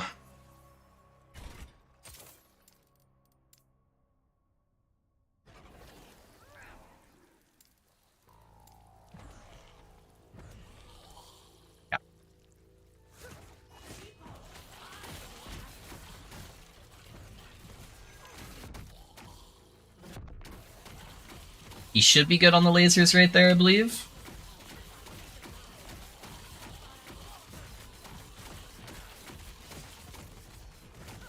Yeah, he's good. He's good.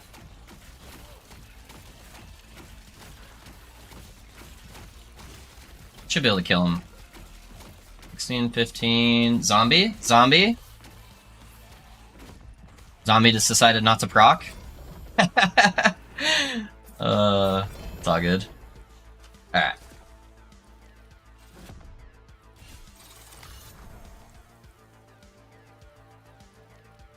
Yeah, so ideally, we want mana regen with minion spell damage.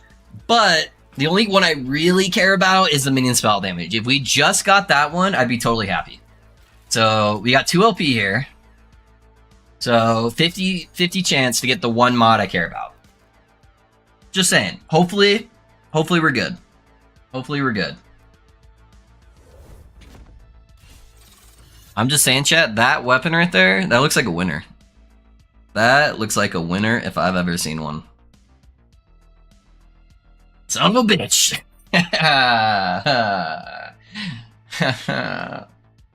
It's all good. Alright, we go again. We go again. We got one more. There'll be a harder chance on this one. So that's 2 LPs that we've bricked, and then a couple 1 LPs.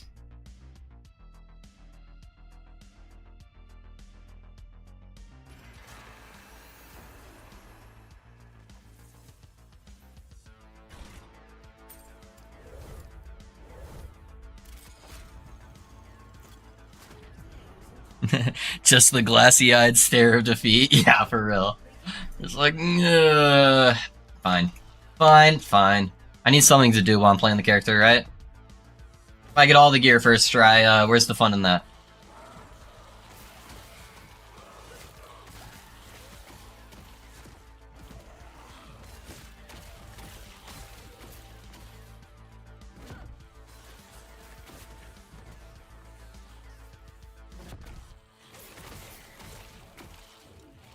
Alright, at least this door was much easier to get to. I had 2 OP sets of boots and 2 T7 movement speed boots. Missed both. Quit Hilly for the day after that. I think my worst so far have been Soulfire.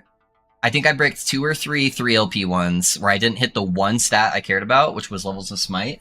And then the other one was the Firestarter's Torch. I slammed, I think, 6 3LP Firestarter's Torches, and I only cared about the minus spell damage. Everything else on it was like literally perfect, and I missed 4 of the 6 at 3LP.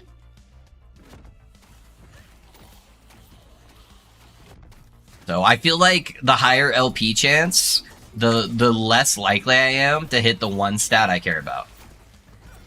It seems backwards, but the numbers don't lie.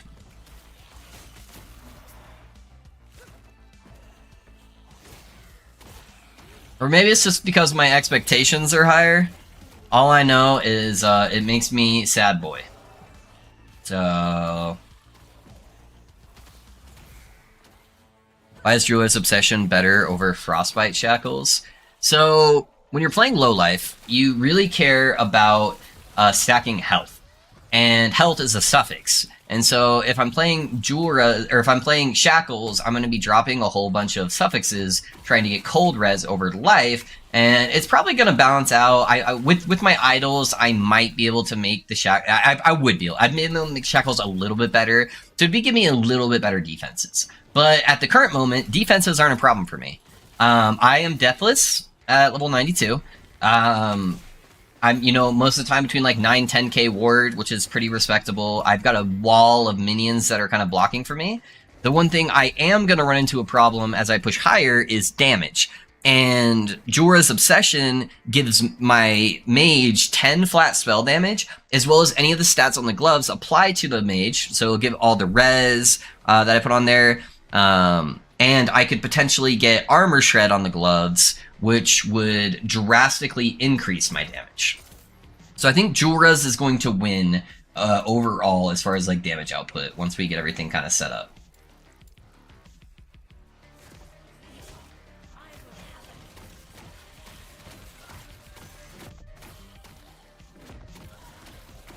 I think I need him to stand, like, right there. There we go.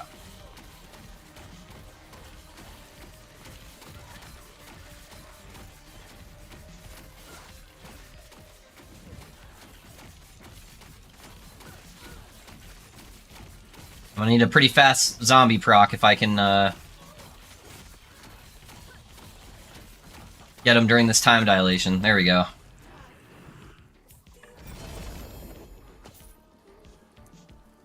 Yeah, 2 OP usurpers, not bad. Gotcha, I appreciate the explanation. Yeah, of course, man, of course. They hurt so bad. End up with 2 shit ready, pairs of boots, yeah. And you're giving your mage ward too.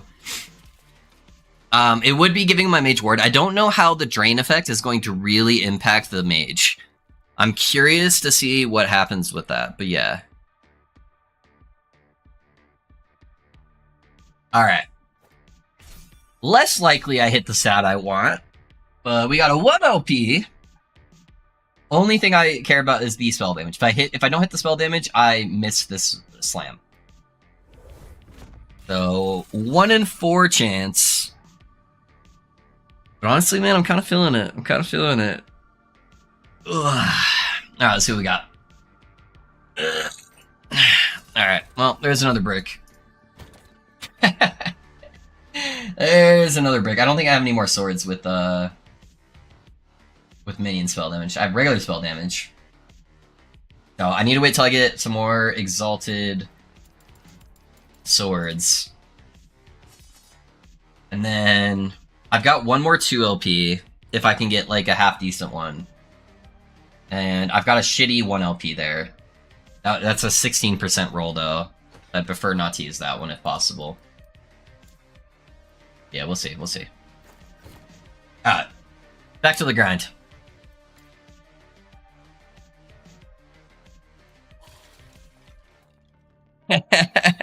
Crap, ouch, yeah.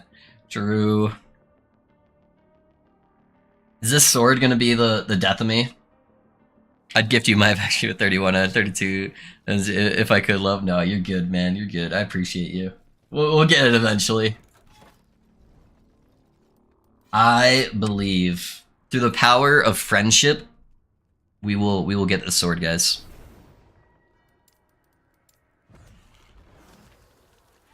Oh, hello. Random fucking spires I love so much.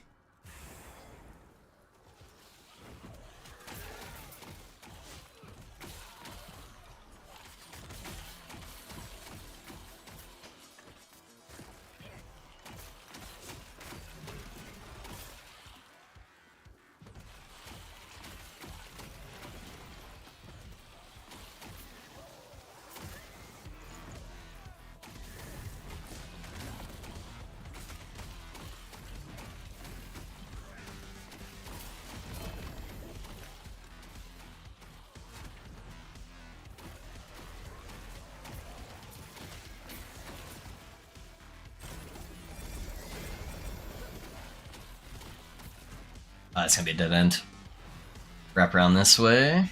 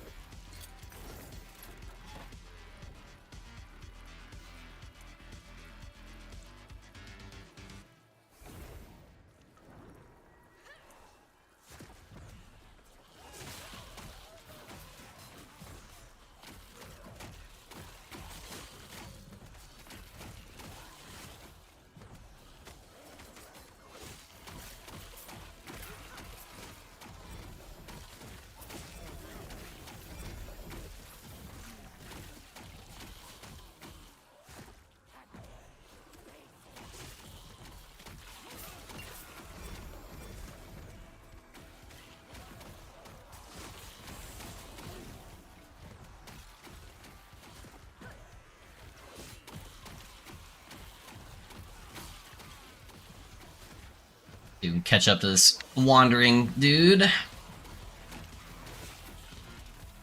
I need to put another dread shit on my mage, but I'm gonna be honest, I have no idea where he's at. I think that's him. we're gonna guess and hopefully... I think we hit a skeleton. It's all good though. We'll just have kind of shit damage for the next 10 seconds.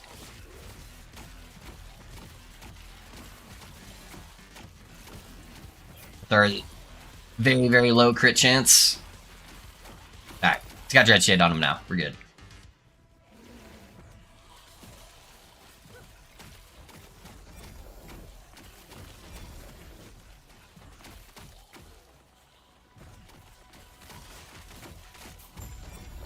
Yeah, like almost one-shot that guy. How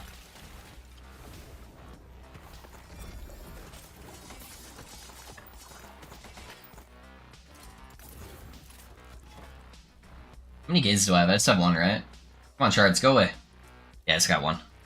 I could probably go around this side and see if I can try to get to that second one before I kill him. Get a little bit more bang for my buck on the corruption pushing. Mage died. Dang, dude, there's like no one streaming Last Epoch right now. We are a dying breed, chat. Dying breed indeed.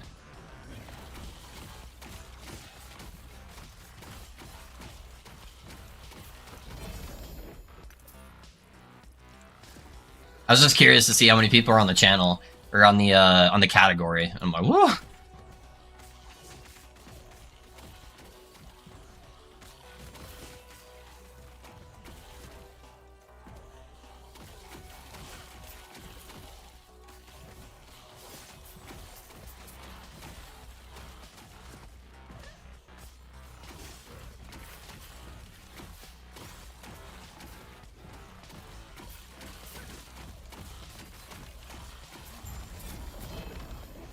A relic.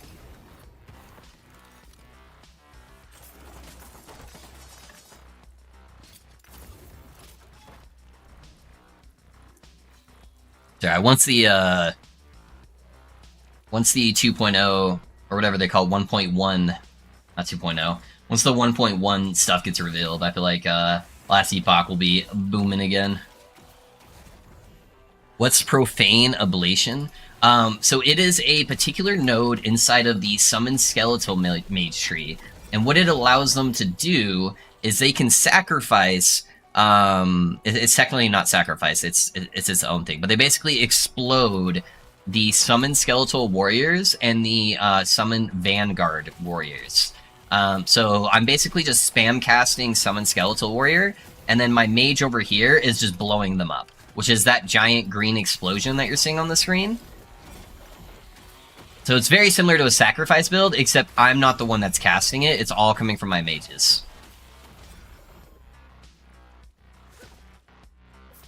So all the damage scales off the mage damage versus my damage.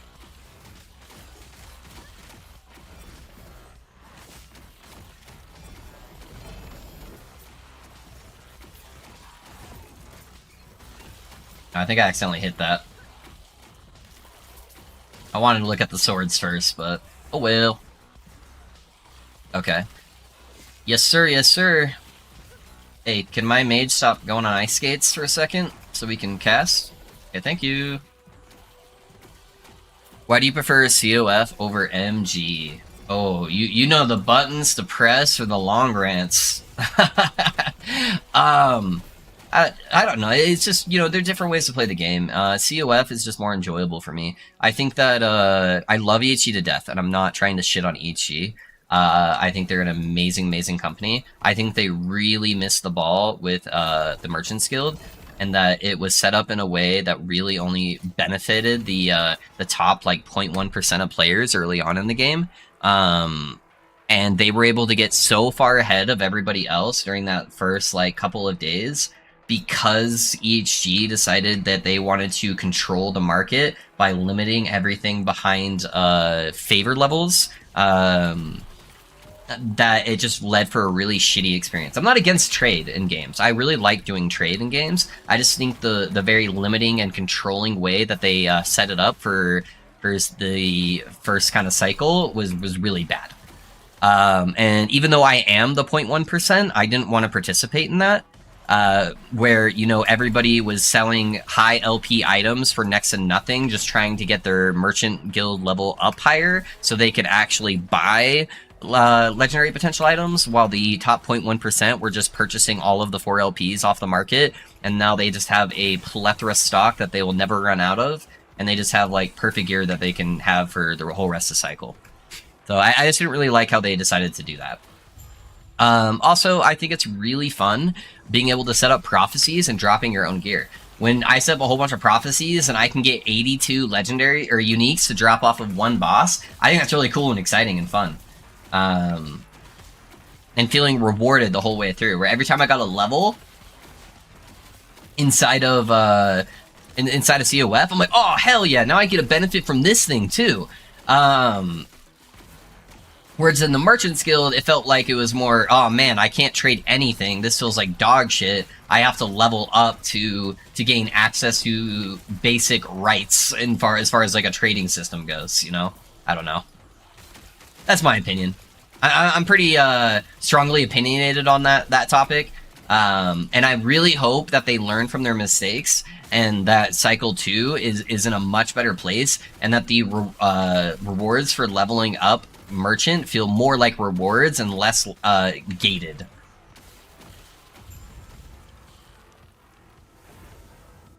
So, yeah, I don't know. The reason why I play MG is because I enjoy the dopamine hit from finding a very valuable item. COF seems pretty OP. So you have a specific item like 10 times at once. So as far as like performance-wise on which one is considered better in quotations, I don't have my camera on so you can't see me doing my air quotations. Merchant's Guild is by far superior in every single aspect. If you get somebody that really knows the game inside and out, like I could make billions of gold if I was playing on Merchant's Guild. You know, I have no doubt in my mind I would just have infinite resources to do whatever the hell I wanted. Whereas, yeah, technically you can find a lot more like LP stuff on COF. It doesn't matter because I could just buy all the LP stuff I wanted. I could buy just 4 LPs on almost everything because I know how to farm everything in this game, and I'm very efficient with most of my gameplay. But I feel like COF is a more enjoyable experience overall. Yeah, you get less of the, oh, this is a really cool item, I'm not playing that build, so it doesn't matter, you know? You get a little bit of that with COF. But for me, where I play a lot of builds, and I create a lot of my own builds, it's also exciting, because then I'm like, oh, sick, I just got this item. That means I can create this type of build, and then that kind of helps, like, lead what build I'm going to be playing next, which, you know, I don't mind. But I like both sides of it. I think both are fun and enjoyable experiences. I just didn't like how they implemented the Merchant's Guild. Okay, where the fuck is my mage? I need to put a Dread Shade on him because he's doing 0 damage. Sorry, I'm getting sidetracked. But yeah. Any tips on farming stuff to get rich with MG? I would have to actually be like looking at the market, which I haven't been because I don't have any Merchant Guild characters, and seeing like kind of what's the most valuable items, and then which ones of those I could actually farm the fastest. So I would have to be studying the market a lot more than I currently am to kind of determine that. But I'd be looking at the prices of the different items and go search, see what's currently desirable, what builds are people currently trying to play in the Merchant Guild, and then I would base my my farming off of that.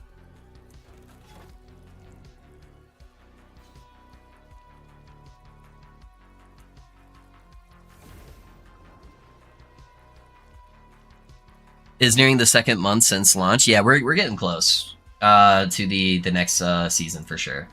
So we'll probably get the info for the next season in the next like 3 to 4 weeks, I would guess.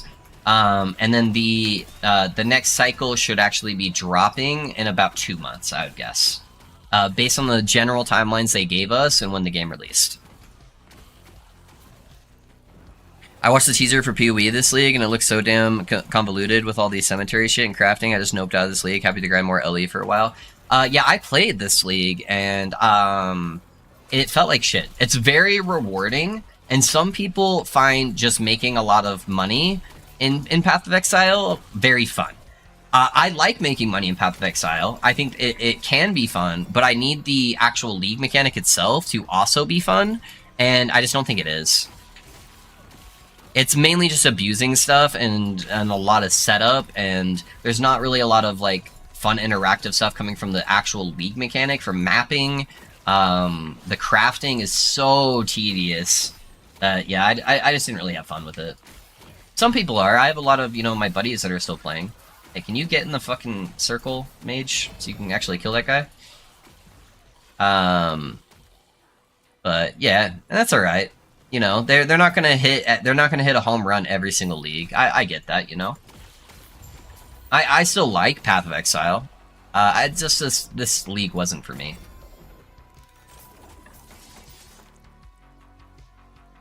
When are you done with stream today? Probably in like an hour or so. Wow, what's up, Risky? Got something in mind? Now full sets drop. Oh yeah, yeah. That's like the one bad part about COF. Yeah, if they could maybe get rid of that and then add something to do with boss drops, huh? I play COF for the same dopamine reason that I play. Person plays MG. I get my dopamine from looting. Yeah, exactly. When I see those items on the ground, I'm like, oh my god, is this that item I need? Yeah, I love the option count of choice. Absolutely. Everyone plays the game differently and enjoys it differently. And I think having the two options, even if they're both not for me, is fucking fantastic. Like, hats off to EHG. It was a great idea. I wish there was some different implementations with Merchants Guild, but it's a really good potential. They slayed COF. COF, for its first iteration, was fucking phenomenal. Yeah, it has some problems, but as their first iteration, like, kudos to you. If they could fine-tune both systems a little bit better so we can have more engaging options to choose from, that would be awesome. And I'm sure they've got tons of plans set up for that. But yeah. Pyrian is just streaming pure abuse of league mechanics. The loot drops he shows is just ridiculous. Yeah. Just curious how much longer you're going to be on. I might be hanging out with my chick for a bit, so I won't be back till later. I think, okay, yeah, no worries. I'll probably be on for about another hour or so. Do you think there will be, again, no difference between Legacy and Cycle next cycle? I think they're going to start adding some differences, but I don't know. That's at least my opinion.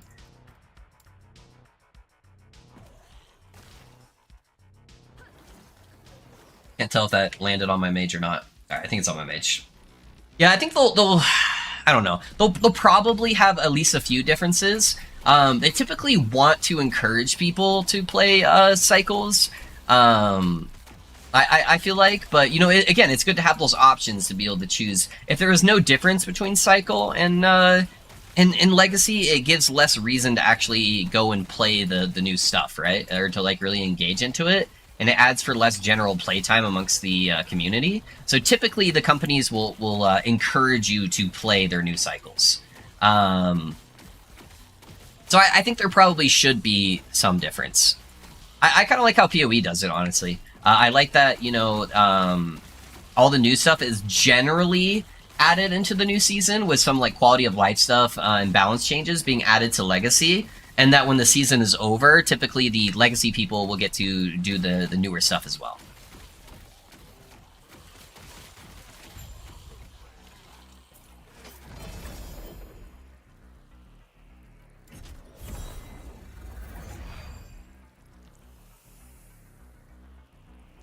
I was just able to start playing today for the first time in 2 days because I haven't been feeling well. Feels good, man. Hey, welcome back though, man.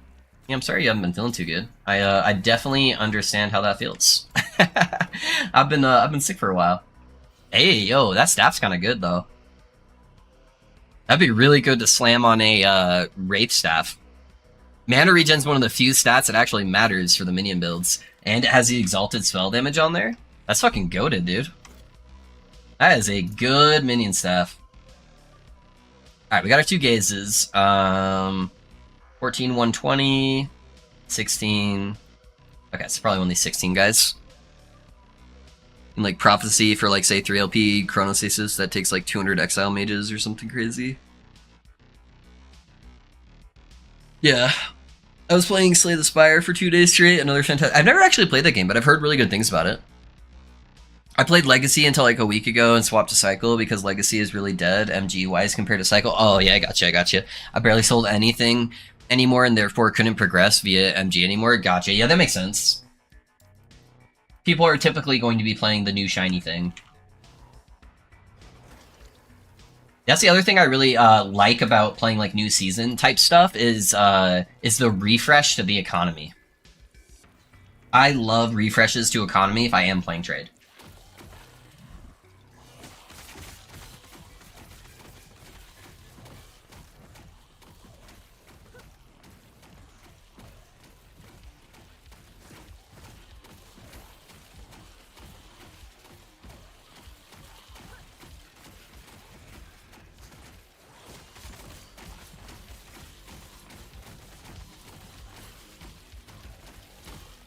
Get my minion out of that poison pool. I think I can kill him here. Yep, there we go. Alright, what we get? Full damage armor shred, that's not bad. And then we got another minion sword. Hell yeah. Alright, I think we're gonna go for another slam, boys. I think that's what that means.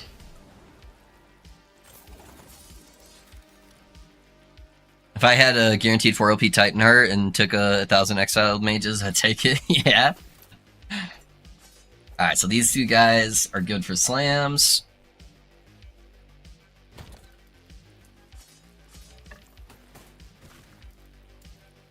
Let's go grab our swords we got chilling here. Yeah, so I'm gonna probably use one of the 2 LP, my 2 LP sword. 16, 16. Oh, that one's 20. I actually have one other 1 LP sword that's half decent. Alright, we'll slam both of them. And pray. Alright, so let's craft this bitch. So I've got... Oh, actually, I can craft this exactly how I want it. So I can seal this. And then we go over here, we add mana. And then we add... Sadly, we can't get Necrotic Pen for some reason, because game's weird. So we can add Cold Pen, though. Which is at least some of the damage that we do. So we'll just add Cold Pen. That's an ideal sword. How did that roll? 23? Yeah, let me upgrade the mana first. And then I'm gonna do 1 reroll to try to get the 25. So... It's still 23. Alright, that's not bad though. So we'll go seal. Boom. I don't think I actually care about the Cold Pen at all. I think it's just better for me to try to get an ideal stat. So let's go... Wow, that took a lot and still landed 23. It's still 23! What the fuck? Alright. So that will be our 1 LP, that will be our 2 LP. So, 1 LP, 2 LP. Alright. Let's grab some keys out. Badoop and Badoop.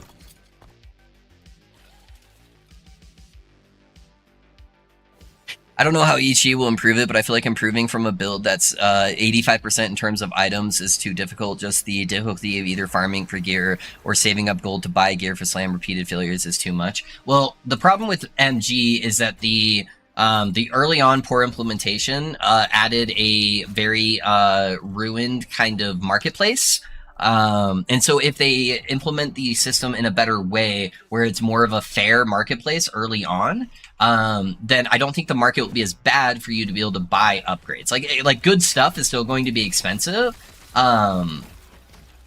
But, you know, it shouldn't take you more than like a couple days of farming typically at like an efficient level to obtain those items. So as long as they do a better job at the very beginning of the cycle, then that should be a lot more balanced. As far as COF, I think COF, honestly, it is pretty easy to farm most of the gear that you're wanting outside of bosses. So I think they just need to add some boss implementation into COF, so there's a little bit more target farming there. And then honestly, I think most of it's in a fairly good spot. Slamming is a little bit rough. Slamming's really RNG. No, I need a fucking... Dread shade on him. I forget how bad my guy is without all the cast speed. Yeah, I don't know. I don't know what the perfect fix is for it. I think there's a fine line where people want stuff to be really obtainable, and then they don't realize the repercussions it causes for actual enjoyment of the game. So you don't want it to be, you know, too easy at a general base. I'm good with having a chase. I like having a chase, but I think that there's a couple implementations that will make it slightly better. Agreed, the boss drops 3 less is the worst part about it. Yeah, I think if we had that, I'm good with how I obtain all the other items. I think all the other items are pretty balanced as far as obtaining in COF. The amount of time I take to farm my gear, I'm completely okay with. It's just some of the boss drops, I think, just having a little bit of love, making them a little bit easier to get, like, LP on, would make things feel a lot better. And be more balanced between market and COF.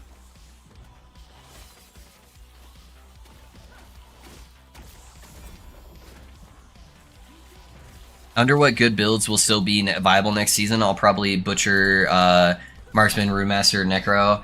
I don't think so. I don't think so. I think they'll probably fix what people are saying was a bug with the Marksman Trapper, so it's not going to have Giga damage anymore. That build might actually get butchered because the reason why it worked was because it had insane amounts of damage, which people are saying was because it was getting like 2000% Ellie Pen.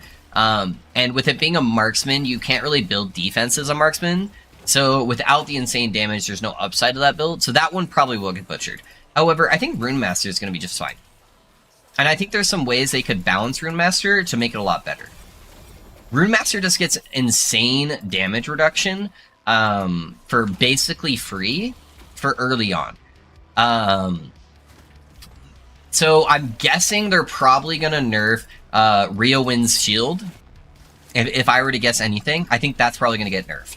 Because it doesn't require any investment. As soon as you unlock Runemaster, you're just unkillable until like 700 corruption.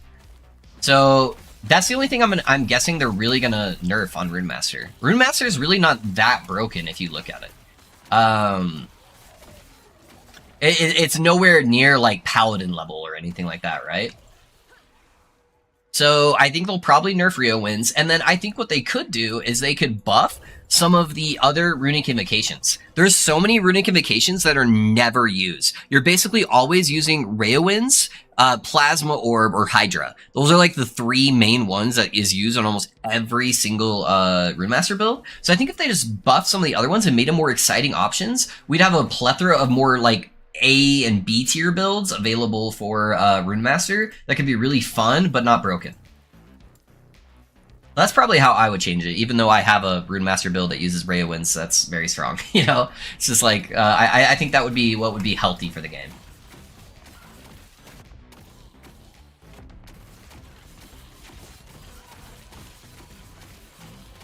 Yeah, I don't think they'll gut. They're not typically the type that like just absolutely destroy builds because they're overperforming. So I think there'll be a healthy balance shift. Alright, where's my mage at? I can't fucking see anything.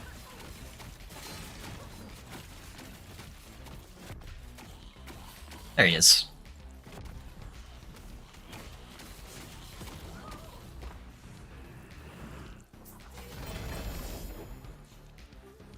Something specific that is not RNG to grind for would help my motivation. Well, RNG is kind of the name of the game for action RPGs, so I don't know. But yeah, having a little bit more deterministic values is always good, but yeah, there'll always be like some level of the RNG, right? But alrighty. Really want minion spell damage. I don't care about anything else. The mana regen would be nice, but just give me minion spell damage, please. We got 2 chances. 50-50.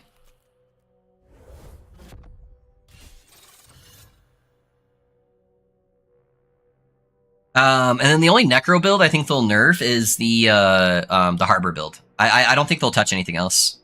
I think the rest of Necro is pretty balanced. I hate that they butchered the Flurry Multi-Shot Marksman with Ward on Haste. It wasn't even close to as good as Runemaster or Warlock and even Gel Cores that came out during the cycle. They did nerf Runemaster coming into the cycle by quite a bit. They nerfed its Ward generation by like half.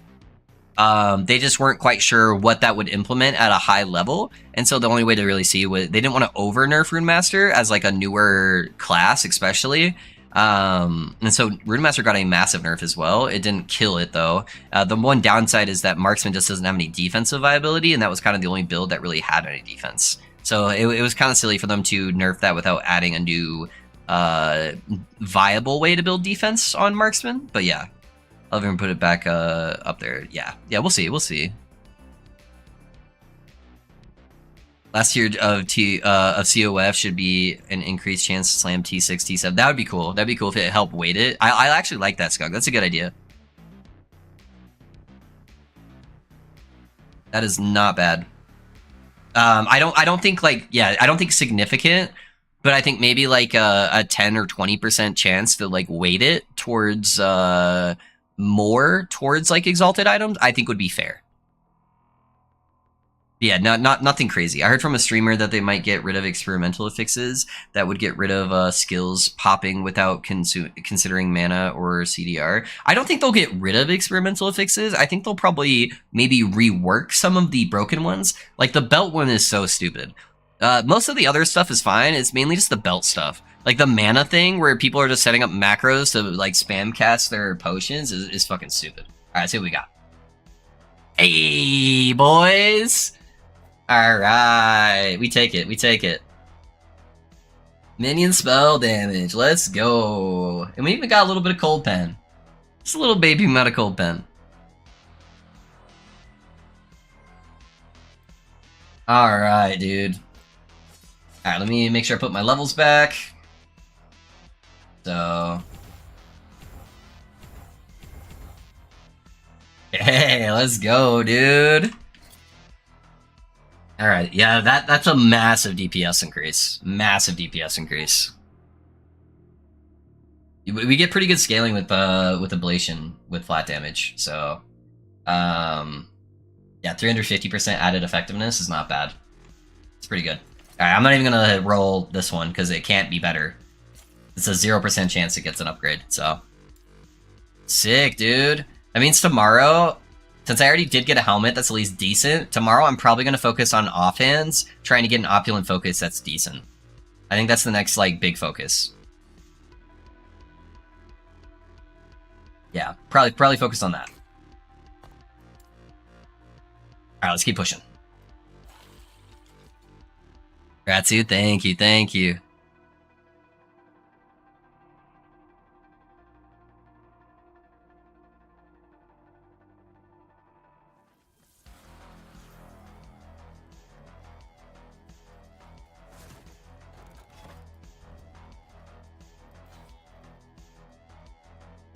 Get the big demuges.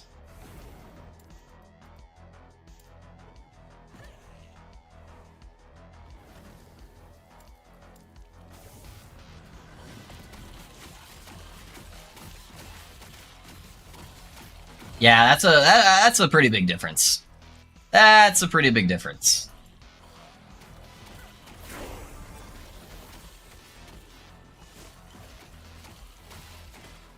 Yeah, we went from hitting like 10 to 15k per minion being exploded to like generally, if I have the sword proc up, like 15 to like 20k.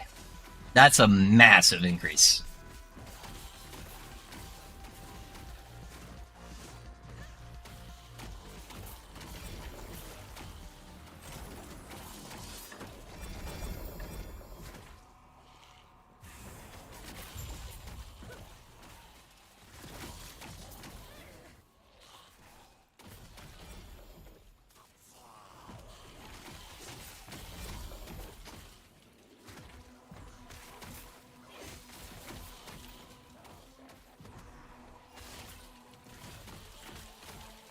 $25k right there. Yeah, maybe I can get the damage to a good enough spot.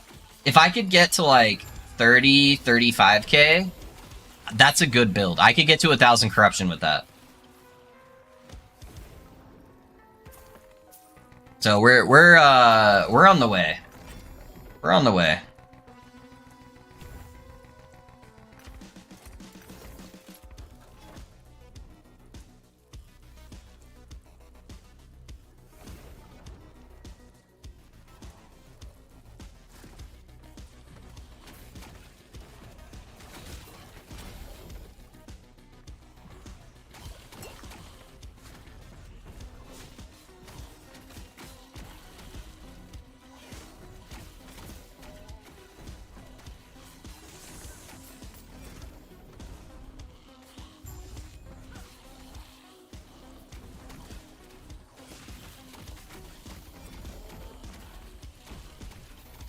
Minion damage and poison damage. I might be able to pull the... Oh no, I thought that was a turquoise amulet. Never mind.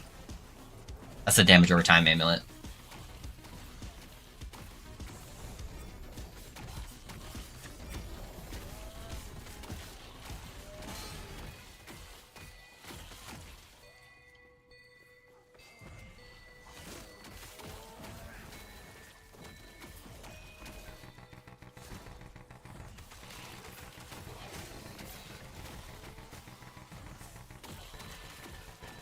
Yeah, most stuff's getting like 1 to 2 tap now. Like that was the boss right there. And he got 2 taps. That's pretty good. Got a bill for the day. Thanks for keeping me company at work, low peace. Hey, no worries, Skunk. I appreciate you, man. Yeah, have a good night. I'll see you around tomorrow, dude.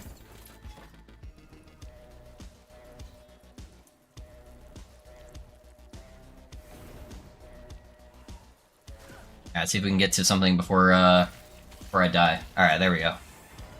Got the leech going. Go look for an XP shrine now.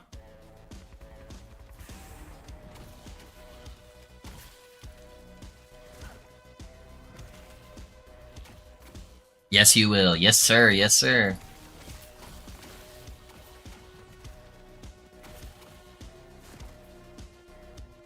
Aw, dude, that feels so good.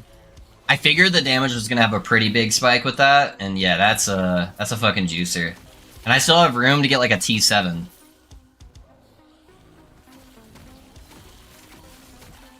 If I can get like a 3 LP sword and a T7 modifier, then I have a really good chance of hitting it.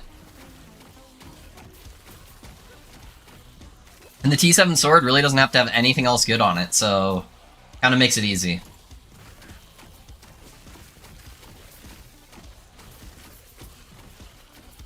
That was the #1 thing I was worried about on the build, was how far the damage could scale, and I think we'll be able to get it to a good spot now, with how much gear improvement I still have left.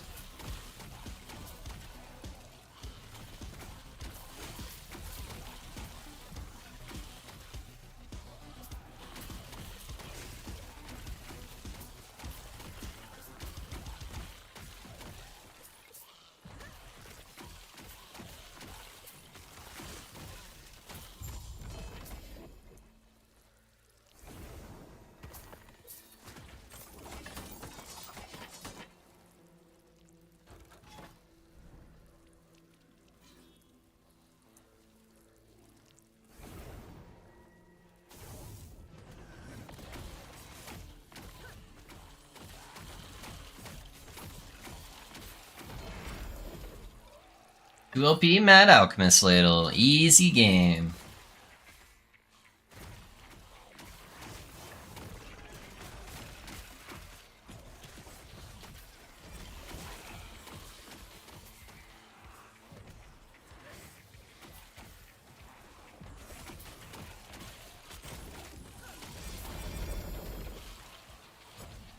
Damage over time and elemental damage. Not bad.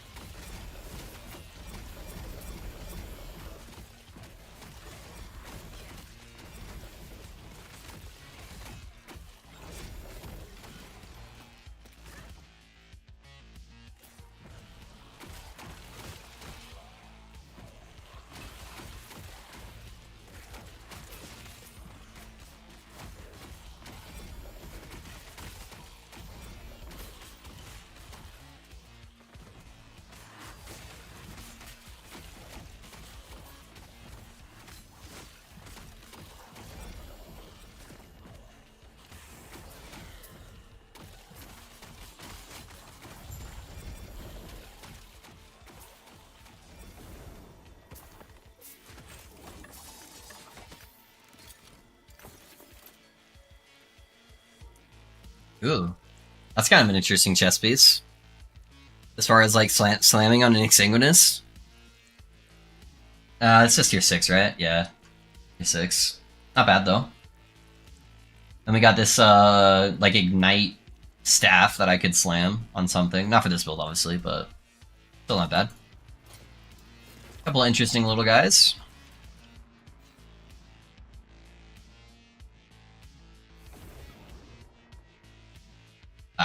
my mage.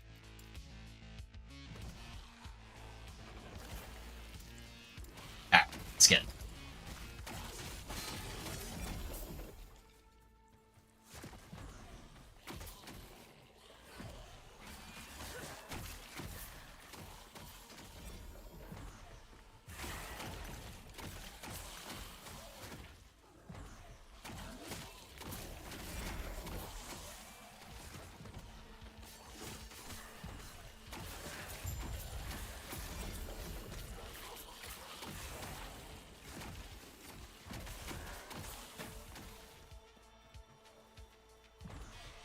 How long do you think it'll take to build 45k of the circle things?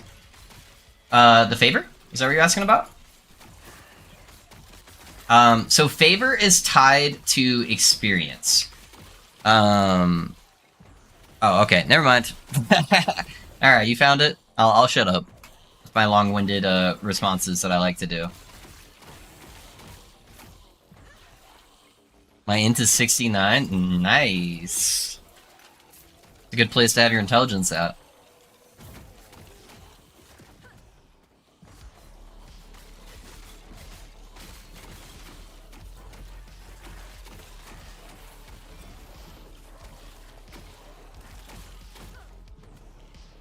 No, you kid. Yeah, I know I tend to be a little long-winded with a lot of my stuff. I like to get people information. It's the same reason why I make 2-hour build guides. Have a hard time being like, stat good. I like to be like, hey, this is why this is good. And let me tell you the 10 other reasons you would take this.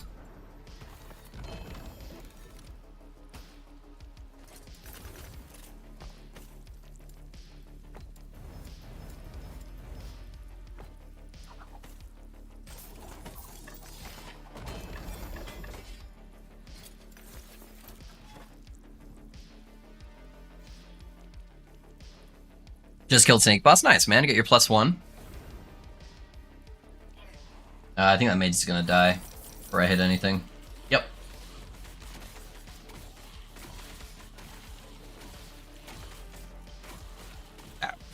We won't have our crit chance yet, so I'll have to wait like 10 seconds before my damage comes in.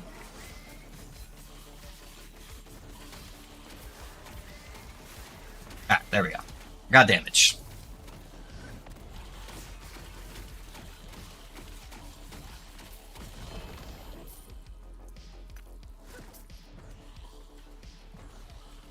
We truly appreciate all your efforts. Hey, thank you, man. Thank you.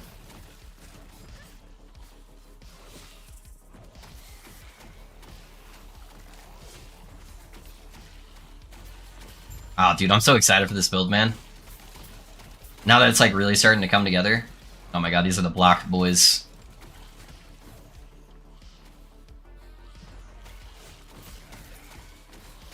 And I've got like a fucking sick build I theory crafted last night that I'm pretty stoked about too.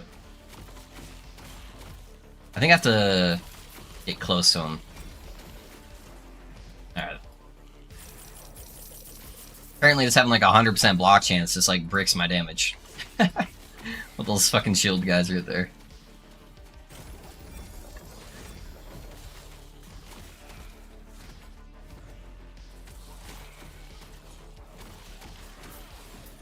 What? The best viewers and followers? Wow, dude. That's crazy. Alright, I'll see you later, buddy.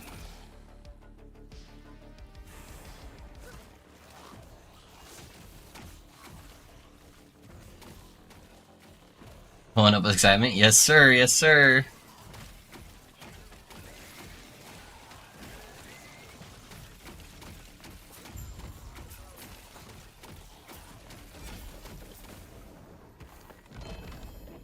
Yeah, they're gone.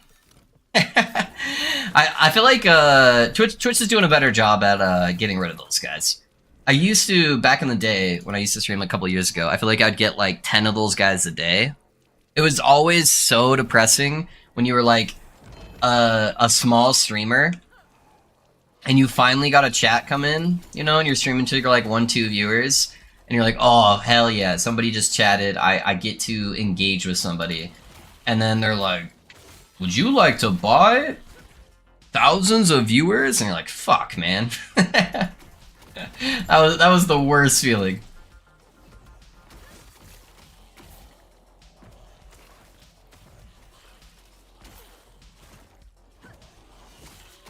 Yeah, I definitely get it way less often now. Bye, babe.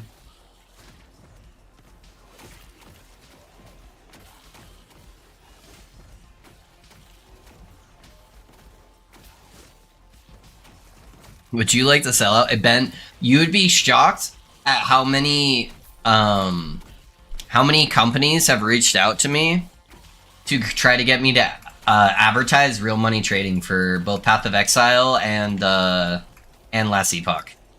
I have had a plethora of companies that are like, hey, on your next YouTube video, can we place an ad here for you to or to bring people over to spend money to buy gold in Last Epoch or buy divines in Path of Exile?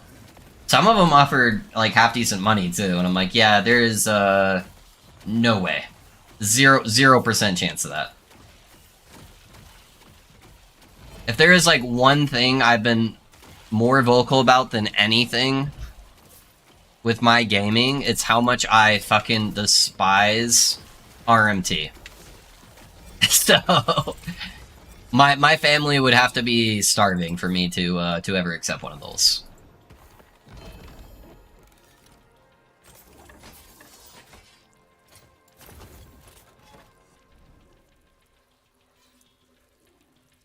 You can literally trade gold in Merchant's Guild. Yeah, but they would like, so what they would do is like, you know, they would have you sell something that was really shitty, like not a good item for like 5 billion gold, and then they'd probably have somebody like go and buy it from you, even though you would never sell that item, and then that basically you just got 5 billion gold, or whatever, you know, amount, or something like that. So that way you didn't actually have to find any good items in order to get gold. Which just like ruins the video game. It's like, why even play at that point? It's an ARPG. The entire game is centered around finding cool gear and being able to slowly build up your character to become powerful. The game's not fun if you're just always powerful. You have to go through those hardships and finding different ways to synergize your character, and from struggling to finally drop that super good piece of gear, like that sword, where I'm like, oh, fuck yes, I finally got it, and now my character feels so much better. And it's that sense of accomplishment. And you just get rid of all of that when you RMT. Yeah, merchant way to trade gold, yeah. Little silly, little silly.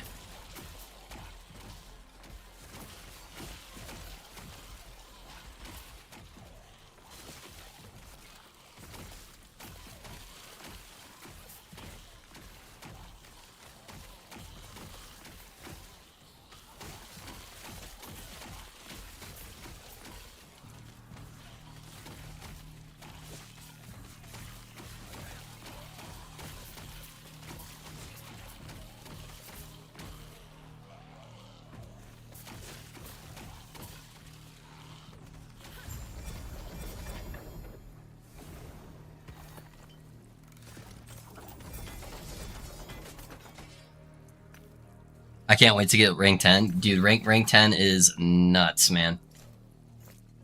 Yeah, rank 10 is pretty busted for sure. BRB, no worries, no worries.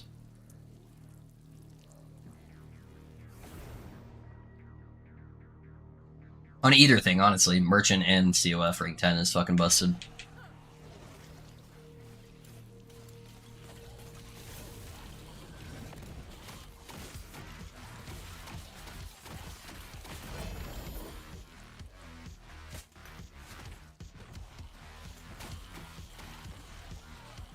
If I'm gonna play Devil's Advocate, alright, let's get into it.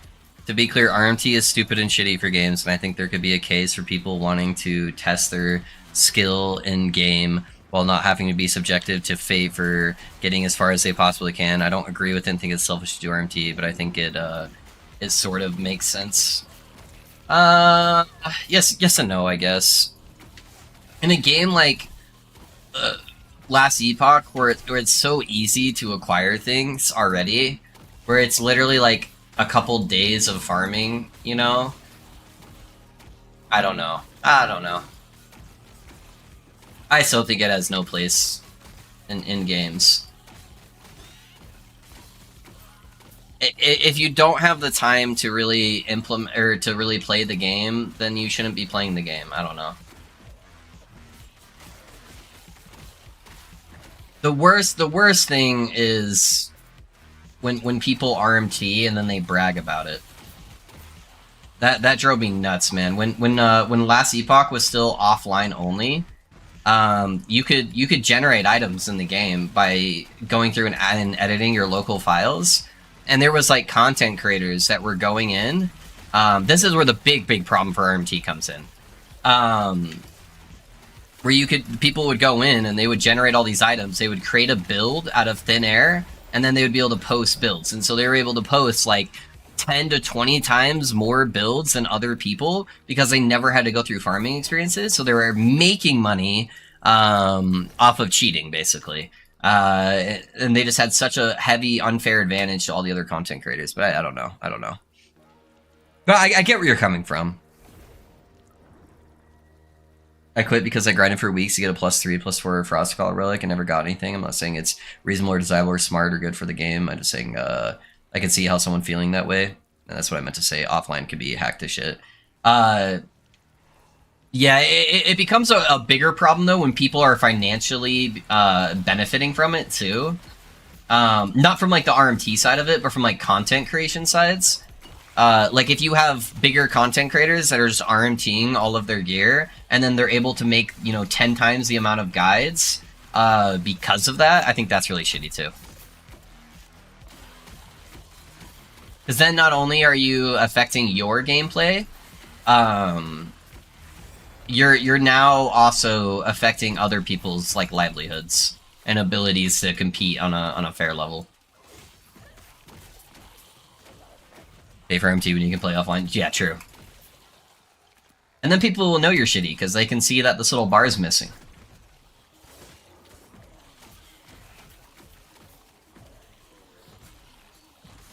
Yeah, I never considered how it could affect content creators in this way, and that's a wild thought. Yeah. No, there was a plethora of content creators, and some of them were very large content creators that were cheating on a very regular basis. Where they were just generating all of their items, and I was like, how on earth is this person making, like, an entire endgame build guide every single day? And it's like, I just, like, it took me a little bit where I'm like, I can't compete with that. I'm like, how on earth is that possible? Do they just have, like, so much gear pre-farmed that I just, like, can't ever compete with them? And then it wasn't until there was a little bit of a social media craze with kind of a blowout of stuff about that, where it's like, oh no, all these big streamer guys are, cheating and just generating all of this gear.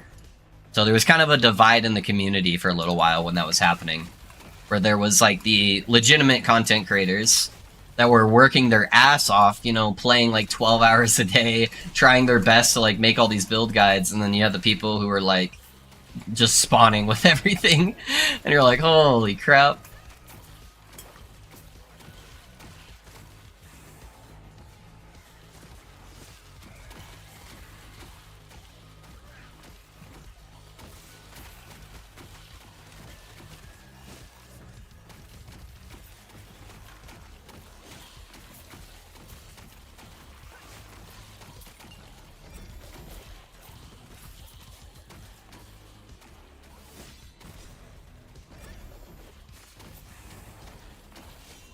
That item creation / build making stuff happened a little with Grim Dawn too, did it?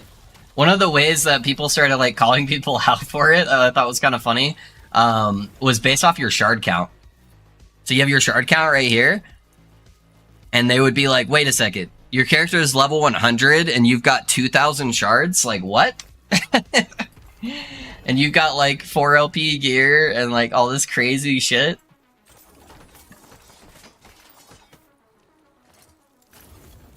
But thankfully, a lot of that went away when the game went online, because then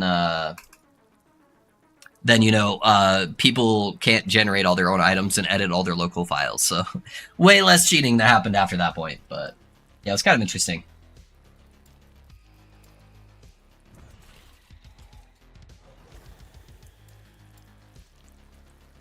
Alright, let's go get it, boys.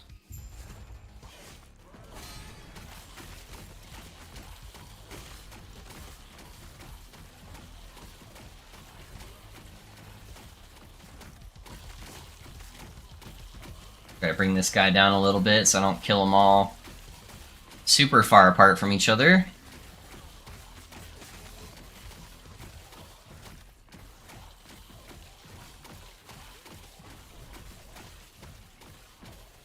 Yeah, he's at 45.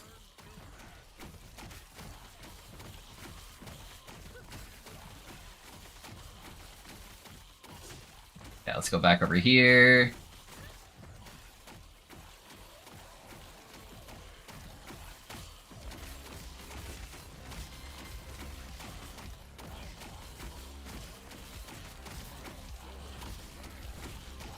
He's dead, and he's dead. Easy peasy. 87, that's not bad. I remember those days. I don't see the main offenders around too much anymore. Yeah, most of them are gone. most of them are gone at this point. Mostly the legit guys that are left over now.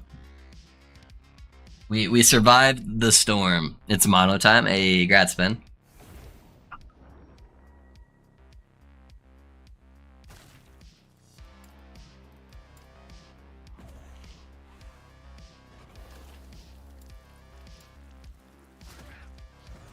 Yeah, it's probably because most of them lack the skill to make builds when they couldn't just have perfect gear. They actually had to farm for stuff and make good builds.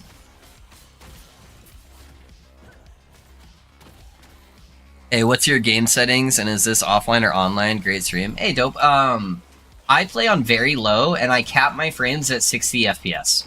If you don't cap your frames in this game, it will try to work your computer to the bone and give you terrible performance and just, like, make your computer run, like, really, really, really hot.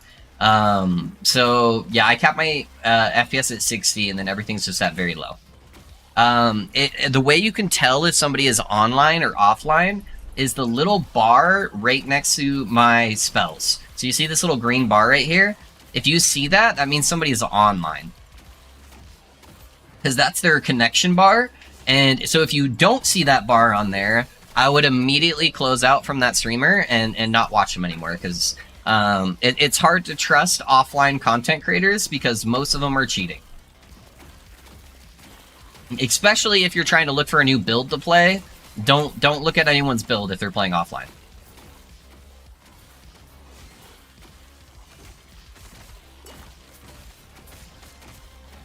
Where's the bar? Right here, to the right of my spells. Right next to your, in between the mana pool and your spells. Yeah, little bar. Hey, Dope, thanks for the follow, man.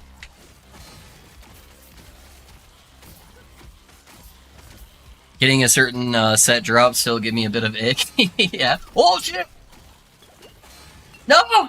Oh, I wasn't paying attention. I wasn't looking at all. I almost lost my Deathless tag.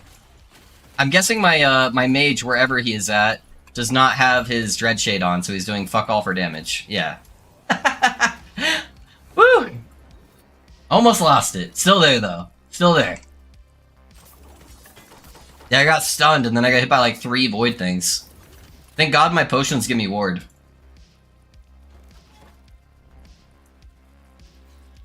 That was close. But yeah, the connection bar is right here. So you can hover over it and it says like 28 milliseconds US West. So that's the little bar. That bar just will not show up at all if they're in offline. This will be not here. Yeah, that's what I've been experiencing. Thank you so much. Really appreciate it. Yeah, no worries, man. No worries. Let's go this way. Oh, I'd have been so sad, man. I'm at 93. I would love to get to 100 Deathless if I can.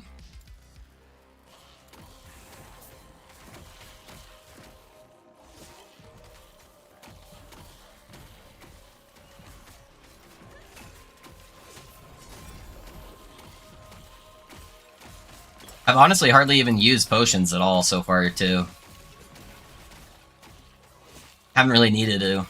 I've got enough kind of sustain.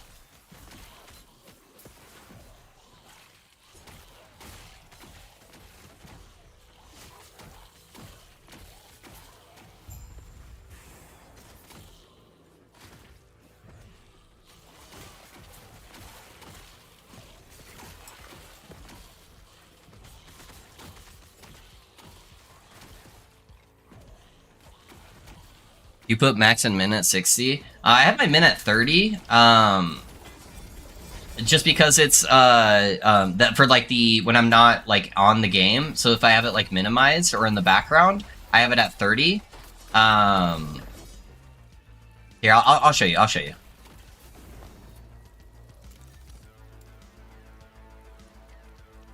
So limited background FPS I have at 30, and then limited maximum FPS I have at 60.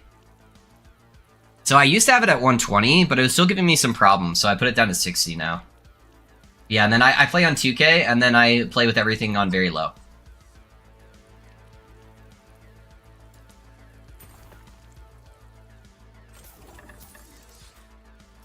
Sorry, background. Yeah, no worries, no worries. I got what you meant. And like all of these are either avoid crit or like focus on the player. I guess I can go up this way, that's fine. Yeah, definitely the best way. My comp's not old, but this game is just not optimized very well. So that's what we deal with.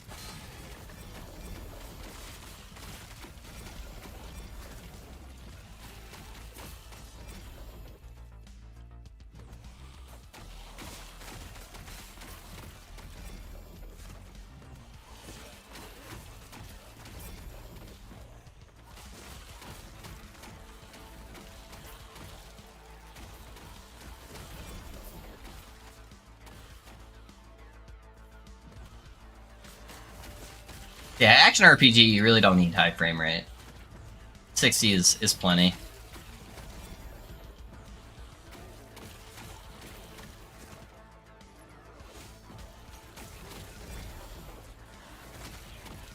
Oh, I put my dread shade on a skeleton. No!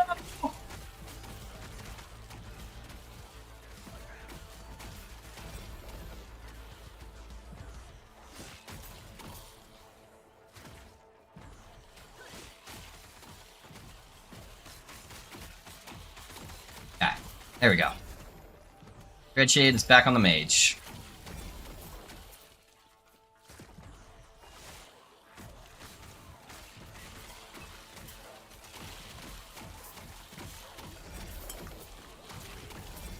They need to fix the Archmage from ice skating. I feel like he's been doing it more and more lately, where he's just like zipping around.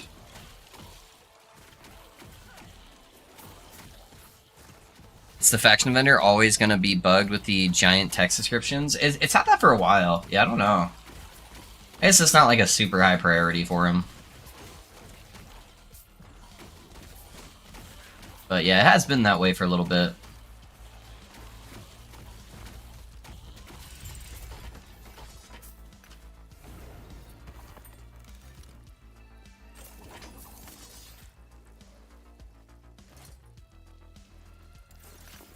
Alrighty, boys. Same with Manifest Armor, Ice Skating 2, yeah. Maybe I should take the permanent haste off of him. Maybe that would help him out. Make him not run too fast, but that is where I'm going to call it, boys. So if you guys have hung around the stream before, you know the deal. I just asked that if you guys can hang around for 5 minutes. We do like to give a raid out to somebody, help make somebody's day a little bit brighter. So if you're able to hang around for 5 minutes, just say hi. You don't have to say anything else in their stream. I would greatly appreciate it. We are blessed to currently be the #1 streamer in the category right now. So, you know, it's pretty sick. Doesn't get to happen too often. So, let's see. Who do we got that we can raid? There's honestly like 10 people streaming right now. So, there's not a whole lot of options. I think I am going to go ahead and raid our boy Captain. So, we haven't raided him this last week. So I think that would be a good person to raid. You guys obviously know Captain. We've raided him a couple times. He's a pretty good streamer. So I know what we're gonna get ourselves into. I'm not worried about raiding him and then him not actually being able to speak the language. So that's what we are gonna do. Looks like he's playing a wrong word build too. So yeah, he's a homie. If you guys could say hi to him, consider maybe dropping him a follow. I'd greatly appreciate that. Nix, thanks for the follow, man. I appreciate you. But yeah, I will catch you guys tomorrow, man. I'll be live 10:30 MST. So feel free to jump in. We'll continue on the Skelly mage journey with Profane Oblation. It's starting to get really good, man. I'm actually really enjoying it. So, hey, Mintry Widget, thanks for the follow, man, as well. Have a good night, love. Thanks, Cal. I appreciate you guys all being here. All right, you guys. I will catch you guys all later. Thank you. Thank you. All right, that will be it for me as well, YouTube. So I will catch you guys later. Thank you. Thank you. Love you all.